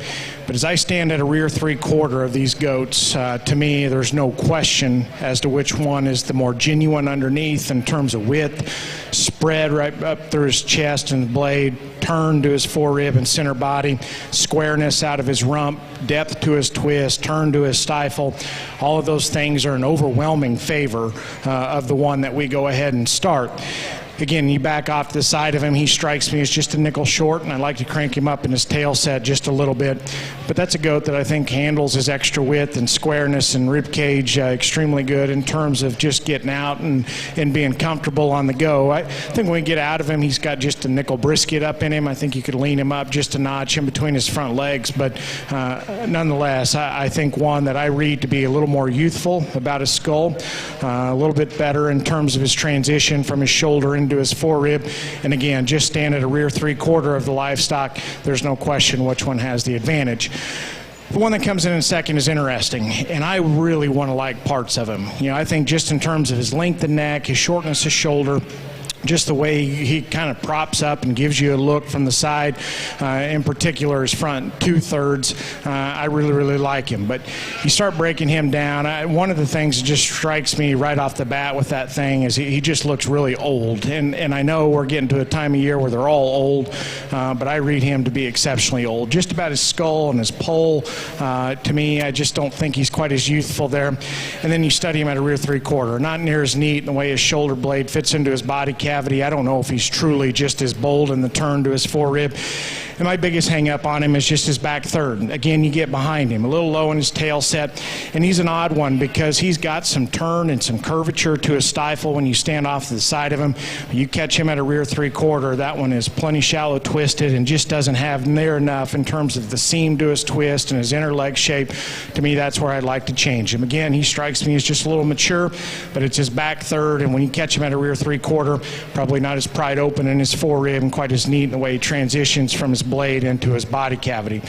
Just two-dimensionally, I like the one that comes here in 3. Again, neck set, length of spine, levelness of construction, I think all favor that one over several of them within this class. He's another one you catch at a rear three-quarter, and he gets disappointing. I think of the goats in this top 5 that you watch go away from you, by far and away, probably the narrowest one out of his pin set, closes up at the base just a little bit more than I'd prefer. Again, I like him in terms of his length, his levelness, just some general construction from the profile. I think that one just needs to be busted open, especially as you stand behind him. But again, a very high quality one. One that comes in next is one I struggle with as well. In terms of leanness, shape, expression, cutability, all those things are exceptionally good in that one, and she does a very, very good job. That one is shown to a very high degree, and again, can give you a good look from the side.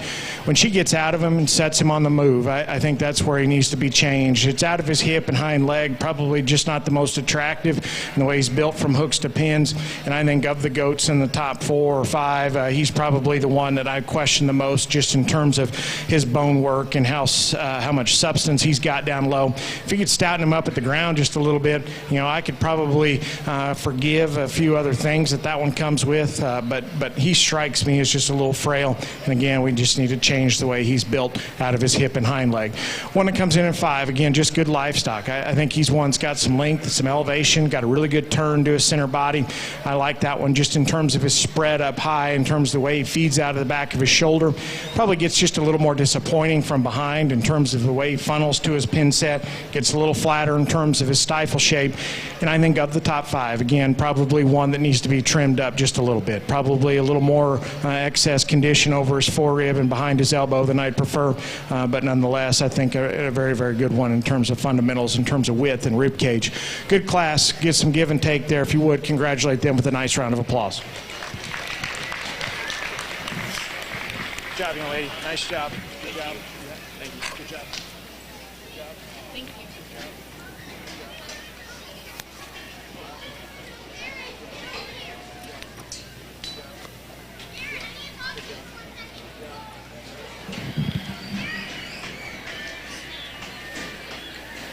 How are you? I'm Fred Weber.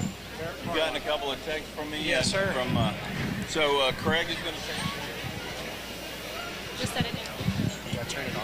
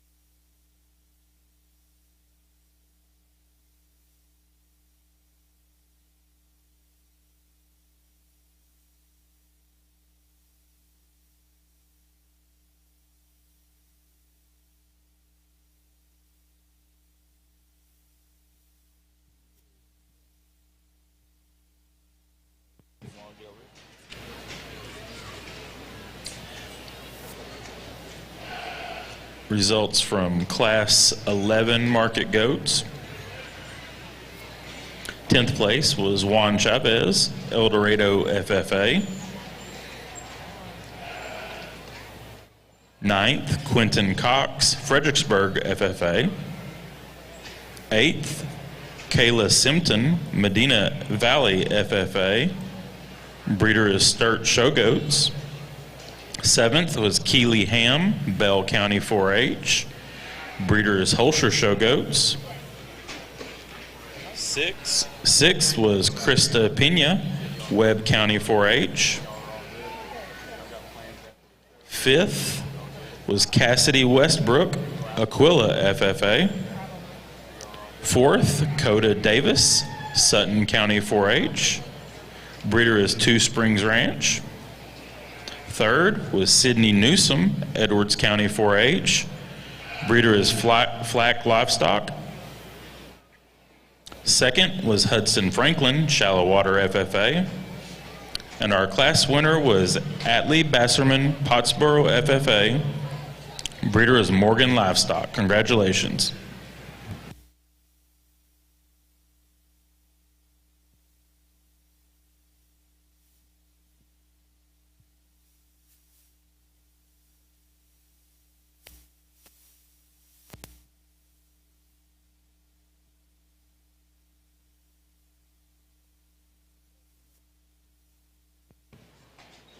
Class 13 market goats should be checking in. Class 13.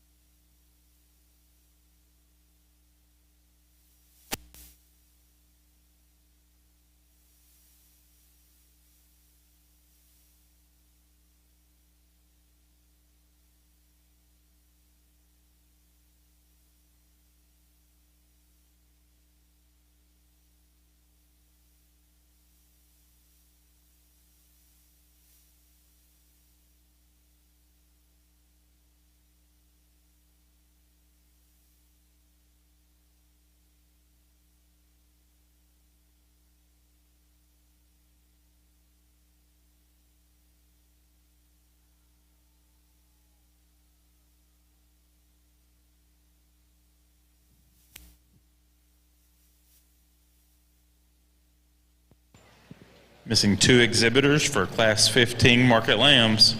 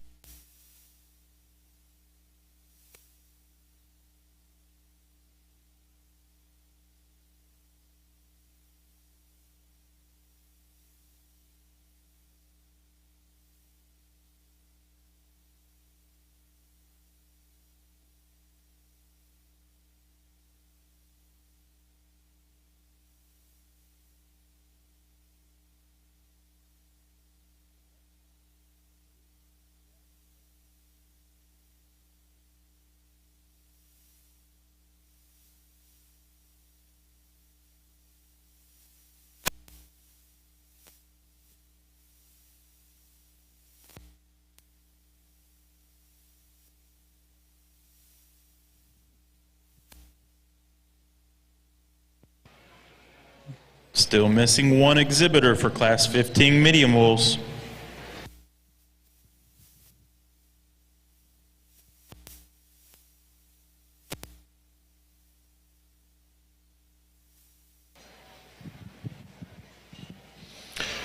Well, we get into class 3, and another nice class here with a set on the top end here that you really got to like a lot of things about, little things on each one of them that I'd like to say, man, there's the one, we're going to take him and run with him. And the more they stay out here, you start evaluating and analyzing where you're at. You have to come up with some decisions, and I think this top pair is really close. I think the one that wins it, though, is a sheep that's a little wider based, a little stouter made out of his hip.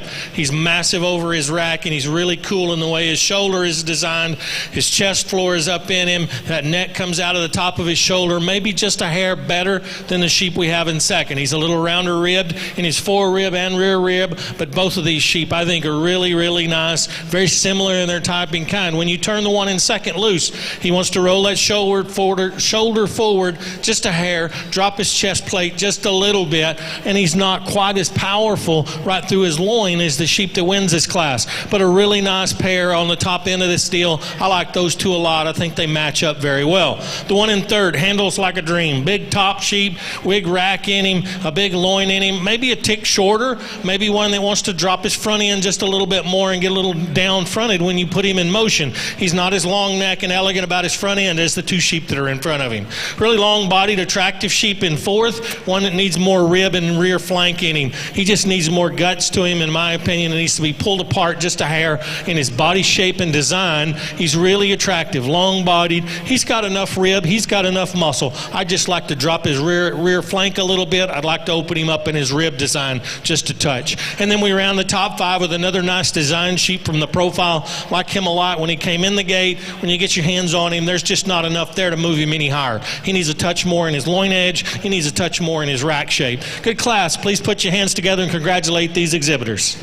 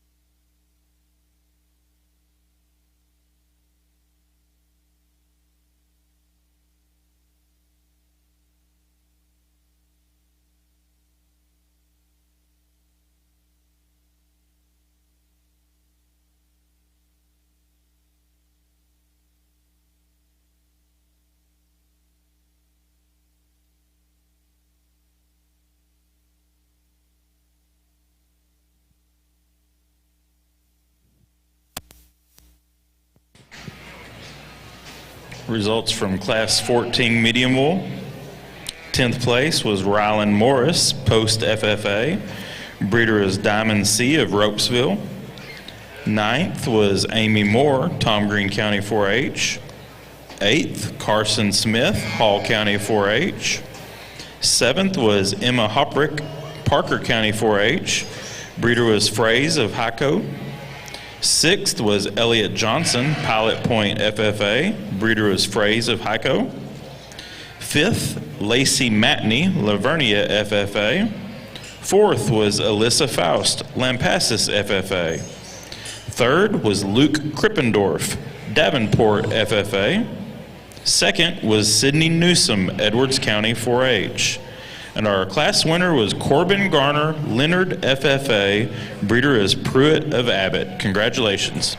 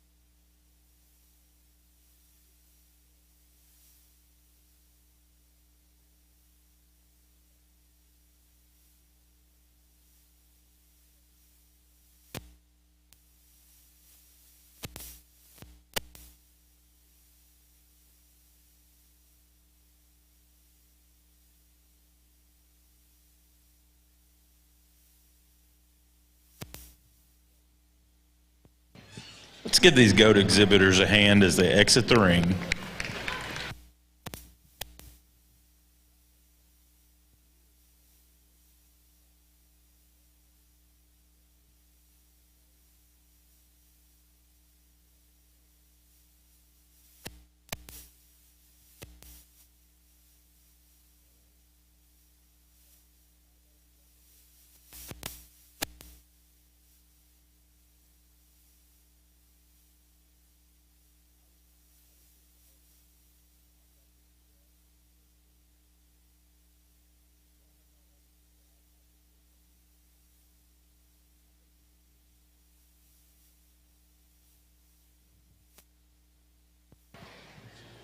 Missing 2 goats for class 13.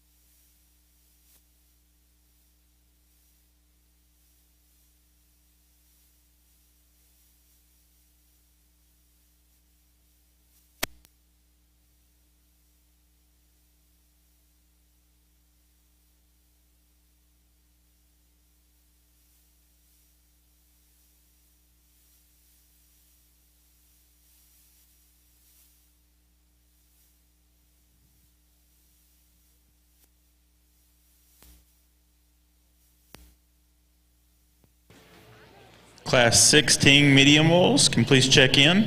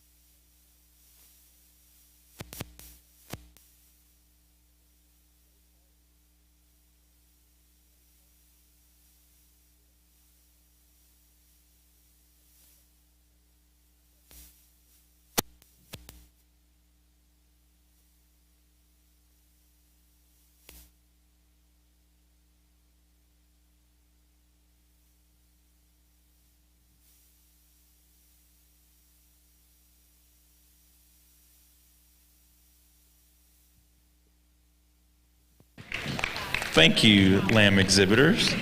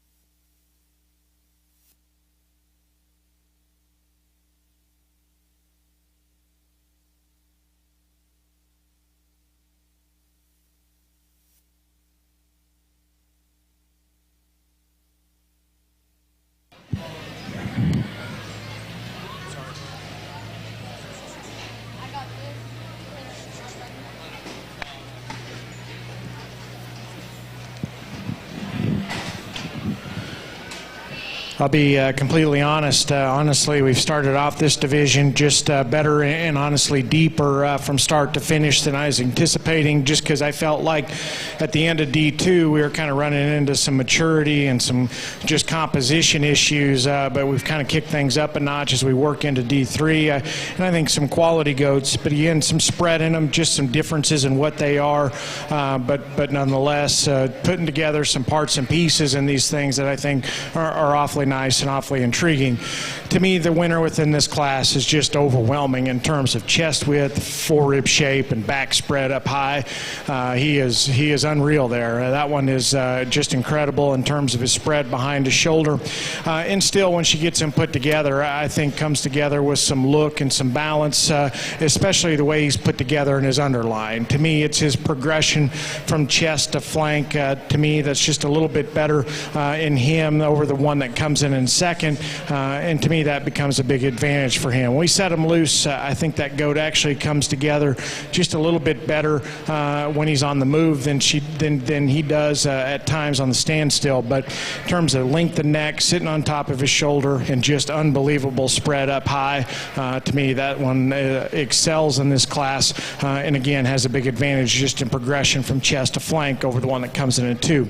Just in terms of just forerib turn, spread and dimension down his back, to me I think the one in second is probably just the second best one there. To me, I do like him and the way he touches, the way he handles. He's fresh, he's dead on in terms of presentation and cover.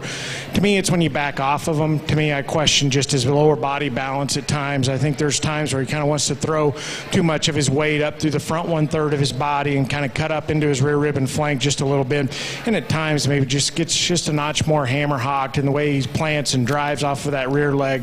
But nonetheless, I think that one's forerib and back shape is awfully good as well. Just wish he was a little bit softer into his rear abdomen and flank there to make him come together just a little bit better.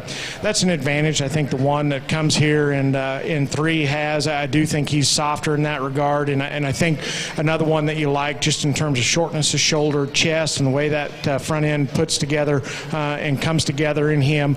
He's another one I like just in terms of his dimension up top and just his extra leanness and his freshness down his back. You know, I guess to me his rear skeleton, when we get him loose, is kind of where I want to change him.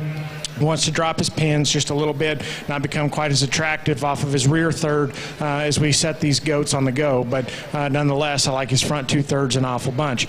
I guess one note of comment on him, it takes me a minute to appreciate him. I just don't think his irritation and his skin and just the battle he's fighting there helps him a lot within this class. I think he's a little more wrinkled up, just doesn't look quite as fresh. I think that hinders his first impression just a little bit within this lineup. One that comes in next, again, just in terms of leanness and freshness, I like that goat a good deal, and I think deserves to be up here at the top end, and quite frankly is why he beats the 1 in 5, just in terms of leanness over his forerib and cutability. He's another one, you get him out on the go. I just don't know if he's built out of his upper hip and rump quite as good as I would prefer. A little more jammed up out of his back third, and I think he just needs to be lengthened up and cranked up in terms of his pin bone and his tail set there. But another one I like just in terms of his spread up top and having some freshness when you get your hands on him. One that comes in 5, again, just a good piece of livestock. He's moderate, he's opened up, you stand behind the goats, and that one's exceptionally square and big in terms of his rump and really impressive when you get on top of him. I guess when we set him loose, he's a little more stilty in his shoulder. I don't know if he reaches and just goes with as much length of step out of his front end as I'd like. And he's one, I think, with the fact that he's a little softer over his forerib, combined with the fact that he's just a little fuller, to me he just doesn't ever strike me quite as athletic and quite as striking in terms of his first impression. Again, wide, square, bulky, a lot of mass. Just need to lean him up, take a little more fill out of him. But again, a good piece of livestock to be 5th there. If you would, put your hands together. Really, really good class again. They deserve your congratulations. They exit the ring. Thank you.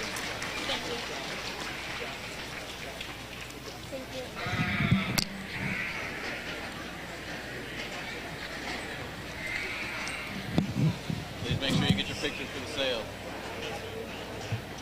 Thank you.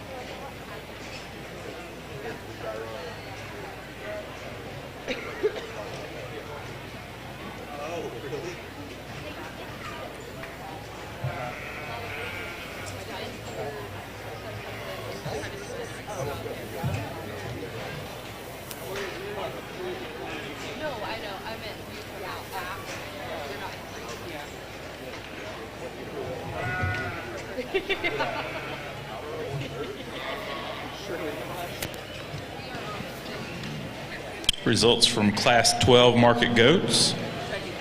10th place was Maylee Cates, Burnett FFA. Breeder is Luke Livestock. 9th, Kenton Carley, Comal County 4-H.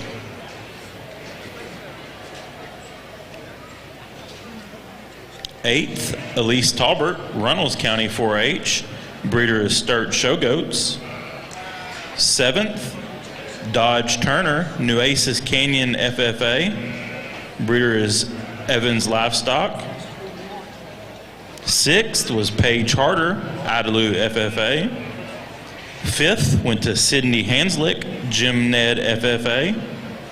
4th was Raina Epley, Lynn County 4-H.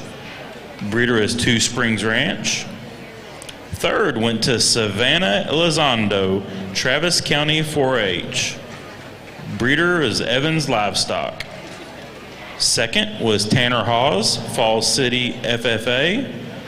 Breeder is Cross 85 Show Goats. And our class winner was Ashton Adams, Brown County 4-H. Congratulations.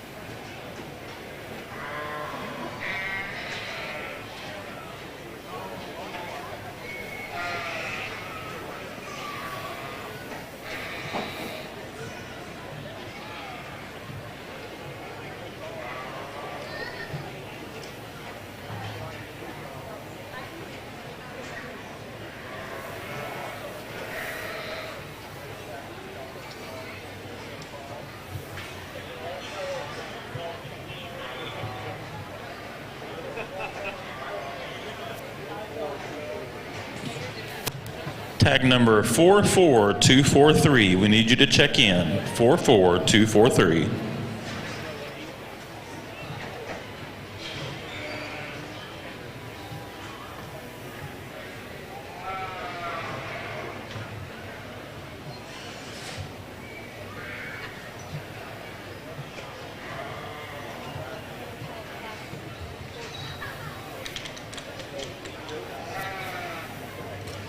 Class 14 Market Goats can be checking in. Class 14.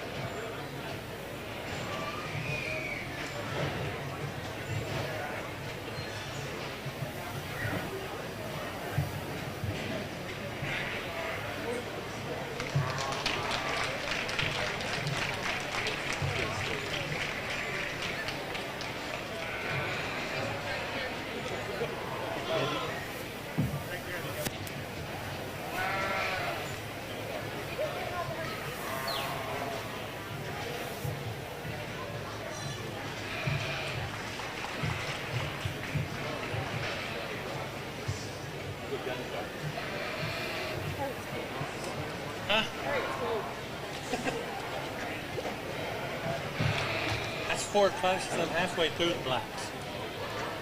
And it's just 3 o'clock. I'll be through by 5.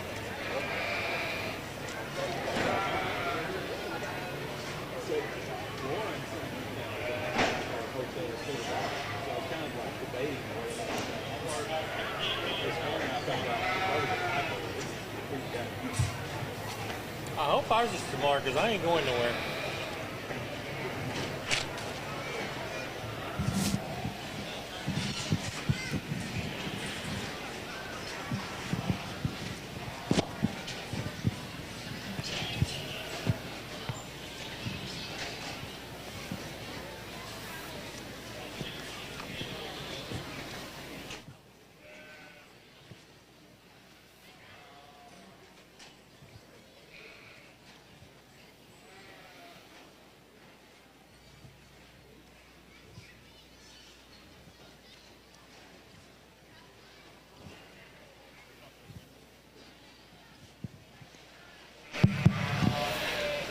Well, we get into Class 4 and another nice set of sheep with some variation, a lot of variation, I'd say, in the top end of this class.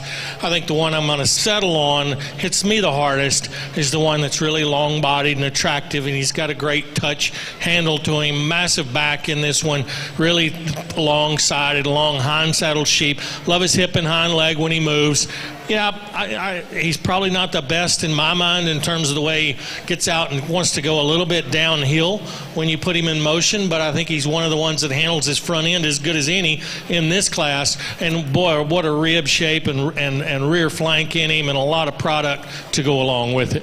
The one in second's got to follow him in terms of type and kind. There's one that's up-fronted, long-bodied sheep, not as muscular as the ones on either side of him, but I think he's the smoother of the two between second and third. He's the one that's leveler in his top line. He's better off his front legs, gets out and moves off that hind leg really well, got enough muscle to go along with it, and a young lady can just flat out stamp one out and get him shown. The lamb here in third, I like this sheep a lot, a high quality lamb from his shoulder back, really level topped, really good right out of his hip, handles that hind leg good, and got a good touch to him. I think he gets a nickel straight in his shoulder and knee and doesn't want to travel around the ring quite as well as he could out in the way his neck is designed up through his front end. Young man here then fourth, got a real powerhouse, big top, big ended sheep that's a little bit coarser shouldered. I'd like to clean him up in his chest floor and take away some of that boldness at the point of his shoulder, but there's one that handles good and has a lot of product to him, and man, when you get behind him, he's super, super thick. Another attractive sheep here in fifth that's long-sided, up-fronted, and neat to look at. Maybe needs to drop that rear flank just a touch and have a touch more muscle shape and freshness right down his top and over his loin. Great class. Congratulations to you exhibitors.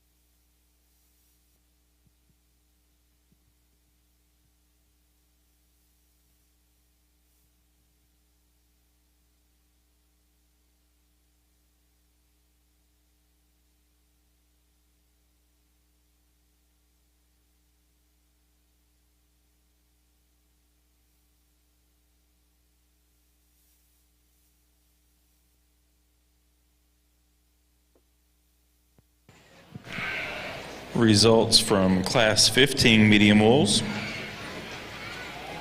10th place was Carter Lou Allen, Palmer County 4-H. Breeder is Jim Miller of Seagraves. 9th went to Raider McFall, Reagan County 4-H. 8th was Tanner Lott, Luis FFA. Breeder is Rockin' Sea of Tahoka. 7th was Bristol Fisher, Bell County 4-H. 6th went to Avery Sissick, Navarro FFA. Breeder was Sissick of Seguin.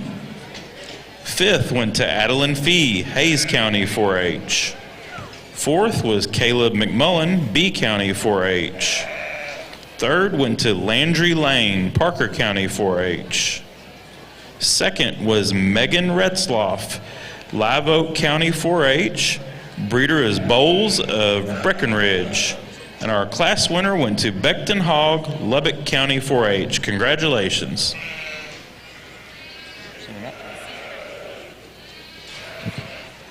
Let's give these goat exhibitors a hand as they exit the ring.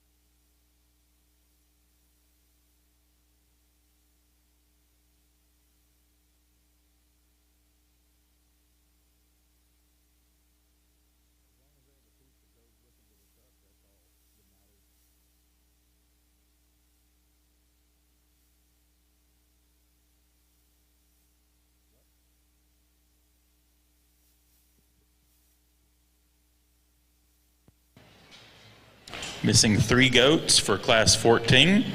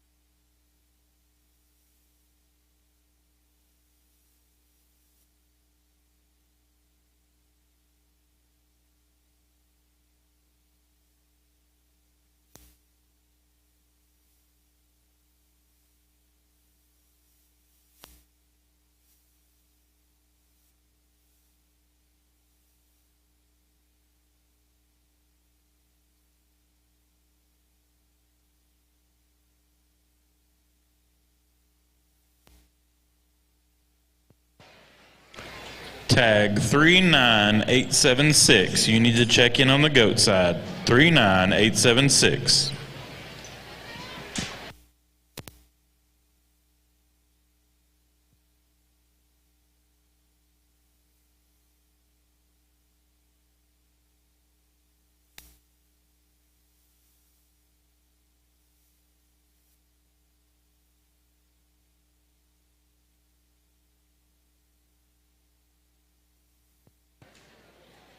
Class 17 medium wools can check in. Class 17 medium wools.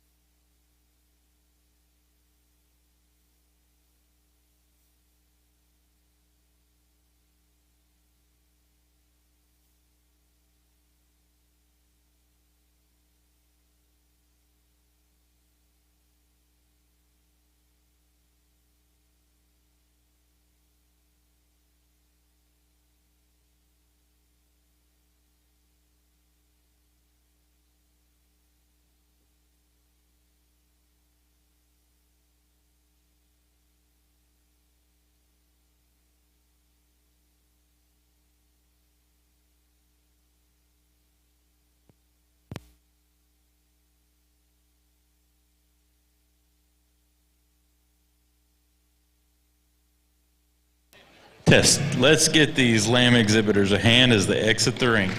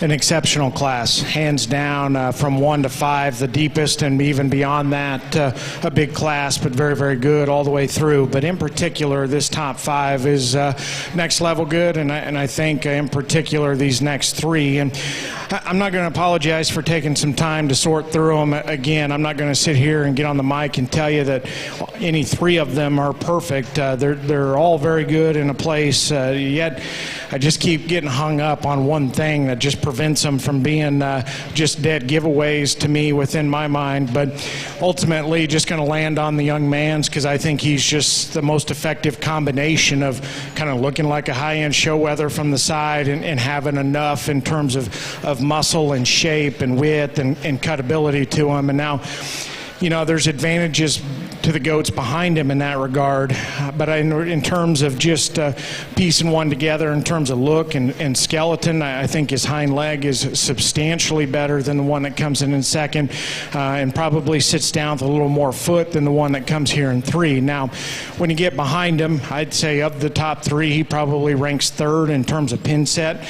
He's not the trimmest over his forerib, but I just keep coming back to I don't think he's too fat, and it's just the look and the first impression from the side in terms of being seamless in the way he's pieced together, having some extra length to rump, and then in particular being a little bit bigger bone than the goat in 3, and being quite a bit better in terms of his hind leg design and security than the goat that comes in 2. So ultimately that's where I land. I think he's just the one that's just the combination goat for me. Again, I think that one's exceptionally high quality. The one that comes in second, where he's good, he's exceptionally good. That one is very crude in terms of his muscle shape.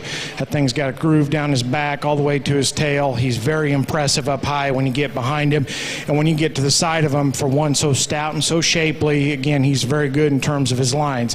You study him down through the floor of his chest. I don't know if he's still the most youthful there in terms of the bottom of his sternum and chest, but to me, my biggest hang up on him is not only is he just a little bit shorter in terms of his rump, you study him at the ground, he's just not the most secure and the best one in terms of the way he plants on those rear feet. I wish he had distributed his weight just a little more square off his rear pastern, had a little more set to his hock, or just a little more comfort in the way he's built out of his hip and hind leg. But nonetheless, if you want one with some extra crease and shape and some levelness to him, that one's exceptional in that regard. I just wish his hind leg was better and he was a little better rumped. The front 2/3 of the one that comes here in 3rd are absolutely dead on in terms of elevation of front end, length of neck, shoulder, the way it fits into his body cavity is second to none, and that thing is dead on in terms of freshness and where he's at from a condition standpoint. I love that one behind his shoulder and the way he hooks up there and the way he handles when you get your hands on him. Again, from the front 2/3, I'm all in on using him to win. To me, it's just when you study him out of his rear 3rd, I think he's just a little bit lower in terms of his tail set when you get those goats on the move, and then you study him at his rear ankle and the way he goes off of his rear leg. He's just a notch more rigid in the way he bends his hock and goes. It's not so much that to me that bothers me, it's just the fact that he's just too refined in terms of his foot for me, and to me that's where we need to change him. Crank his tail up, stouten his bone work up, that thing wins in a smoke. One that comes in next, again, just in terms of leanness and cutability, I like that thing and a great deal. Again, very, very fresh. And when you set him loose, I think he's one that's probably just a notch lower in terms of his hip design and his tail setting. Another one that gets just a notch more refined in terms of his bone work, but in terms of turn to their body shape, spread and freshness up high, he's very, very good. I like the skin, the handling quality, the extra touch and expression of the goat that's going to come here in 5. That white-headed one is very, very good just in terms of the way he handles and the way he touches out here. When you get those goats stopped, I like that one a ton. Again, just in terms of the way he hooks up behind his shoulder, the way he's built out of his hip, his parts and pieces just blend together very good. He's another one that's stouting up in terms of his rear leg just a little bit, but we set those goats in motion. He's just too hindered in the way he hinges out of his hip and hind leg. He needs to be hinged quite a bit looser there out of his hip to move up any further within this class. But nonetheless, from top to bottom, by far and away the best set we've had through the ring today. If you would, put your hands together for that set of exhibitors. Thank you, sir. I want to give this to Marty real quick. Thanks, sir. You bet. Well, I believe this is Class 5 on the medium wool side, and an awful good set. Really nice one to win the class. I think he wins it pretty handily. Really, really good handling sheep that's built really good from the ground up. I appreciate a lot of things about him. His length of neck, the way he ties his shoulder into his neck, progressively gets wider from front to rear. Better in his rear flank than he is his fore flank. I mean, this one's really pretty neat. Great touching sheep that's really good off his feet and legs and moves well. The one in second, I think, has got to follow him in terms of body type. He's a big-topped, square-backed sheep that's got a lot of leg underneath him. I don't think he's quite as flexible off of each end as you watch him move, particularly in his front end. He gets a little shorter neck. He gets a little straighter in his shoulders, but that's a big back, square, ribbed kind of a sheep that's got a lot of good things going for him. The blue sheep, or the blue dapple sheep that comes third, really nice design from a profile standpoint. I like him being up in his chest floor and having some roundness of rib. He's not as good down his top as the two that stand in front of him. He's a little faded in his loin, not quite as powerful there in his loin edges, but a nice design sheep, one that's good off his feet and legs and moves well when you put him in motion. Big powerful sheep in fourth, tremendous amount of thickness over his rack and through that loin, a lot of hip, a lot of thickness to him. Gets a little frailer in his bone work, not quite as neat and attractive in the way his neck ties into his shoulder and his breastplate lays into him up front, but a real powerful one, nice one there to be in fourth. Love the design and shape and profile of the sheep here in fifth. That's a really nice looking one. He's up front and he's long-sided. He looks like he gets progressively wider from front to rear. He disappoints me when I get my hands on him. He's not as square and thick down his top as some of the sheep that are in front of him, but really does progress well from front to rear. Good class. Congratulations to these exhibitors.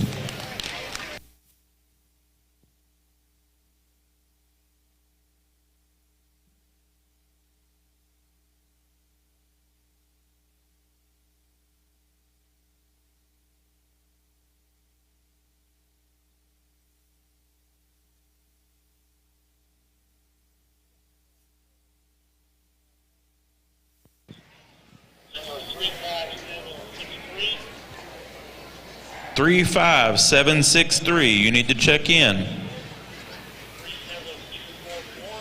3-7-2-4-4 and 3-7-2-4-3. You are also needed to check in.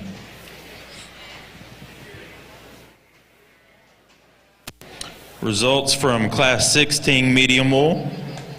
10th place was Tanner Hawes, Fall City FFA. 9th was Olivia Sandy, Erath County 4-H. 8th was Jocelyn Kolar, Abbott FFA. Breeder is EBS of Robert Lee. 7th was Briar Sherrill, Hockley County 4-H. Breeder is Neff of San Angelo. 6th was Mackenzie Evans, Burnett County 4-H. Breeder is Silvers of Junction.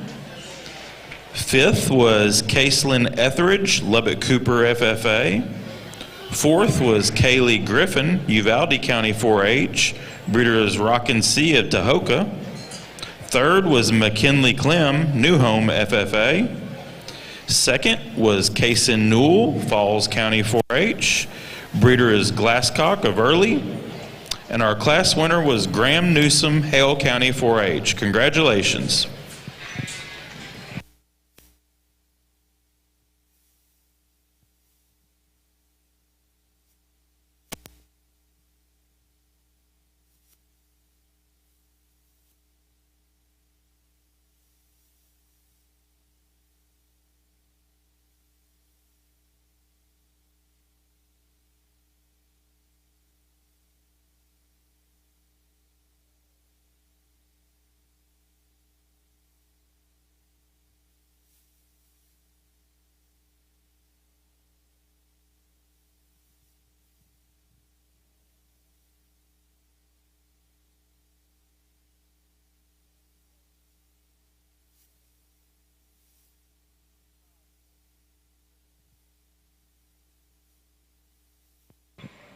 Exhibitor with tag number 35763, you need to check in.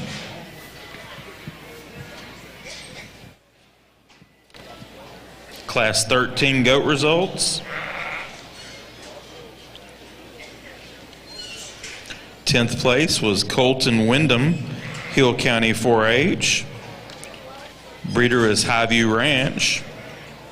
9th was Colton Hutchins, Lockhart FFA. Breeder is Two Springs Ranch. 8th, Alexis Guthrie, Marion FFA. Breeder is Highview Ranch. 7th, Caden Fott, Poth FFA. Breeder is Cowley Show Goats. 6th went to Rayleigh Holscher, Moody FFA. Breeder is Hutto Livestock. 5th went to Amy Moore, Tom Green County 4-H. 4th was Shep Silvers, Junction FFA. Breeder is Holscher Show Goats. 3rd was Brett Bowers, Fredericksburg FFA. 2nd went to Grace Moore, Tom Green County 4-H. And our class winner was Briscoe Black, Brown County 4-H. Breeder is Blue Team Weathers. Congratulations to these goat exhibitors.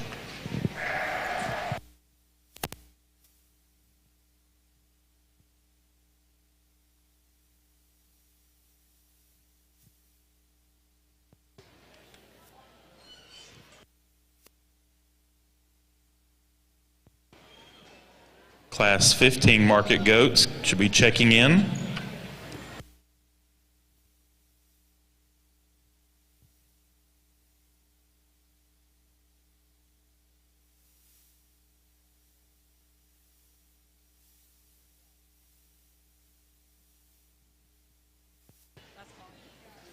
Exhibitor 35763. This is last call.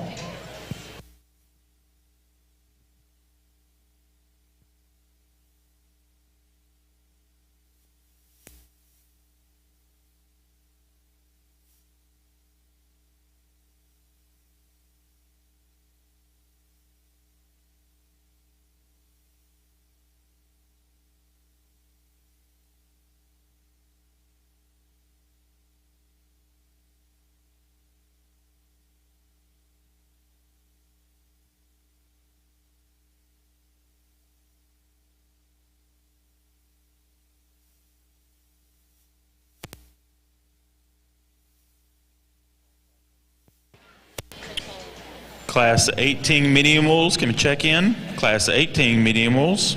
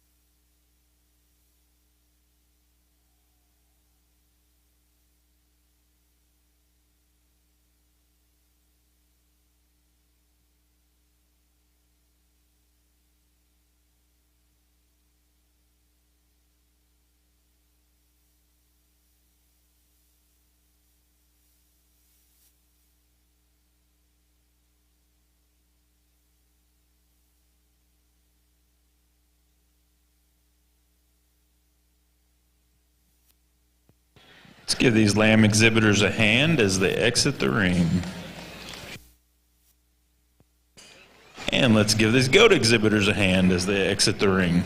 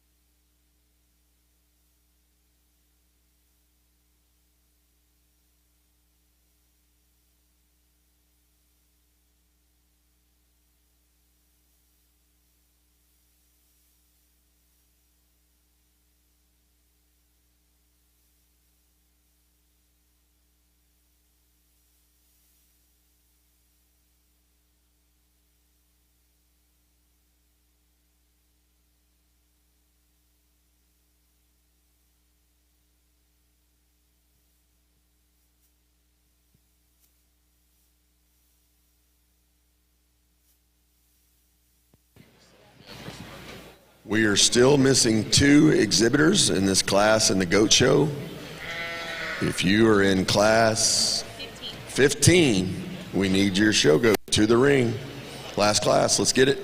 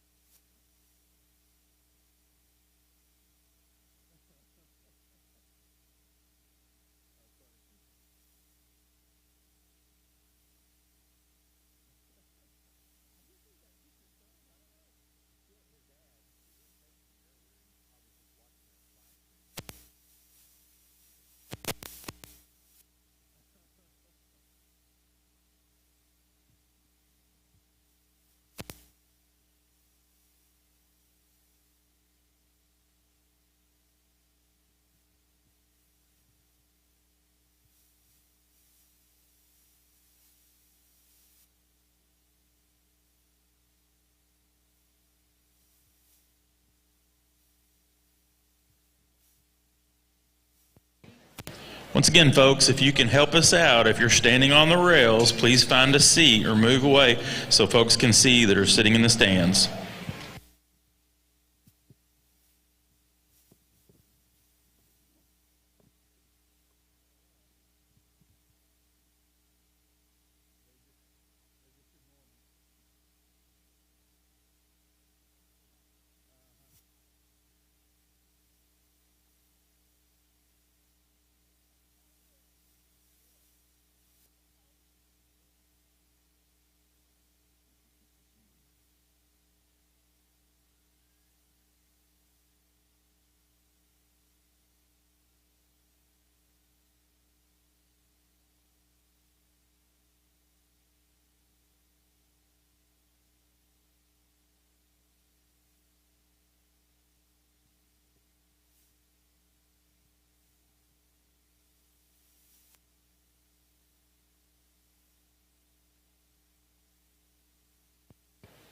Missing one exhibitor for Class 18.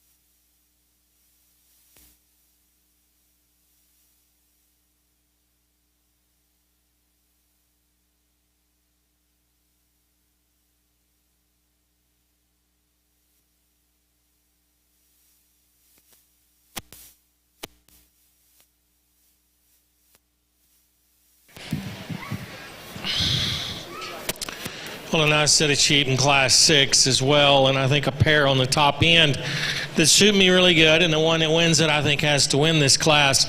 There's a stout made sheep that's big backed and big footed, big ribbed sheep with a lot of product and muscle to him. He got a good touch and handle down his top. Now you could make him smoother and crisper in his lines. You could do a lot of things about this one, but in this class I think he's got to work his way up towards the top just because he's got the touch and handle to go along with it.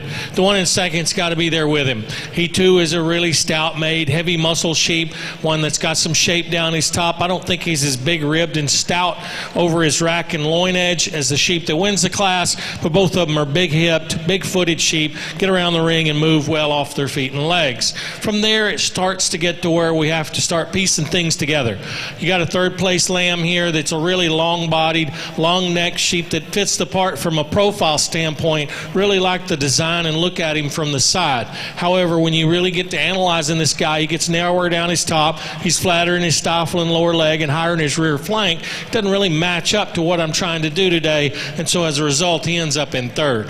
And then a fourth place sheep that gets a little out of place as well. He's too deep chested, his neck rolls off the front side of his shoulders, his hips not as level as you'd like it to be, but man, he is packed full of muscle, a lot of product in him, a lot of thickness, a lot of rib, a lot of bone. Just like to put it together in a different package. And then a really beautiful sheep to round out our top five. There's the one I like to look at from the side as good as any. He's up in his chest floor, he's long neck and long sided. There's just not enough to him to move him up any higher today. He gets flatter in his stifle. He doesn't have the muscle expression down his top or in his forearm to move him any higher. Good class. Congratulations to you exhibitors.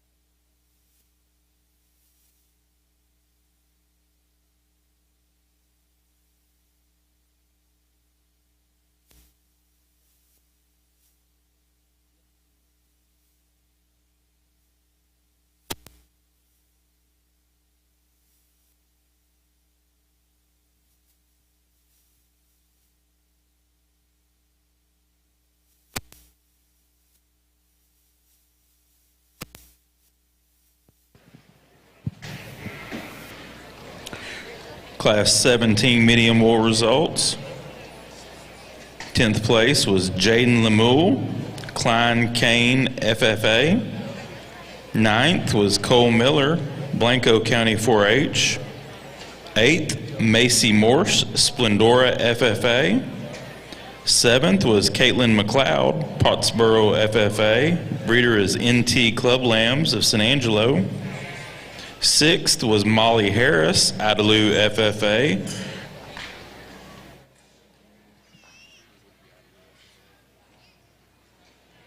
5th was Shep Silvers, Junction FFA.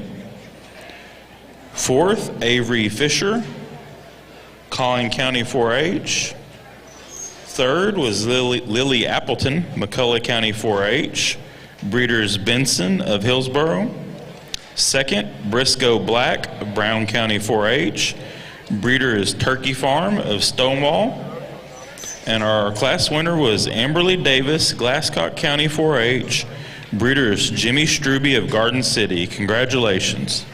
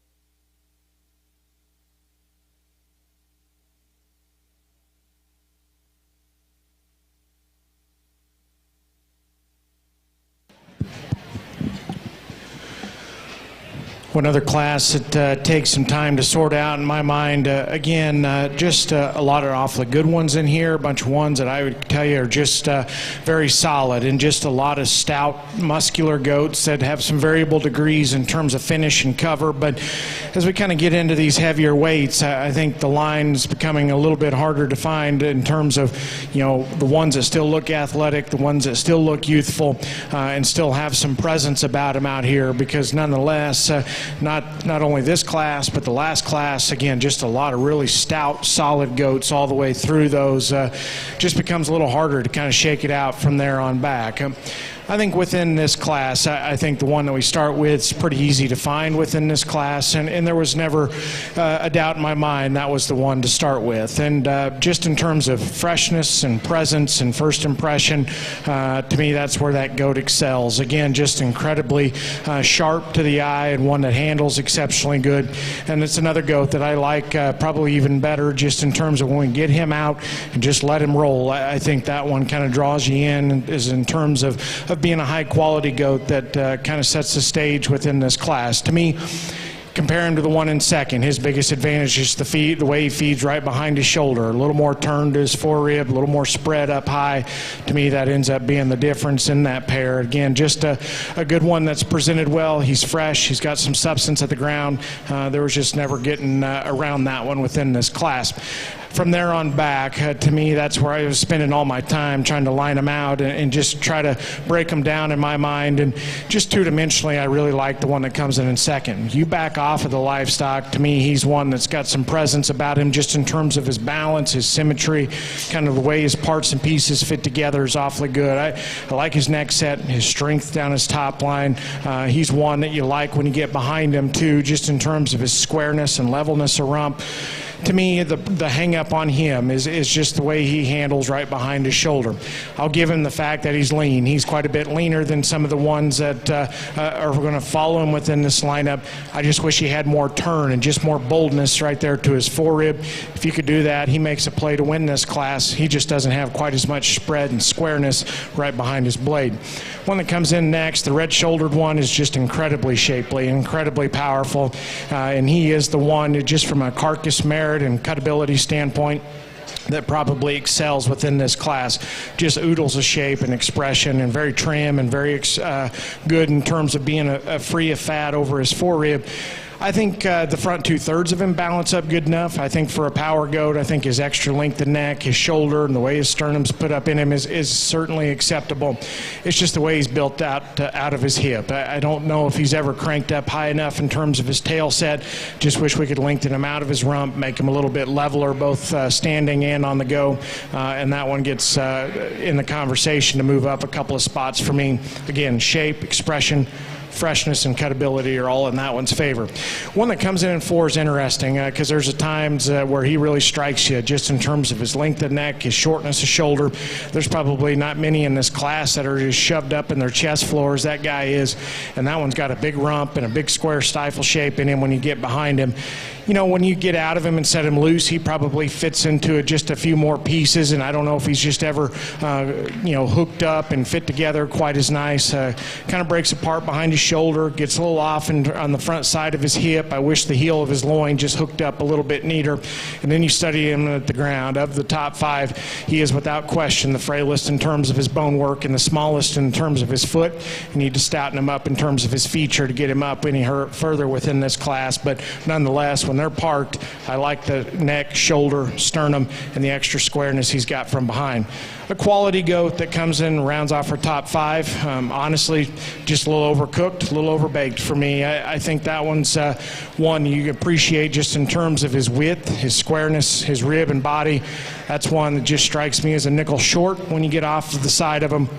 And today, I think one that's just carrying a little too much fill, which makes him look even shorter out here to me. And then of the top 5, probably the fattest one out here as well. We need to trim him up, suck some middle out of that guy. I think he gets just a little more athletic looking, but just in general, just a little too quick and compact for me, and maybe just a little bit rounder off of both ends. But another good class, really nice one there at the top end. If you would, put your hands together for them. Folks, please move off the rail. If you are leaning on the rail, we need you to move so people can see. Results from Class 14. 10th place, Madison Condra, Lubbock Cooper FFA. 9th, Lucas Winter, Gorman FFA. Breeders Blue Team Weathers. 8th, Reagan Laminack, Tom Green County 4-H. 7th, Gentry Phillips, Llano County 4-H, breeders Newsom Ripley Show Goats. 6th, Cooper Evans, Burnett County 4-H, breeders Evans Livestock. 5th, Brindley Hogg, Lubbock County 4-H. 4th, Kaylee Ottmers, Bandera County 4-H. 3rd, Amy K. Mathis, Clayburgh Kennedy County 4-H. 2nd, Avery Walker, Uvalde County 4-H. And our class winner, Chanley Kirksey, Bell County 4-H, breeders Blue Team Weathers. Congratulations.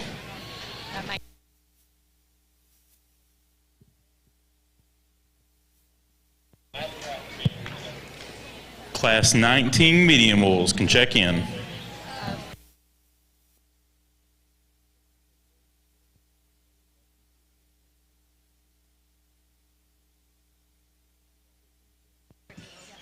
Also, our first and second place goats for classes 11 through 14 check in for the 3rd division drive.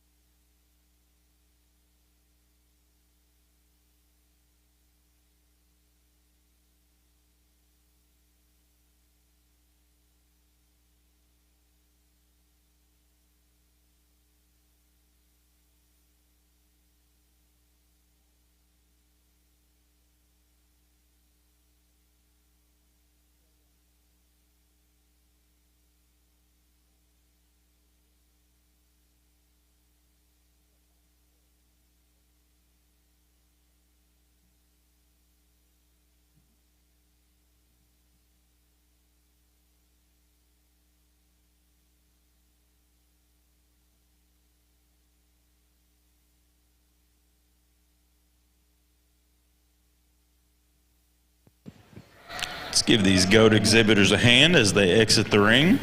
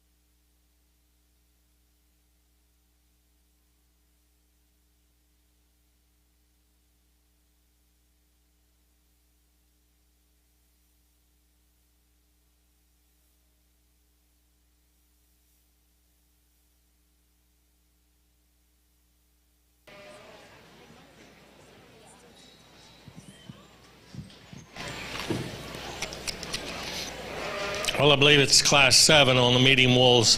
Getting a little larger, but certainly the quality's still there. I think this is a really good class. A lot of depth in this class, a lot of quality here from top to bottom, and I think these top 3 or 4 or 5 sheep in this class I liked quite a bit. Young man's going to win the class, really a nice designed one. He's really good from the ground up.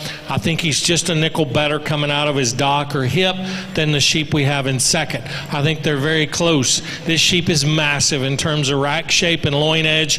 He's really good to the touch and handle. Great rib shape to him. I think he's long-necked and attractive up through his front end.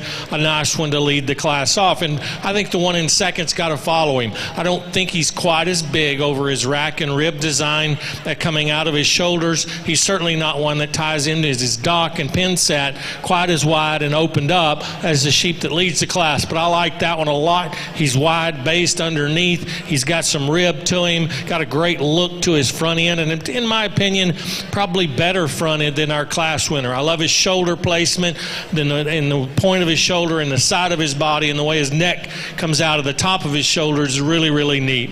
The one in third takes a great picture from the profile. A nice designed one. Touches good, handles good. Need to open him up. He gets too narrow based underneath from behind, has a little more set to his hock when you put him in motion. But there's parts to this one you really got to like. Love his front end design, love his rib cage.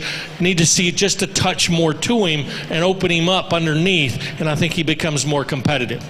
The lamb that ends up in fourth, another one that's really powerfully made. Big top, big ended kind of a sheep that stands on a lot of bone. A little rougher to the eye. Not quite as neat to look at. He's bigger shouldered. He's weaker in his top line in the way he's put together in his hip loin junction. Just some little pieces you could put him together better to make him blend better, and I think he becomes more competitive in his class. But a really nice one in terms of muscle shape and skeletal thickness. And then we round the top 5 out with a sheep that again is long-sided, very attractive on the profile, need more to him. He gets a little flatter in his rib design. He's not quite as opened up and stout from the rear. Great class. Congratulations to you exhibitors. Good job. Good job. Thank you. Good job. Good job. Results from Class 18 medium wolves. 10th went to Brindley Cody, Burnett County 4-H. Breeders Benson Livestock of Hillsboro. 9th was Emerson Garner, Leonard FFA. Breeders Benson Livestock of Hillsboro. 8th was Cole Bynum, Mildred FFA. 7th was Brindley Hogg, Lubbock County 4-H. 6th, Zaylin Burnside, Jordanton FFA. 5th, Emily Peters, Kendall County 4-H. 4th, London Watson, Blooming Grove FFA. 3rd was Carson Noisy, Comal County 4-H. 2nd went to Ashton Adams, Brown County 4-H. And our class winner was John Austin North, Sanger FFA. Congratulations to these exhibitors.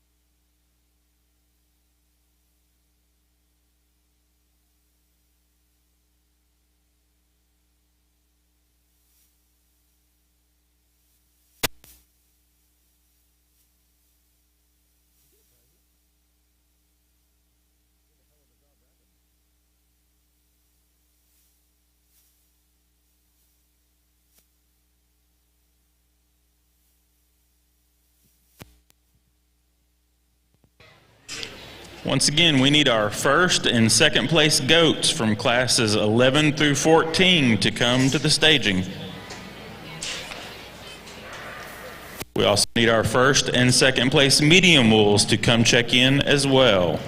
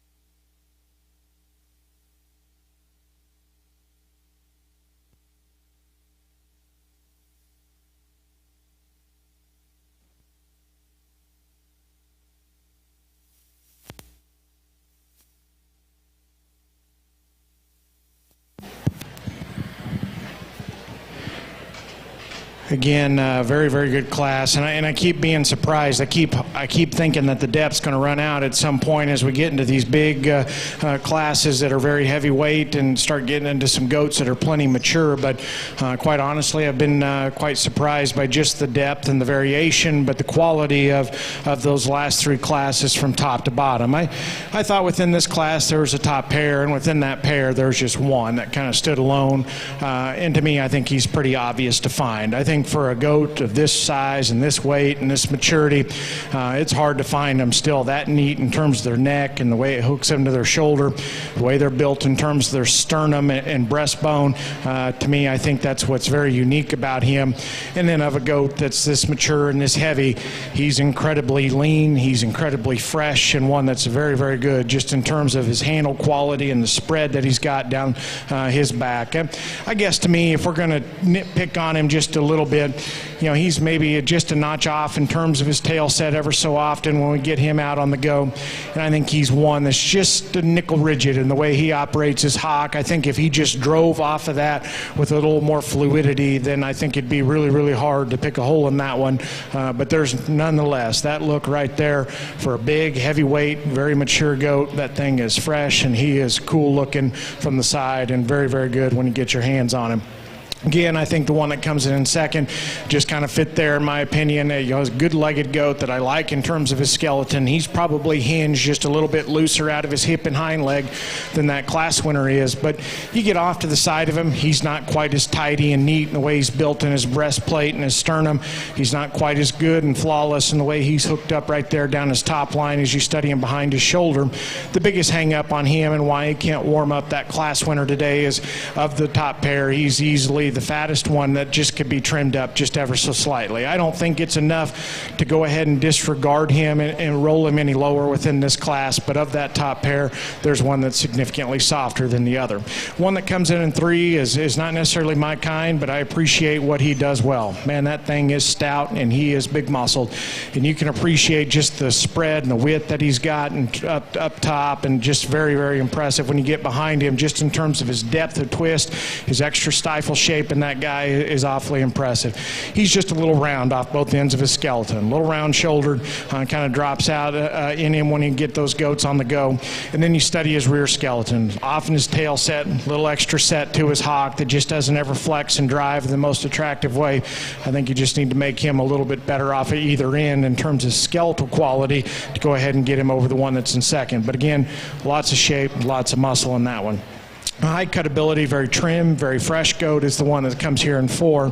You know, and again, I like him on when you get on top of him and study those goats from behind and just appreciate the turn to his forerib and rib cage, the spread that he's got up high.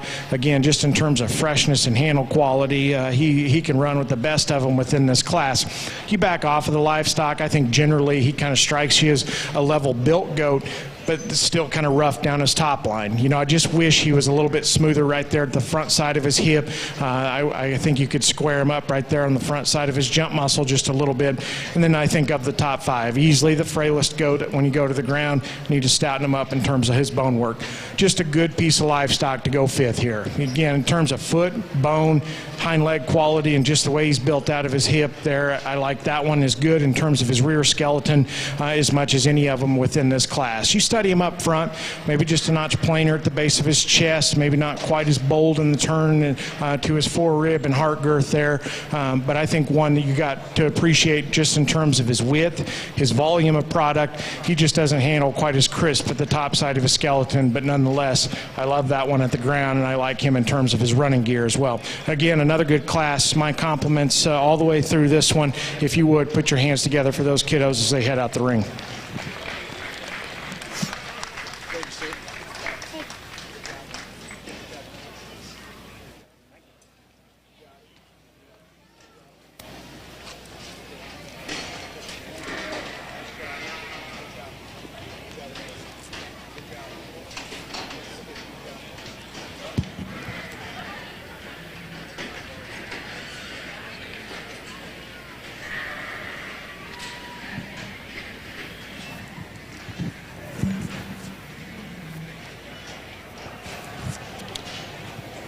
Once again, we need our first and second place medium wolves to come to the staging area.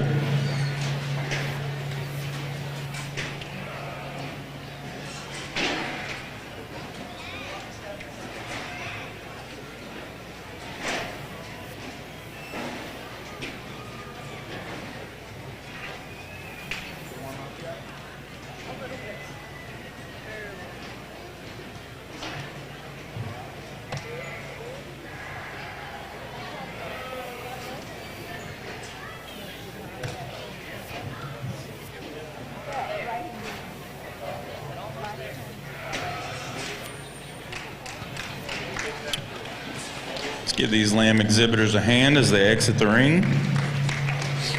Class 15 market goat results. 10th place was Jesse Weaver, Crawford FFA. 9th, Macy Leatherman, Travis County 4-H. 8th, Brindley Williams, McLennan County 4-H. Breeder was Fry Show Goats. 7th, Kinley Chisholm, Lakey FFA. Breeder is Finley Show Goats. 6th, Jolie Hawes, Fall City FFA. 5th, Jake Cowley, Randall County 4-H. Breeder is Cowley Show Goats. 4th, Reagan Miller, Denver City FFA. 3rd, Luke Tucker, Santo FFA. 2nd, Kaysen Newell, Falls County 4-H. And our class winner was Madden Wise, Brown County 4-H. Congratulations.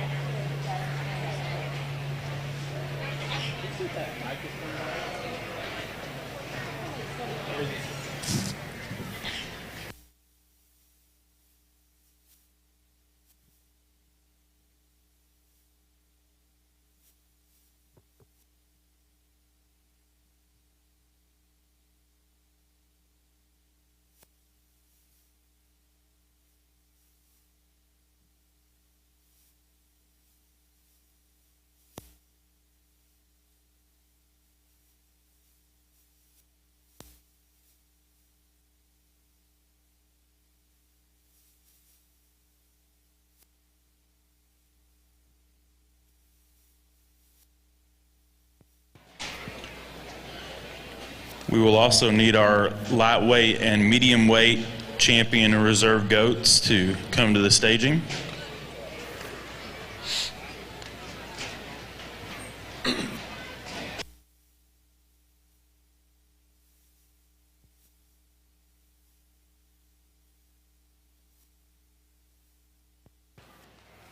Okay, we are ready for our heavyweight division. Coming out of Class 11, first place was Atlee Basserman, Pottsboro FFA. Second was Hudson Franklin, Shallow-Water FFA. Out of Class 12, first place was Ashton Adams, Brown County 4-H. And second was Tanner Hawes, Falls City FFA. In Class 13, first place was Briscoe Black, Brown County 4-H. And second place was Grace Moore, Tom Green County 4-H. Class 14, first place was Chandler Kirksey, Bell County 4-H. And second was Avery Walker, Uvalde County 4-H.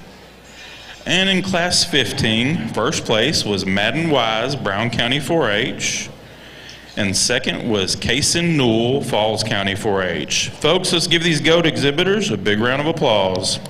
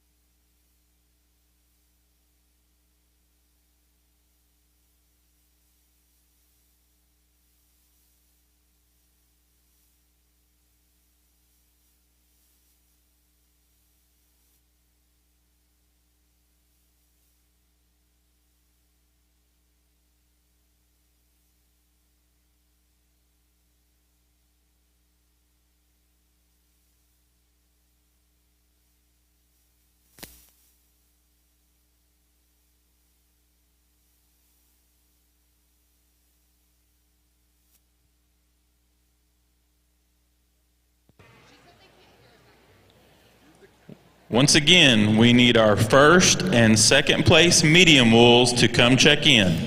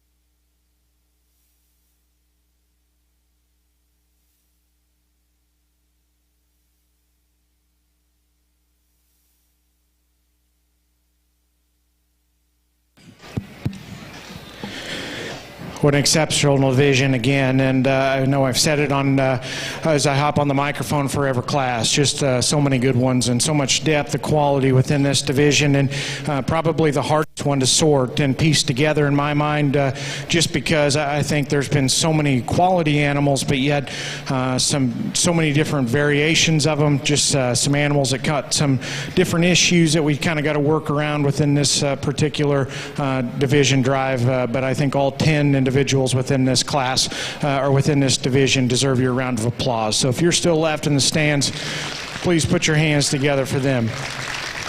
I'm going to buzz through these just real quick, and I'll try to be snappy with it.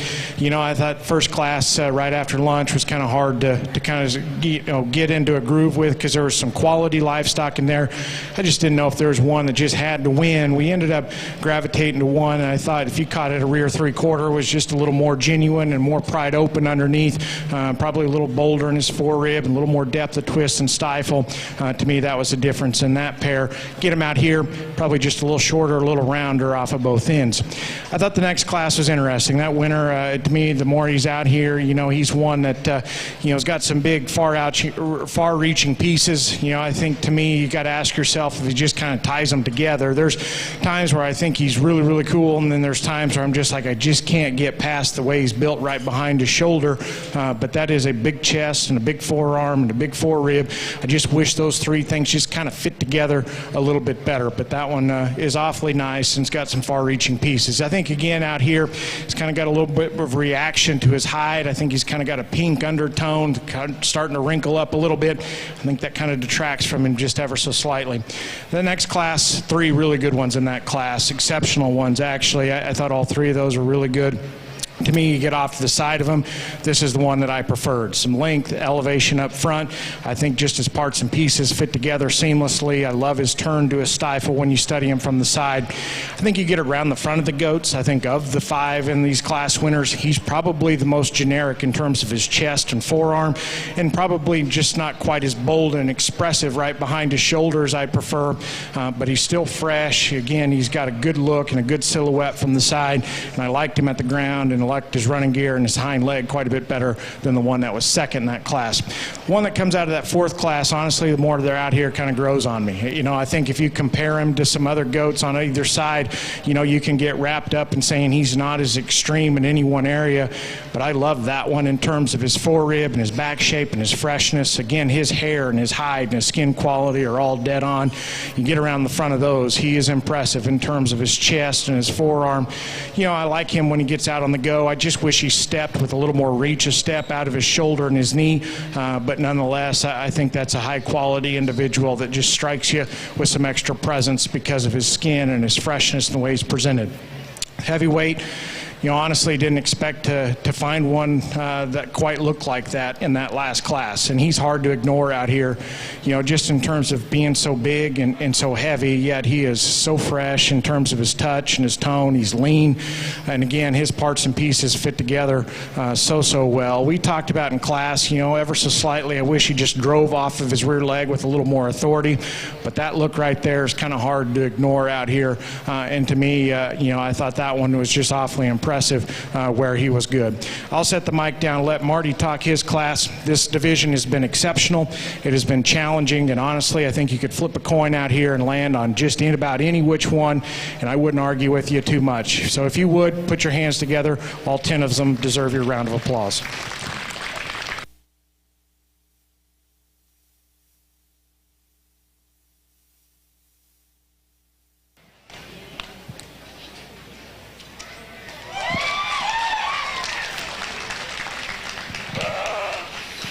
Really good heavyweight medium wool class, and I think as we get up here to these heavier weights, we start looking at some of these sheep and start evaluating what we've got left in them, and I can tell you I'm impressed. A lot of these sheep have some youthfulness to them. They got the right shape and design to them still in them, and I like this one that leads the class off quite a bit. I think he's got enough muscle shape to him. I think he's good off his feet and legs. He's the most complete of anything in the class. Super youthful up through his front end. Long neck sheep that's level down his top line. Handles with enough muscle and shape to go with it. From there, it starts to get a little challenging. The sheep that comes second, I think, has got to follow him. I don't think he's quite as good in his lower 1/3, especially up in his forerib or his rear flank as our class winner. I don't think he's as good off his feet and legs as our class winner. But there's a trim made one that's got a big square top in him, big in his loin edges and square out of his hip. I think you got to move him up there pretty high. And the blue sheep that comes third, another one that's got some youthfulness to him up front. Again, this is a sheep that's not as fresh in his loin. He's not as powerful when you get right behind him as the two that are right in front of him. And then the fourth place lamb, I really like the body on this one as well as anything in the class. There's one that's really nice designed. He's got a big back in him. He's big hipped, gets progressively wider from front to rear. I just wish he is a little stouter featured. He's a finer boned kind of a sheep that's smaller in his foot size and bone size. He doesn't really want to balance up quite as well when you get him on the profile, but man, he handles really good. Amazing sheep here in fifth, to be honest with you. There's one that's bumping 200 pounds and still one that's holding himself together pretty well. I think he gets open, a little more open in his shoulder. I don't think he manages himself moving around the ring quite as well, but I am impressed when you get your hands on him. Handles great down his top, got a lot of loin to him. A good sheep, just probably on the verge of getting a little too big to go any higher in this class. Congratulations to the exhibitors on a nice class. We do need our breed and reserve breed champions on the lamb side to come check in. Our champion heavyweight division goat went to Madden Wise, Brown County 4-H, and reserve went to Chandler Kirksey, Bell County 4-H. Also on the goat side, we do have some showmanship prizes donated in memory of Lauren Julig, Memorial Showmanship winners. Buckles and jackets are given in memory of Lauren Julig, whose showing career and life were cut short by tragedy. She was an avid Leander FFA and 4-H participant.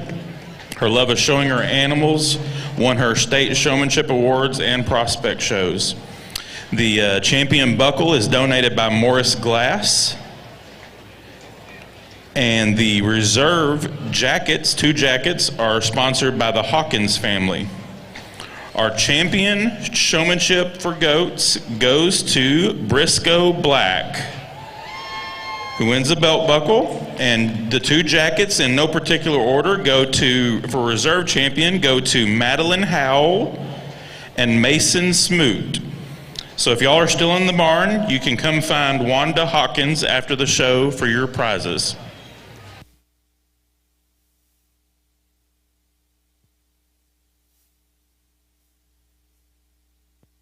Now ready for our medium wool drive. Coming out of Class 12, first place went to Sydney Hanslick, Jim Ned, FFA. Out of Class 13, first place was Zane Walker, Eastland, FFA. First place from Class 14 went to Corbin Garner, Leonard, FFA. From Class 15, first place was Beckton Hogg, Lubbock County 4-H.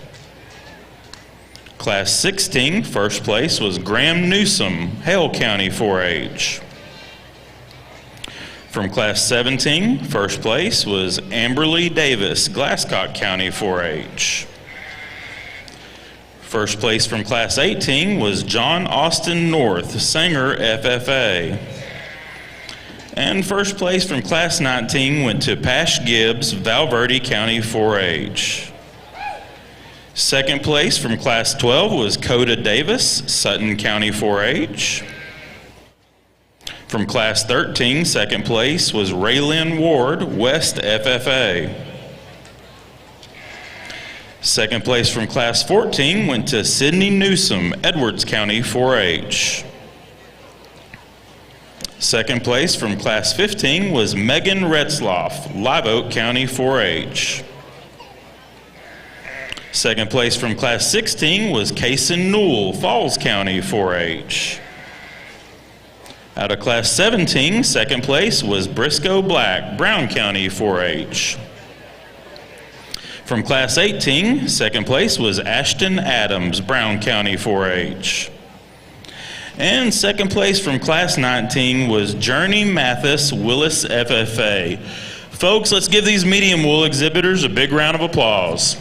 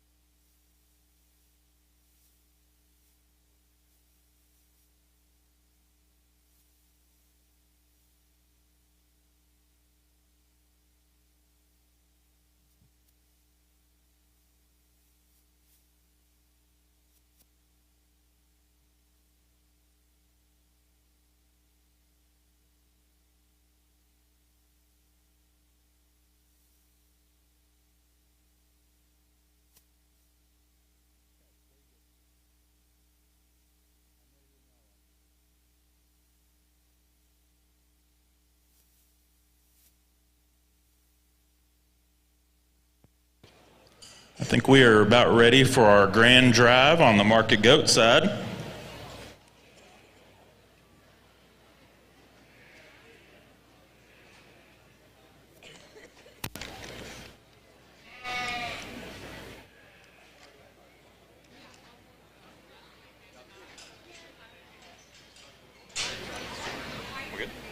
Okay. Our division champion in the lightweight division went to Carson Kirksey, age 11, from Belton, Texas. Carson is part of the Stampede Creek 4-H program. Future plans are to attend Texas A&M University to judge livestock and pursue a career in agriculture. Carson enjoys judging and showing livestock and playing baseball. Our reserve division champion in the lightweights went to Danica Walker, age 15, from Cotulla, Texas, member of Cotulla FFA. Danica plans on attending Texas Tech or Texas A&M University and studying animal science. Enjoys showing goats, hunting, fishing, and spending time with friends and family. Our medium weight division champion went to Brendan Gross, age 12, from Grandview, Texas. Brendan is a member of the Grandview FFA program, enjoys judging livestock, wants to judge at Blinn or Texas A&M, also enjoys playing baseball. Our reserve medium weight champion was Kenzie McCall, age 12, from Windthorst, Texas, member of Archer County 4-H. Kenzie wants to judge livestock in college at Texas Tech University, enjoys playing basketball and showing goats and lambs. Our heavyweight division champion went to Madden Wise, 16 years old, from Brownwood, Texas, member of Brown County 4-H. Madden wants to attend Texas Tech or Texas A&M, enjoys showing livestock and spending time with friends and family. And our reserve heavyweight champion went to Chandler Kirksey, age 13, of Belton, Texas, member of Stampede Creek 4-H, wants to continue in the livestock industry, enjoys playing volleyball and livestock judging. Folks, we've got an outstanding set of goats, an outstanding set of exhibitors. Let's give them a big round of applause.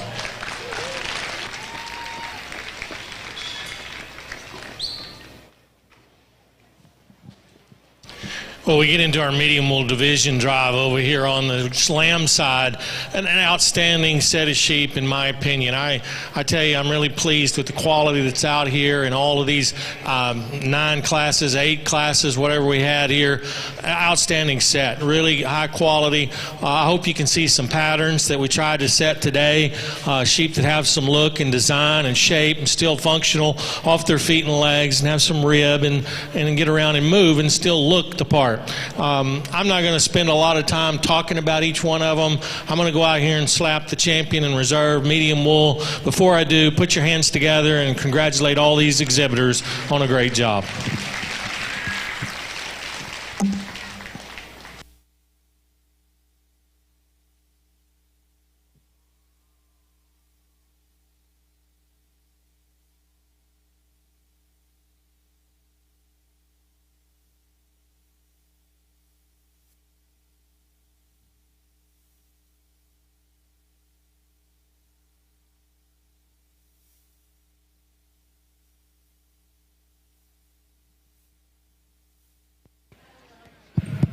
Our champion medium wool went to Graham Newsom, Hale County 4-H. And reserve medium wool went to John Austin North, Sanger FFA. Congratulations.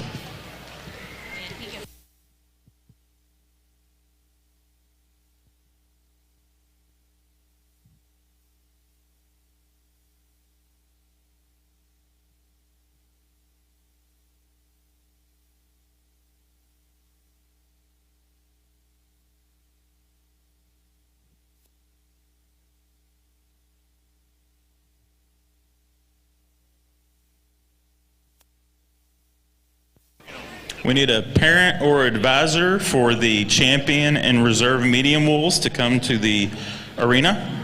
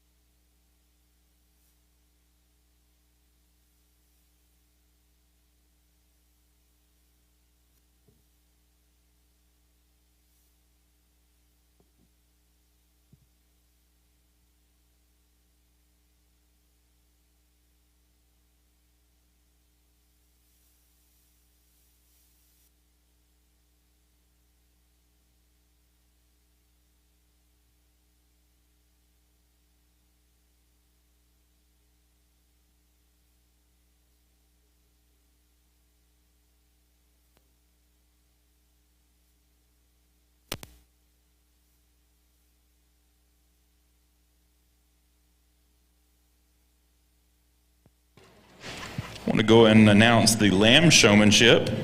The Tommy Dodd Memorial Group has been proud to award one sheep exhibitor as champion showman. The exhibitor receives a $1,000 educational check and a belt buckle donated by Creative Awards. We are pleased to announce this year's winner as Amberly Davis. Congratulations, Amberly. If you are here, we have the buckle available. You can come to the show ring.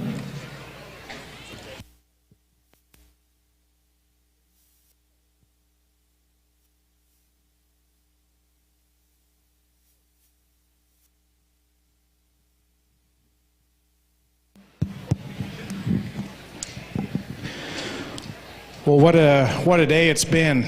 It's been awfully fun. And before we get any further, I just want to thank everybody at Rodeo Austin for the opportunity to be here. It truly means a lot to me, something that was been looking forward to, and quite honestly have enjoyed just an absolute ton, and had a lot of fun today. And so, you know, before we go any further, you know, this organization has changed a lot in the last few years.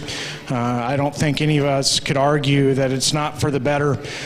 This is clearly kind of a rocket ship to the sky based on increase in record numbers. We've obviously, they've done an incredible job supporting the premium auction and digging up the right kind of volunteers and the right kind of people to be involved in this organization. And so there's no question that they have your youth and your kids in mind and want to do the best by them. And so I think before we go any further, everybody here should put your hands together and thank them for their efforts. This is an incredible show. It's very, very good. And you know, I think back to when I was coming here as a sheep exhibitor. This was kind of the show that you just kind of took your last one to. And I think because of all the things that we just mentioned, this should become one that you're shooting for every year. When you put livestock in the barn to feed, you should put one on feed to try to win Rodeo Austin, because this isn't just the last show. This is something that a lot of people have put a lot of time to make really, really good for you guys, and so take advantage of that. You know, I guess before I put the mic down and get you a couple champions, I guess my parting words to some of these kids, in particular, some of those senior kids.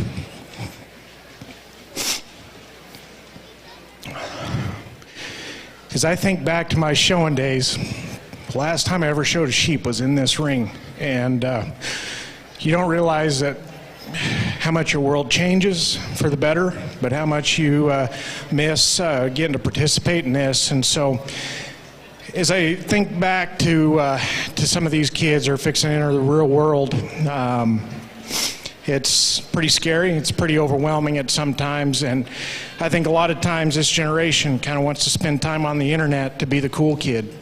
And as I think back to this last year, and think back to a couple people that this world lost, different industries, but both trailblazers. And you think about what set them apart and what made the loss of them hurt so much was the fact that they were unique. They were obviously smart, talented people that were unique. They were different. Some might say quirky, but most importantly, they embraced it. And I think of the words of our good friend C. Jason Spence and Mike Leach. Those people are memorable, not because they tried to be the cool kids, but because they were unique and they embraced it. It's what set them apart, and it's why we loved them. And so, as I think about these kids, you know, my message to you guys is be different. You know, don't surround yourself with an echo chamber that can be social media. Challenge your perspectives, surround yourself with people with different opinions, and embrace what makes you different. Don't get hung up in trying to be the cool kid. I guess one last thing I would tell these kids, you know, as you embark on your journey from Rodeo Austin, some of you may never show again. Again, as we highlight that message, just embrace what's different to you. But when you get done showing here, thank the people that made it possible. It's an endless road of people that gave you the opportunity to be here. And then I guess my parting word would be this: find something that you're passionate about, and not only just enjoy it, but find a way to give back to it. This all gets better as we leave here and begin to give back to what gave us so much. And so that's my message to you guys. I have thoroughly enjoyed it. Again, I appreciate the opportunity. In regards to the goats, it's been a lot of good ones. It's been a lot of different ones out here, and you could go a lot of different ways, and I'm not going to argue with you. I just tried to spend time describing them, the little finer details that split them in my mind. I apologize to Marty. I'm sure there's some times where he wanted the mic and I wouldn't quit talking, but when it gets good, I enjoy talking about them, and that, to me, that's all I can do. I beat some good ones today that just got, one or two things I'd like to change, and I tried to tell you about that. So, exceptional lineup of goats out here, 6 awfully good kids, but there's been a lot of them through the ring today that deserve your round of applause. So before we give you a couple of champions, put your hands together for these.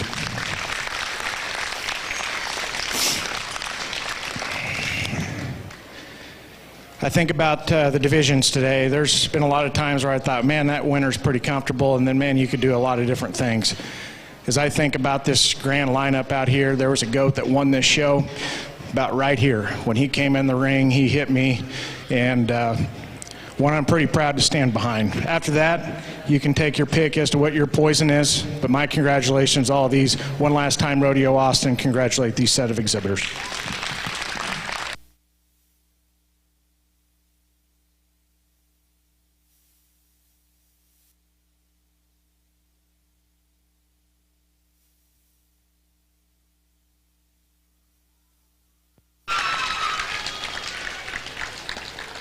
Our grand champion goat goes to Brendan Gross, Grandview FFA.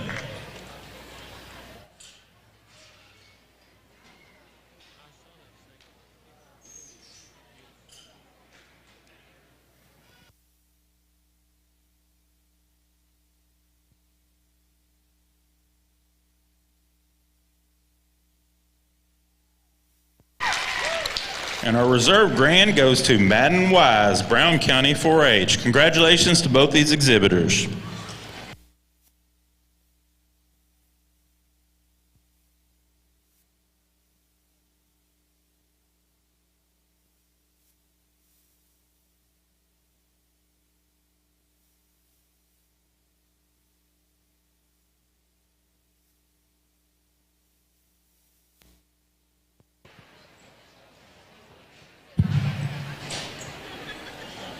Okay, I think we are ready for our grand drive on the Market Lamb side.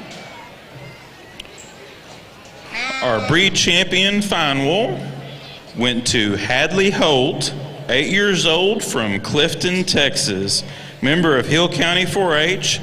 Hadley wants to win a Texas major. Favorite hobby, she said she doesn't have time for hobbies, she stock shows. Her lamb's name is Slim Shady. Reserve champion fine wool went to Rhett Dixon, age 15, from Sterling City, member of Sterling City FFA. Rhett wants to attend the University of Oxford. He enjoys playing sports, outdoor activities, and cross-stitching. Our champion fine wool cross went to Stratley Struby, 10 years old, from Wall, Texas, member of Tom Green County 4-H. Stratley wants to attend the Texas A&M Vet School. She enjoys playing volleyball, 4-H food challenge, church activities, and raising puppies. Our reserve champion fine wool cross went to Marin Morris, age 9, from Salado, Texas. Marin's a member of Bell County 4-H. She wants to attend Texas Tech to become an attorney. She enjoys playing basketball, volleyball, and showing sheep. Our champion Southdown went to Tristan Neal, 9 years old, from Smyre, Texas, member of Smyre FFA. Tristan wants to attend Texas A&M and become a vet. Enjoys showing sheep and wakeboarding. Our reserve champion, Southdown, went to Madison Mutina, age 17, from Riesel, Texas, member of Riesel FFA. Madison wants to attend college where she can compete on a judging team and go with the flow. Enjoys showing lambs, judging livestock, and being with family and friends. Our champion, Dorper, went to Brazos Blue, 13 years old, from Clifton, Texas, member of Hill County 4-H. Brazos wants to win a Texas major and go to Texas A&M. Enjoys showing goats and lambs. Our reserve champion, Dorper, went to Parker Cook, age 9, from Ballinger, Texas, member of Runnels County 4-H. Parker wants to attend Texas A&M and become an astronaut. Enjoys showing sheep and playing baseball. Our champion medium wool went to Graham Newsom, 9 years old, from Olton, Texas.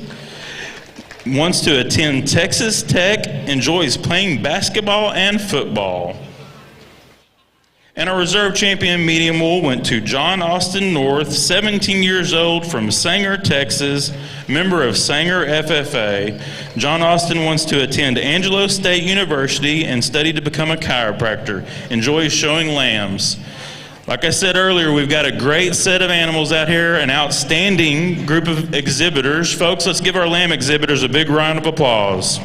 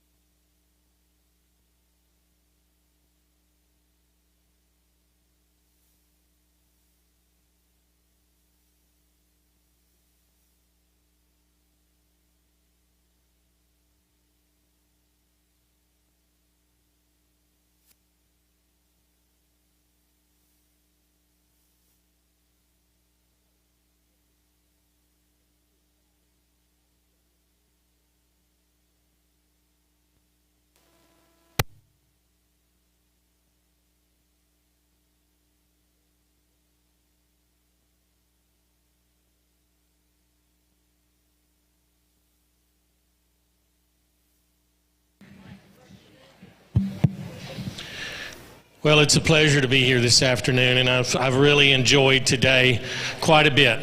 I want to start off by thanking some people here today, Glenn Allen Phillips, Lauren Todd, Jeff Thane, all you guys that work at Rodeo Austin, and the entire Sheep and Goat Committee that do a great job of putting this show together. They've worked hard for many years to get it to where they've got over 1,000 entries now. Put your hands together and congratulate them for doing a great job of putting together a great show. Extremely efficient, a well-run machine that puts this show together, and the superintendents that Todd and Dottie that keep these things rolling in here today and get us out in and out in an efficient manner. Thank you as well for all the work that you do here. I'm not a big speech maker. I'm not going to spend a lot of time on it. I got a lot of passion for this industry. Cindy and I raised 6 kids in a blended family for the last 21 years showing livestock, and so if that's not any indication of how much I love it, then you probably don't understand me. But it's been a really good time. I'm pleased with the quality that's here, as always, at every major show in Texas. Every breed's well represented. I hope you can follow some patterns and see kind of what I was looking for.